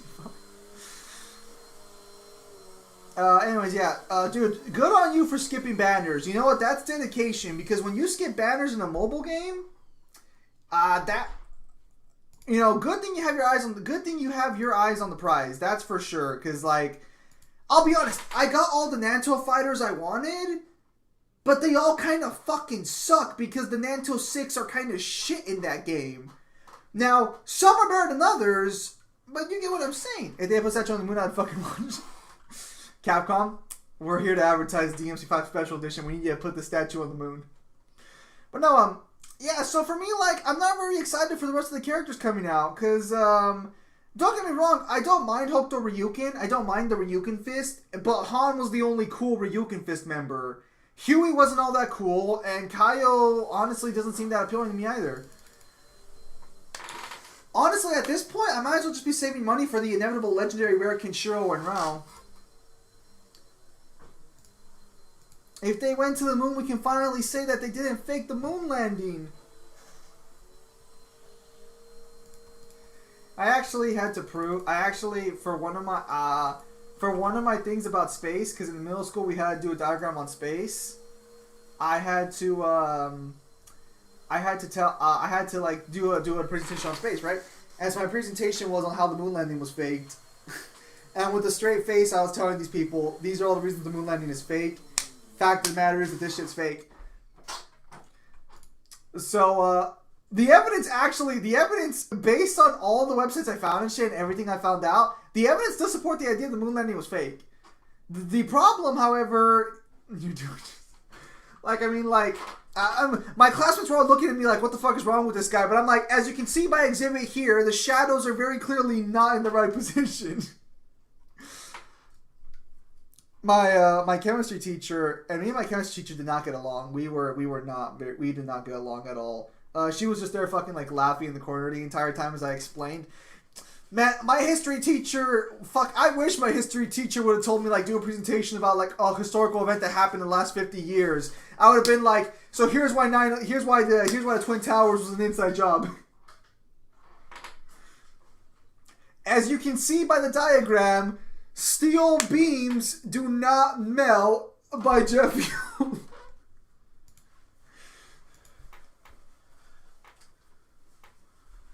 As you can see, jet fuel does not burn at the degrees necessary to melt steel beams. Therefore, jet fuel does not melt steel beams. Therefore, this was an inside job.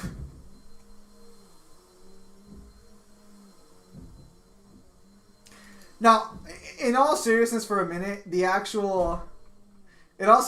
so, in case anyone here actually believes the whole steel beams thing, the reason the towers collapsed based on the steel beams was actually because of the fact that when steel gets super melted, it is super, the more you melt it, the more malleable it is. So, even if you can't fully melt it, if you can heat it up hot enough, it'll bend. And that's most likely why the towers collapsed the way they did. I actually did not know that until like I saw a YouTube video where this guy's like, I'm getting real sick and tired of people who don't know about metal talking about the Twin Towers and saying like, you know, it was an inside job. So to prove it, he superheated up a rod, and then what he did was, after he heated it up, he didn't melt it, he just heated it up. With another rod, he was able to easily push it from side to side, proving that it was super freaking malleable. And I see I've lost some people here. I've lost people when I start speaking truth. Feels bad.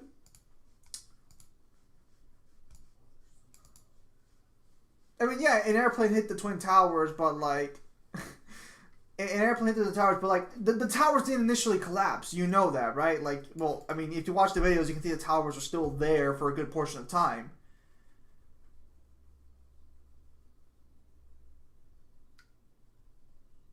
Are you talking to me, Pimp Demon, or...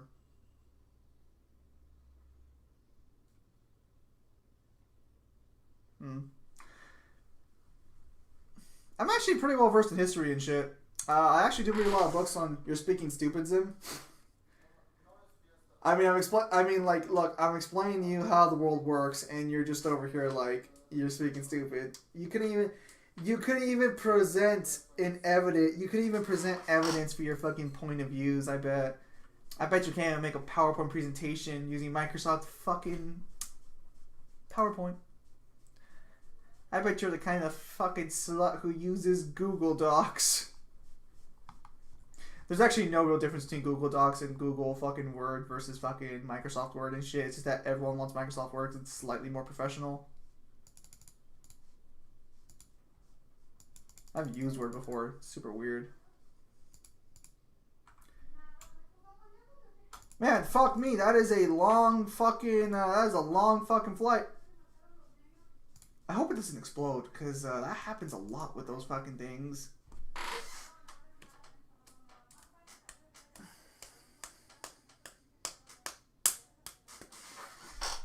Ugh! Disgusting! A fan of Hokuto Shinken? Gross! Why would you use an inferior fighting style when Nanto Seiken exists? Nah, I mean, that's fine. I mean, if you like Hokuto, good for you. You're gonna have the best fucking time in this game because the Hokuto fighters are still being re-released and shit. Us Nanto fans just kind of got shafted after fucking Ultra Ray. And yes, I know I know the Chariot Stars are technically Nanto, but I want the Nanto 6. I want the real Nanto members, not these fucking Chariot Stars. Pimp Demon, this is Final fucking Fantasy. This is Dissidia, Final Fantasy. What do you want about? Yes, you can power scale it. These are Final Fantasy characters. Do you not recognize them? Well, actually, to be fair, these are 3 rather obscure Final Fantasy characters, so that's fair. But I was using Noctis earlier! As for can you scale this game? Yes! What the fuck? I was using Noctis earlier! Did you not see the 2 clouds I was fighting alongside? Hang on. Maybe this will help you out. Noctis, Cloud, Sephiroth, Lightning, Ariana, Ace, Warrior of Light, Zack. It's Final Fantasy, dude.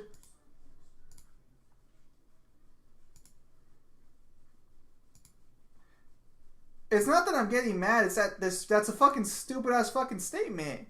I don't care if you never played Final Fantasy, you know who Cloud Strife is.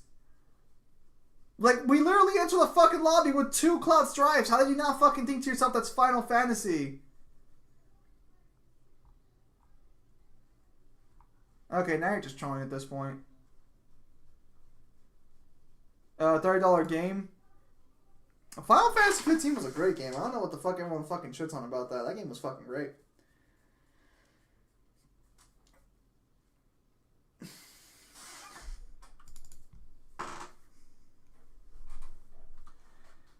Like, Final Fantasy 15 was only a bad game if you knew about the, like, entire circumstances of its development. Like, if you saw the original E3 showcasing of Final Fantasy 13, or 15,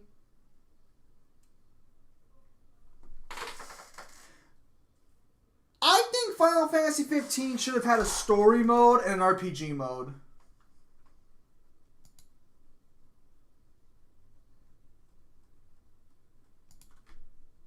You're retarded, Pimp Demon. Because any video that talks about the Final Fantasy fucking characters in Kingdom Hearts will say, and then you have the Final Fantasy characters in Kingdom Hearts. I haven't seen, like, every time I watch a video where they talk about the Final Fantasy characters in Kingdom Hearts, they reference the Final What the fuck did you...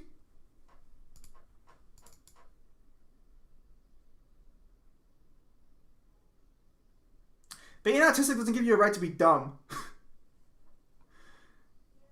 Didn't every single video that talks about fucking Kingdom Hearts Final Fantasy characters in Kingdom Hearts mentions Final Fantasy?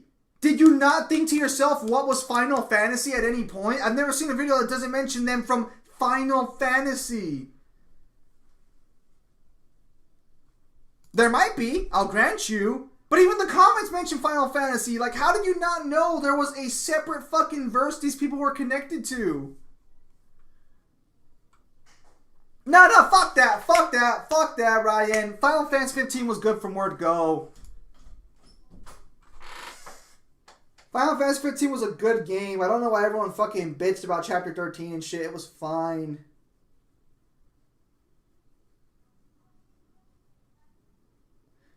You understand that you okay, so you never talk about Kingdom Hearts, like, at all with anybody else?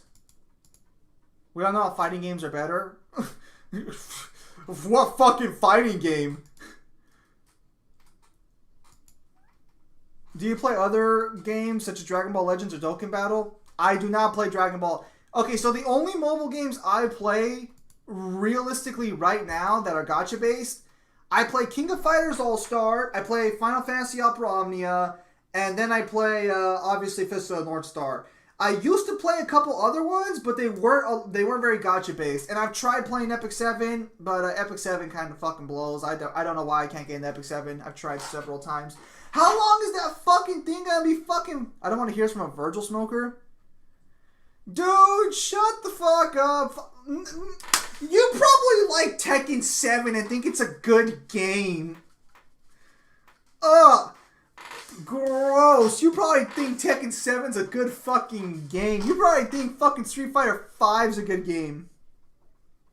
Yes, I know for talking about creepypastas you should know this, Zim.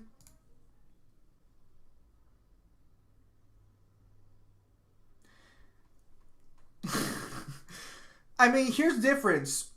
I don't fucking play a creepypasta game and not know it's a creepypasta.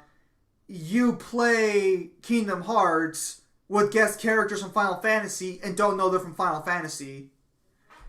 I mean, the difference there is pretty significant. Oh, okay, so you haven't played it. Alright, then, shut your face. Xenoblade Chronicles and Tales of... I've been meaning to try and buy Tales of Vesperia, but I never borrowed to. I have people are in this chat right now. Fuck me. Neat. Yeah, no. Unfortunately, I don't like too many gacha games because they require time and money. Like, so the Fist of the North Star game, to do everything, and I skip a lot of shit, is roughly like an hour. So, like, I don't know. Like, I haven't even redone my fucking Tower of Nanto because I've just never had time to sit down and do the fucking whole Tower of Nanto again. I'm like at 31 right now, and I've been stuck at 31 for a while.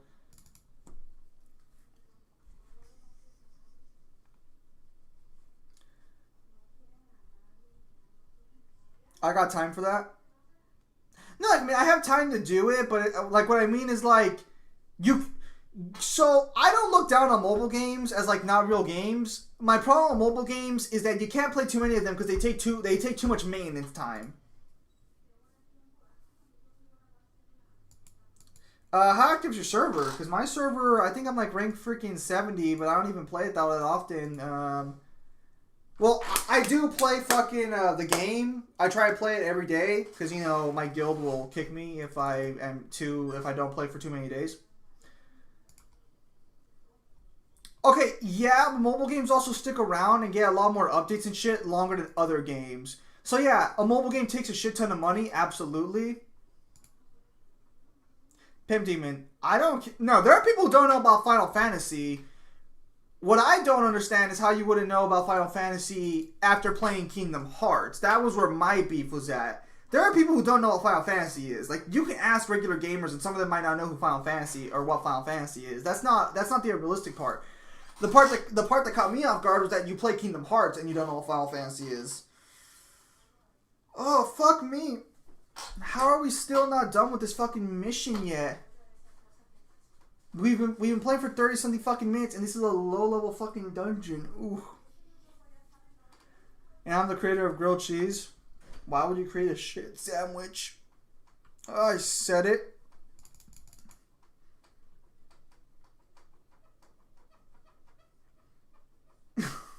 Oh, never mind. I guess someone here likes grilled cheese.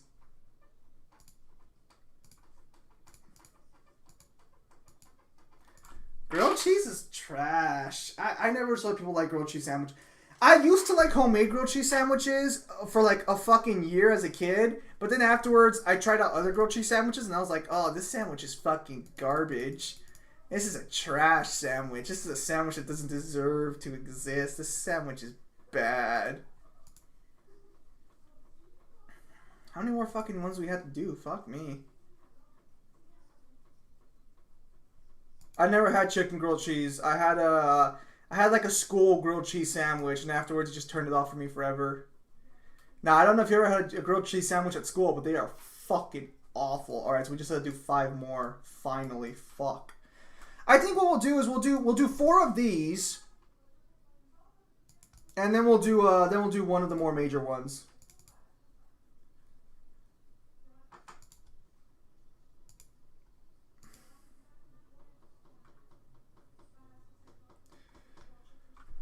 School lunch is bad?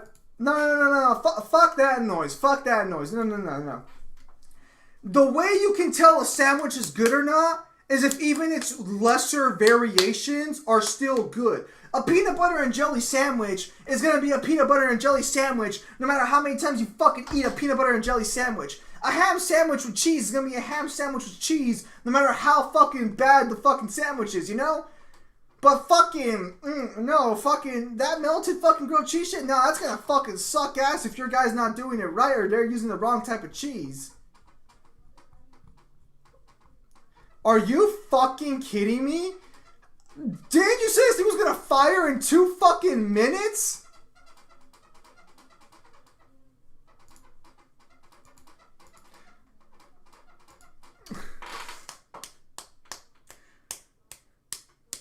How gonna scrub the launch again?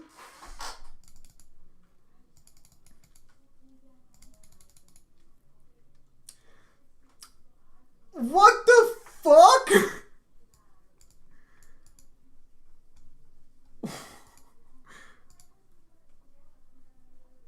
Imagine fucking thinking to yourself that you need to force someone to witness a historical event, which is just a fucking rocket shooting into space to a place. Wait, so then why the fuck are you still watching? It's already launched. Is it going to the fucking moon? Because I don't think it's going to the fucking moon.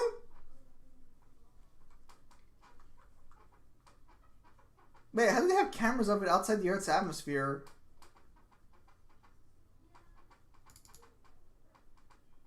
Wait, so is it going to the... Okay, so what's it going to then? It's just going to the space station, that's what I read. No, so basically Dante, by destroying Void Mundus, created light, I guess. And then they just get... And then the sort of... that universe just kind of fades away, essentially, because... how close are we? I think this is 37. Yeah, we got 2 more. Raise the nose coin. Yeah, no, but regarding gacha games, you either have to, like, because I spend money on King of Fighters all the time. 19 fucking hours? What the fuck? Yeah, no, so, like, I spent a good chunk of money on King of Fighters and this game a lot, but I can't bring myself to spend money on Fist of the North Star. There's just not enough there to make me spend money on Fist of the North Star. And I've spent a little bit of money because I did spend the $1 and I think I've got a little bit of gems. Then you could argue that the human Redeemer realm didn't collapse because Light was like the new creator or something like that. No, they disappeared. Okay, a little weird there.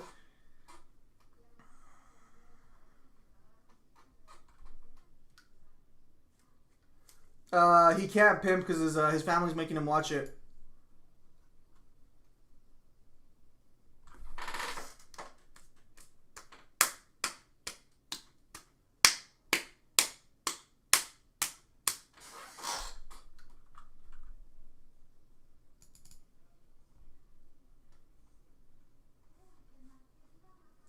That's kind of ironic because this is like the only time Mangler actually talks where he's not fuck.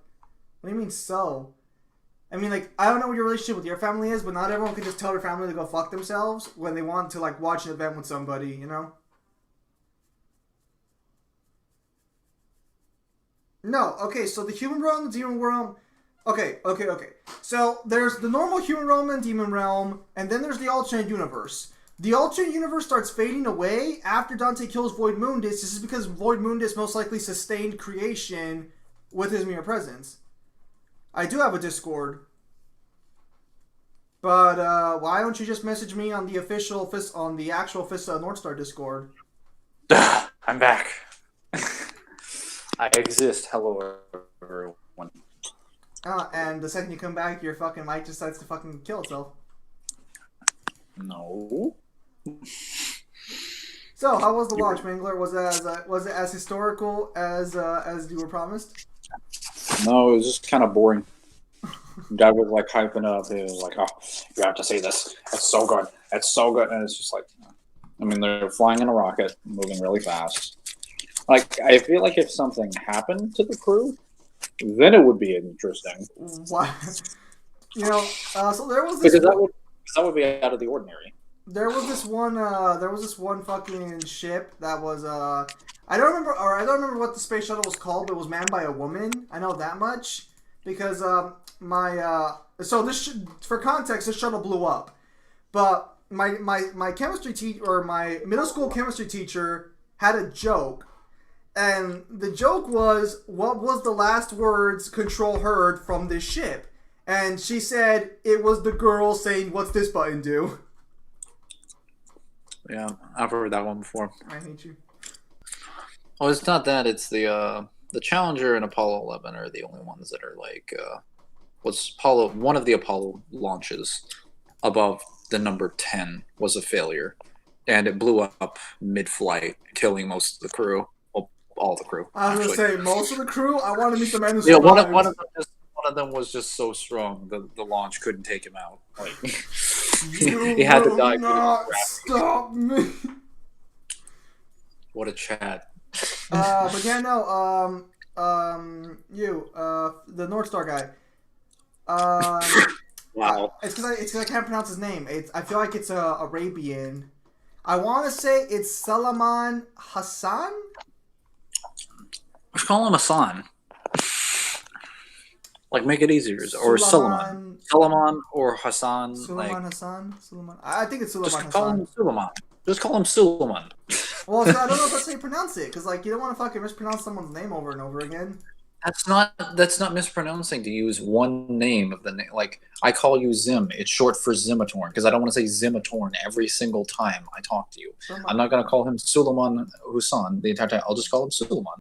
Or Sul, or something short for it, because this person knows I'm addressing. He's saying Solomon or Suleiman.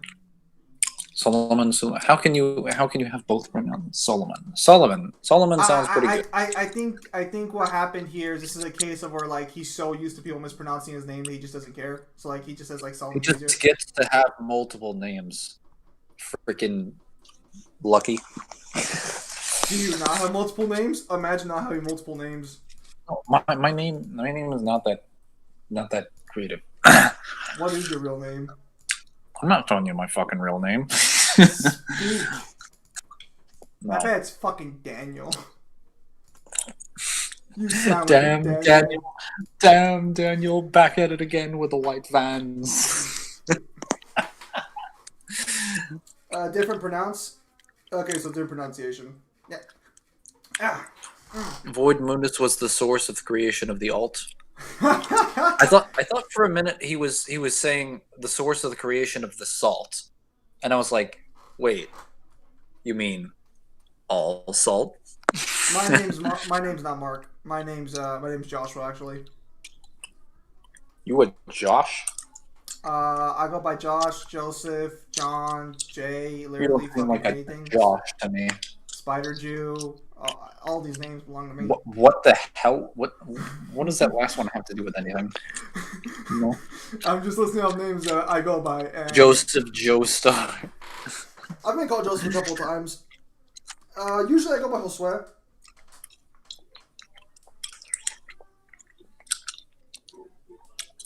No, man's name is David. So can I call you Joseph Joshua Zimatorn Joestar? That would be an acceptable title, yes. The third. Hang on. Some say Suleiman, Sulaman.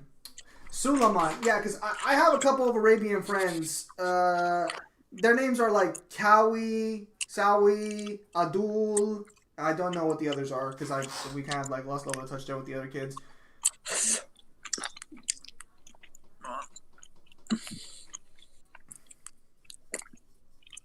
But yeah, no. You know, Dante was just too strong for Void Mundus. That's why when Void Mundus blows up and takes that universe with him, Dante and Beryl are just like, well, we're just leaving now. Congrats, dumbass, you told your real name. Well, actually, Reverend, if you actually watched my streams consistently, or actually watched my channel consistently, you'd already know my real name.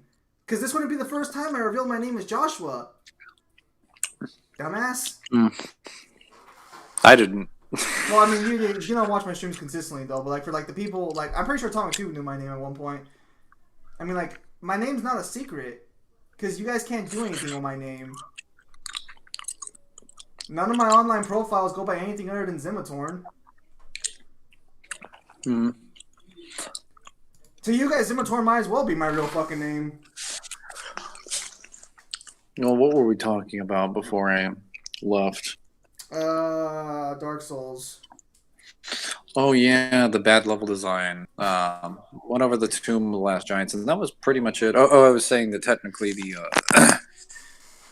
you could use the Mangler, your mic's fucking up. the specific.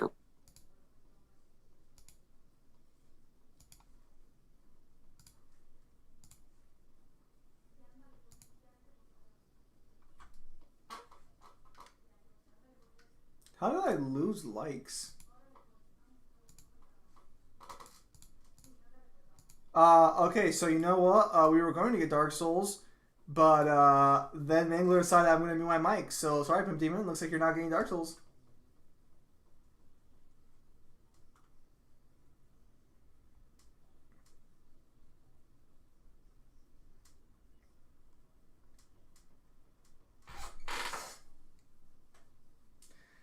You could feel Pimp was so excited there, like, oh boy, Dark Souls time! And then he didn't.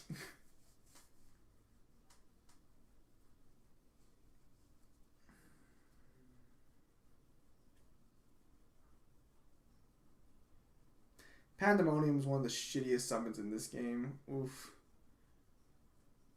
Hit. Oh my goodness. Okay, so he's gonna dump out a lot of damage right now, actually. Right. I should be back now. I should be able to exist fully and completely. Boom. Can you hear me? Yeah, we can hear you now. Good, Brave Dumps. Okay. Fucking honestly, Ignis, I take that back. You know what you're doing. You're good Ignis players right here.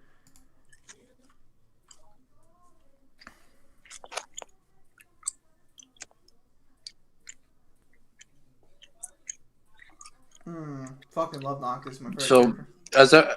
As I was saying, that the just because you have a magic defense ring, it doesn't really necessarily help you against magic users, because they can fire more than one projectile. They can also just do higher damage overall and override it. Even if it did help, it's the fact that, like, I have to take up one of only 2 ring slots in a game where you're pretty much required to have Havel's ring to have, like, feasible builds. Otherwise, you have to drop tons of points into endurance, which fucks up your damage scaling, because they barely give you any, like, equipment load at all. So you'll always have medium roll, because the game isn't treated like Dark Souls 2 or 3. Mainly, son of a bitch! Go ahead, continue. Mainly 2, because 2 is the first game that implements, proper light roll rolling, where as soon as you're below 70% weight, you just have a light roll regardless of your weight. But they added stamina management systems, so there's obviously an incentive to have lighter weight. Not that you can just not like Dark Souls 3 where you can have 69% weight and full armored weapons and still be moving at the same agility as someone who has 10% weight. Balance. But that system doesn't exist in Dark Souls 1. So when you have above 50%, in between 50% to, I want to say, actually not from 50%, from above 25% weight to 70% weight, you have a medium weight roll, which in Dark Souls 3 or Dark Souls 1 is the worst standard roll that you have access to of any of the games. It's obviously worse than Dark Souls 1 light roll. It's worse than the Dark Souls 1 ninja roll. It's worse than the Dark Souls 2 basic roll. It's even without iframe buffs, with a 5 iframe roll, it's still worse because the rolling animation is just better in Dark Souls 2, and the distance is further. It's worse than the Dark Souls 3 light roll. It's worse than every other roll except for the fat roll in every game.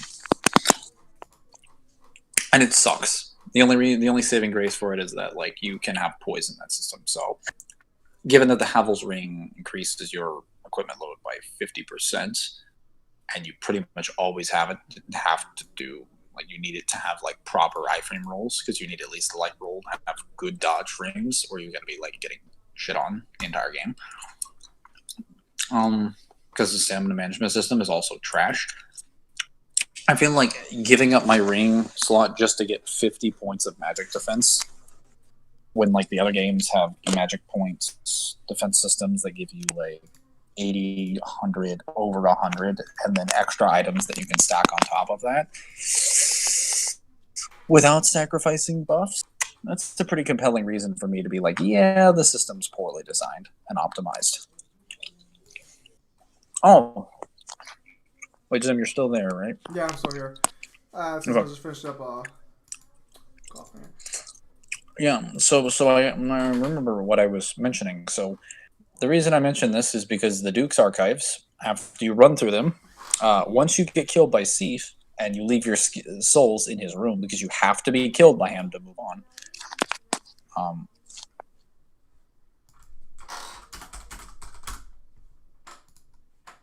Mangler? Hang on. The boy shows up to talk Dark Souls and then just immediately decides to fucking just fuck on out of here.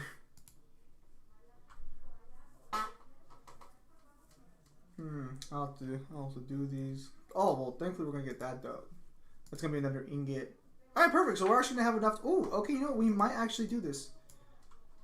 Hang on.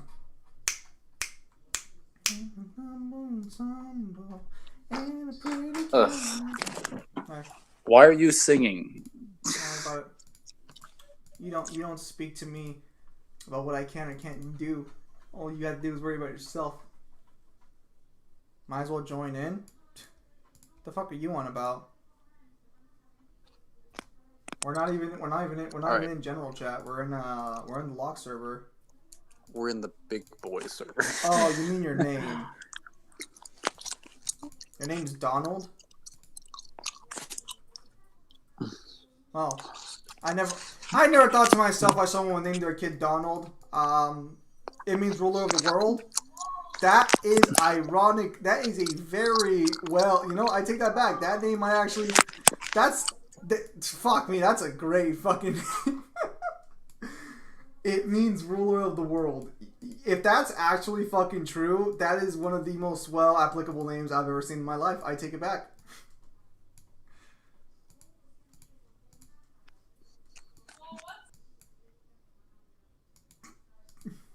Hi, I'm Mangler, and I have families who won't leave me alone for the entirety of a fucking day.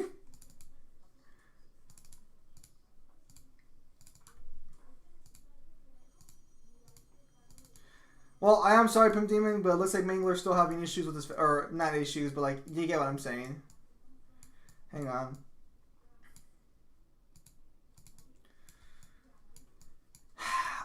I want to get another guy up. I wanted to get another EX plus up. Oh wait, hang on. Oh, you're already unlocked a little bit. Shit, I forgot about that. All right, we might have to keep that in mind.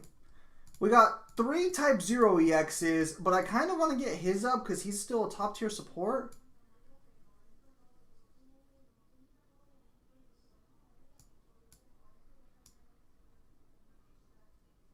Ah, I see. Yeah, I don't know too much about your religion. I don't know too much about religions in general, so that's interesting to know. Right. But I do like to keep like this like sort of channel focused on fiction. So I don't mind you giving tidbits, but like please keep in mind we try not to talk about things about real life here. We try not to cause problems like that because people have their own problems. You know, I just try to give people a place where they can chillax. I'm finally back. Are you sure? For the billionth time. Okay, so when you drop your souls in Thief, after you're forced to die to him, you have to go through the entirety of the Duke's archives again, almost all of it from the other side with worse enemy positions and all of the enemies you were having slight to moderate problems with, only there's way more of them now, and the Chandlers who are still stupid, along with several chests in that latter half of the area after a hidden bookcase that has mimics in them that will obviously one-shot you. So, you know, fun time there. I'll stay on a little past what I was originally gonna stay on, so I can do the reset stuff real quickly. But then afterwards I'll get off. So like I'll be here for another 15ish minutes. So really, the only option you have is if you have a homeward bone, you fight it your way back to Sen's Fortress. Seath the Scalers. After you unlock the bonfire down to the right near the balcony, after you fight through all of the enemies in the Duke's archives, or attempt to skip them, which is not going to happen. Then you homeward bone back. But more than not, you're probably not going to be doing that. Because you'll probably end up dying. Nonsense. One Punch Man is greater than Kenshiro. You're retarded, John. John, please stop making me call you retarded. Wait, no, I was calling someone else retarded earlier. Never mind. Carry on, John. Why do people make me do this to you?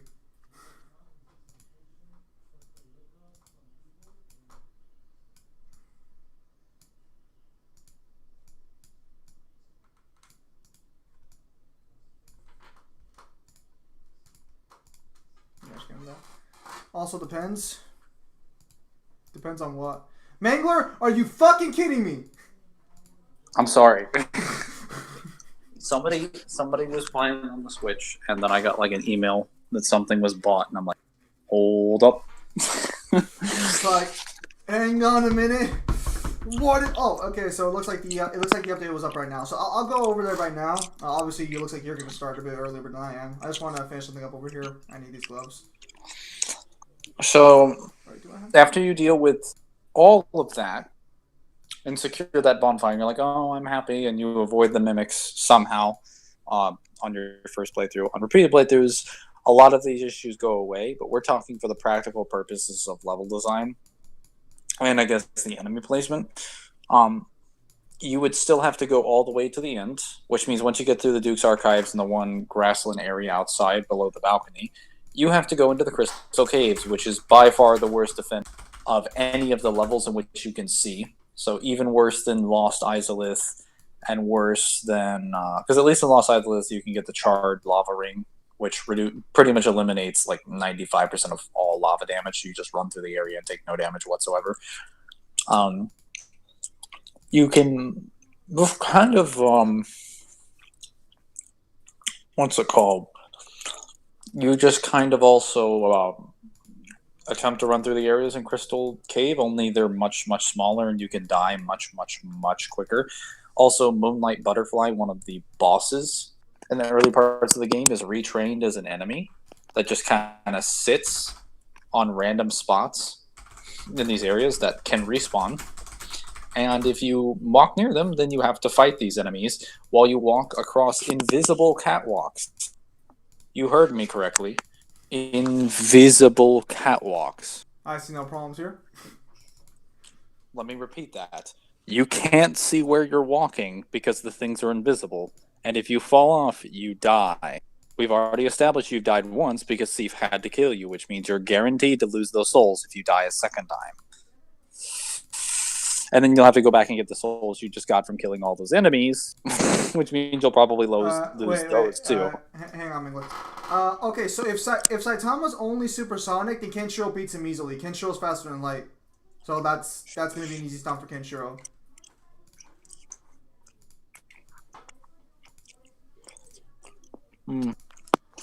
He's a parody of anime protagonist. No, Saitama has clear defined feats and scaling. Yeah, Kenshiro's faster than light. From statements. And statements in Fist and North Star actually hold weight, unlike with other series. Yeah, actually, go ahead, Mingler. I'll explain this later on in the video. I was just going to say, after you get through the invisible catwalk areas and you somehow manage to figure them out, because really the only way that you're reliably figuring this out is if you're online, because players put messages on the walks. Like, they have to put messages there for you to see where you're moving. Or, the penalty is death. Not slight damage, not, you get hoarded by enemies and have some inconvenience. Death. You die, you become hollow, you lose literally all your souls. Over and over and over and over and over again. And that is all the Crystal Cave is. Wait, and you have to run through that for several minutes. Solomon, are you still here? Because I want you to see how many fucking gems I have for this fucking pool. You still here, Solomon? Behold, my 200 gems! And Mangler has someone to talk to. I can only do... Can I even do step 1? Oh, this is shit. This is shit.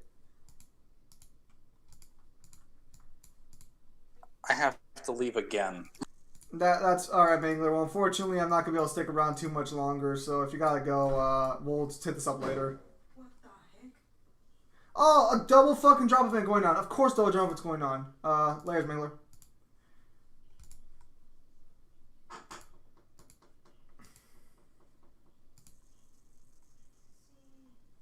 Yeah.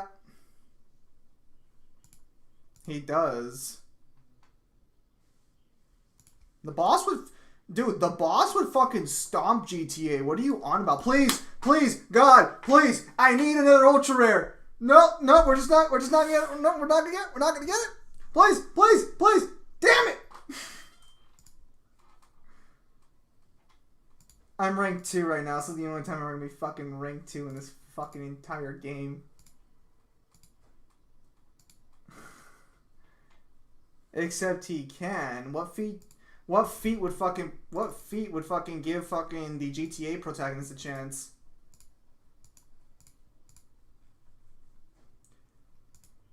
Still, double drops is great. That means we can actually... you know, we might actually try building up our bat, because my bat's still not yellow 1 yet, but I'm not sure.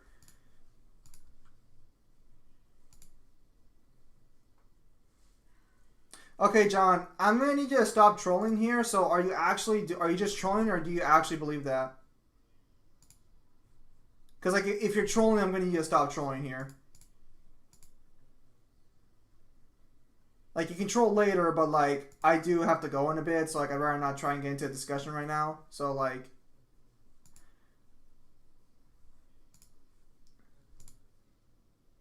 Okay. For what reason?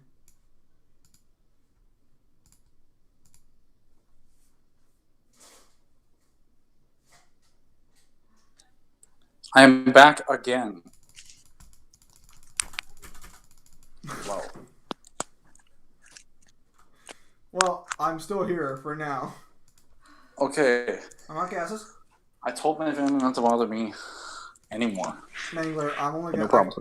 The most I can stay here is like 10 more minutes. Okay, I'll be quick. So that entire section is god awful, abysmal, and the seed scaleless boss fight isn't fun either because he is the only enemy in the game outside of the Bathursts that have fucking cursed. wake up. Motherfucker at 6 o'clock in the morning in winter. What the You sound fuck? tired. How fucked up is Australia's time zone to ours? Well, if you wanna know, it's Sunday here. You know what? Alright, fair enough. How is it Sunday? That's like freaking 9 hours away. No, it's like fucking 13 hours away. I live in the Well, that's future. assuming. Wait. That's assuming he's like. Well, What time is it for you right now, Balrog? Almost 10 past 6. 10 past 6 yeah, in the morning? It's 6 a.m. for him. Yeah, I made the right call not messaging him. Because I didn't want to message him because if he was still asleep, it looks like I made the right call. Dude, that's like 15 hours. It's more than half a day. So, Kyle, did you just like wake up like on your own, or do you set an alarm? Nah, naturally. All right, good. I was gonna say because like I gotta go to work in a bit. So. I would hate for you to set an alarm to wake up early, only for me to have to fucking leave right now. No, The effort. The alarm to wake up early, it would have been free. Fucking hell. That's when The I effort used is to get no up longer for worth work. it. It's 10 p.m. here in Norway. Well, that's not that crazy. That's like 9 hours away.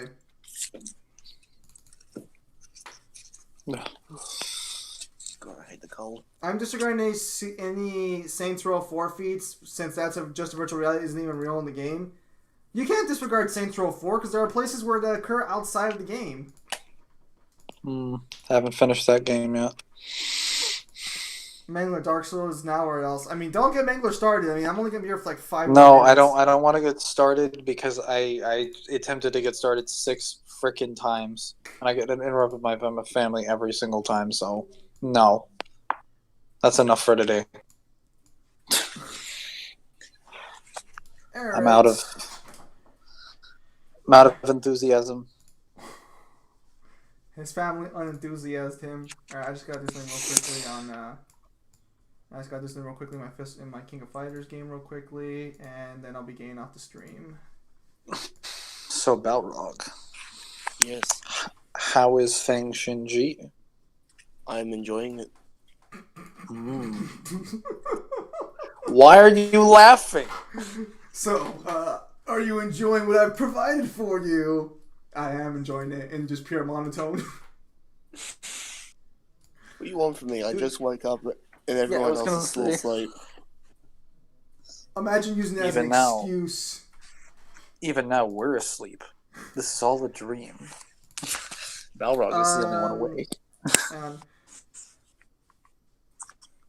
Saints Row fucking 2 was the best Saints Row game. Saints Row 3, I think, was the best gameplay-wise, and while Saints Row 4 did have more mechanics in place, it felt kind of weak compared to Saints Row 3. I only played a little bit of the Saints Row the Third, but I remember it being super ridiculous, and that 4 was just kind of over the top. I mean, they added fucking superpowers, so it was only to be expected. I did like running across the entire city in an instant. Also, those superpowers are canon to the Saints Row 4 character, because at the end of Saints Row 4, you do gain those powers in real life. So, that by default will allow you to be all the protagonists of GTA. We still on this? Oh, so this is literally like the Dead Rising Resident Evil argument where I actually speaking of because of you, Zim, I got on a ROM ripper and then I started downloading the Warriors and Scarface game. Good. It's about time you get some good games in your life. I was gonna say this is kind of like the Resident Evil Dead Rising argument where but people seem canonically. Go ahead, Mingler. Well, I'm just saying, like, because the comparison, I haven't mentioned Saints Row 4, but if you're saying what you're saying is true, like, he gets the powers in real life, like, Frank in Dead Rising 4 has access to the fucking, like, console machine things that give him access to other Capcom characters' powers, which include Mega Man, which include Street Fighter, which include Dante from Devil May Cry 1. So, if anyone here thinks that Chris Redfield can take on, DMC1 Dante... Abilities, not powers. I mean, even if it wasn't... Wait. Even if it's just the powers, like, okay, that's like fucking demonic electricity. Powers, not all of them. I mean, he wouldn't even need a selective powers. He would just need one. Any one of Dante's abilities are more overpowered than anything of the Resident Evil or Dead Rising series.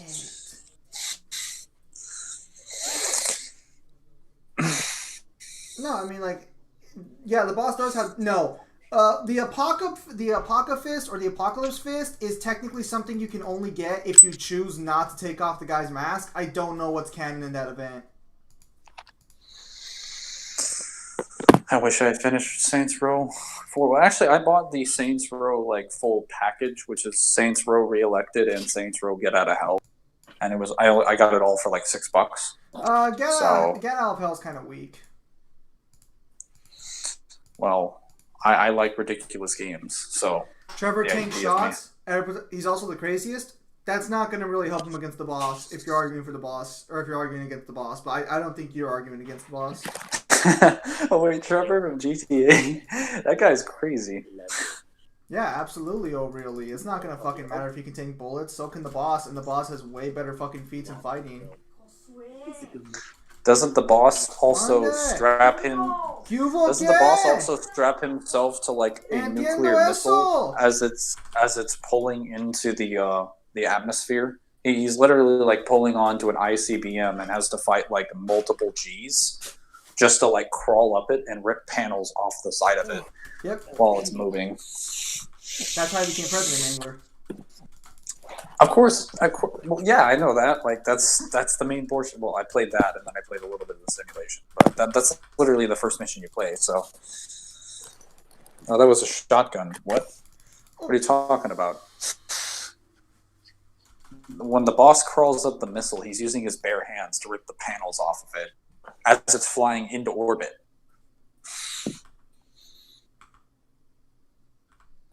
Oh, I think he's talking about something else.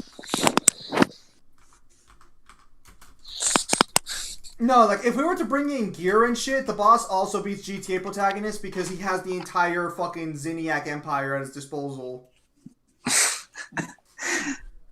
I haven't played... Well, I've seen what GTA does, mostly. Aren't they just, like, roughly, like, stronger than superhumans, like roughly.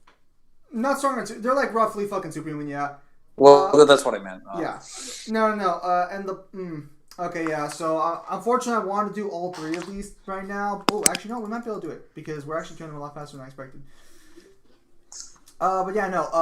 GTA does not stand a fucking chance against Saints Row after hell, I'd argue Saints Row 2's protagonist, who is like the weakest version of the boss canonically, is still going to beat the shit out of any of the GTA protagonists.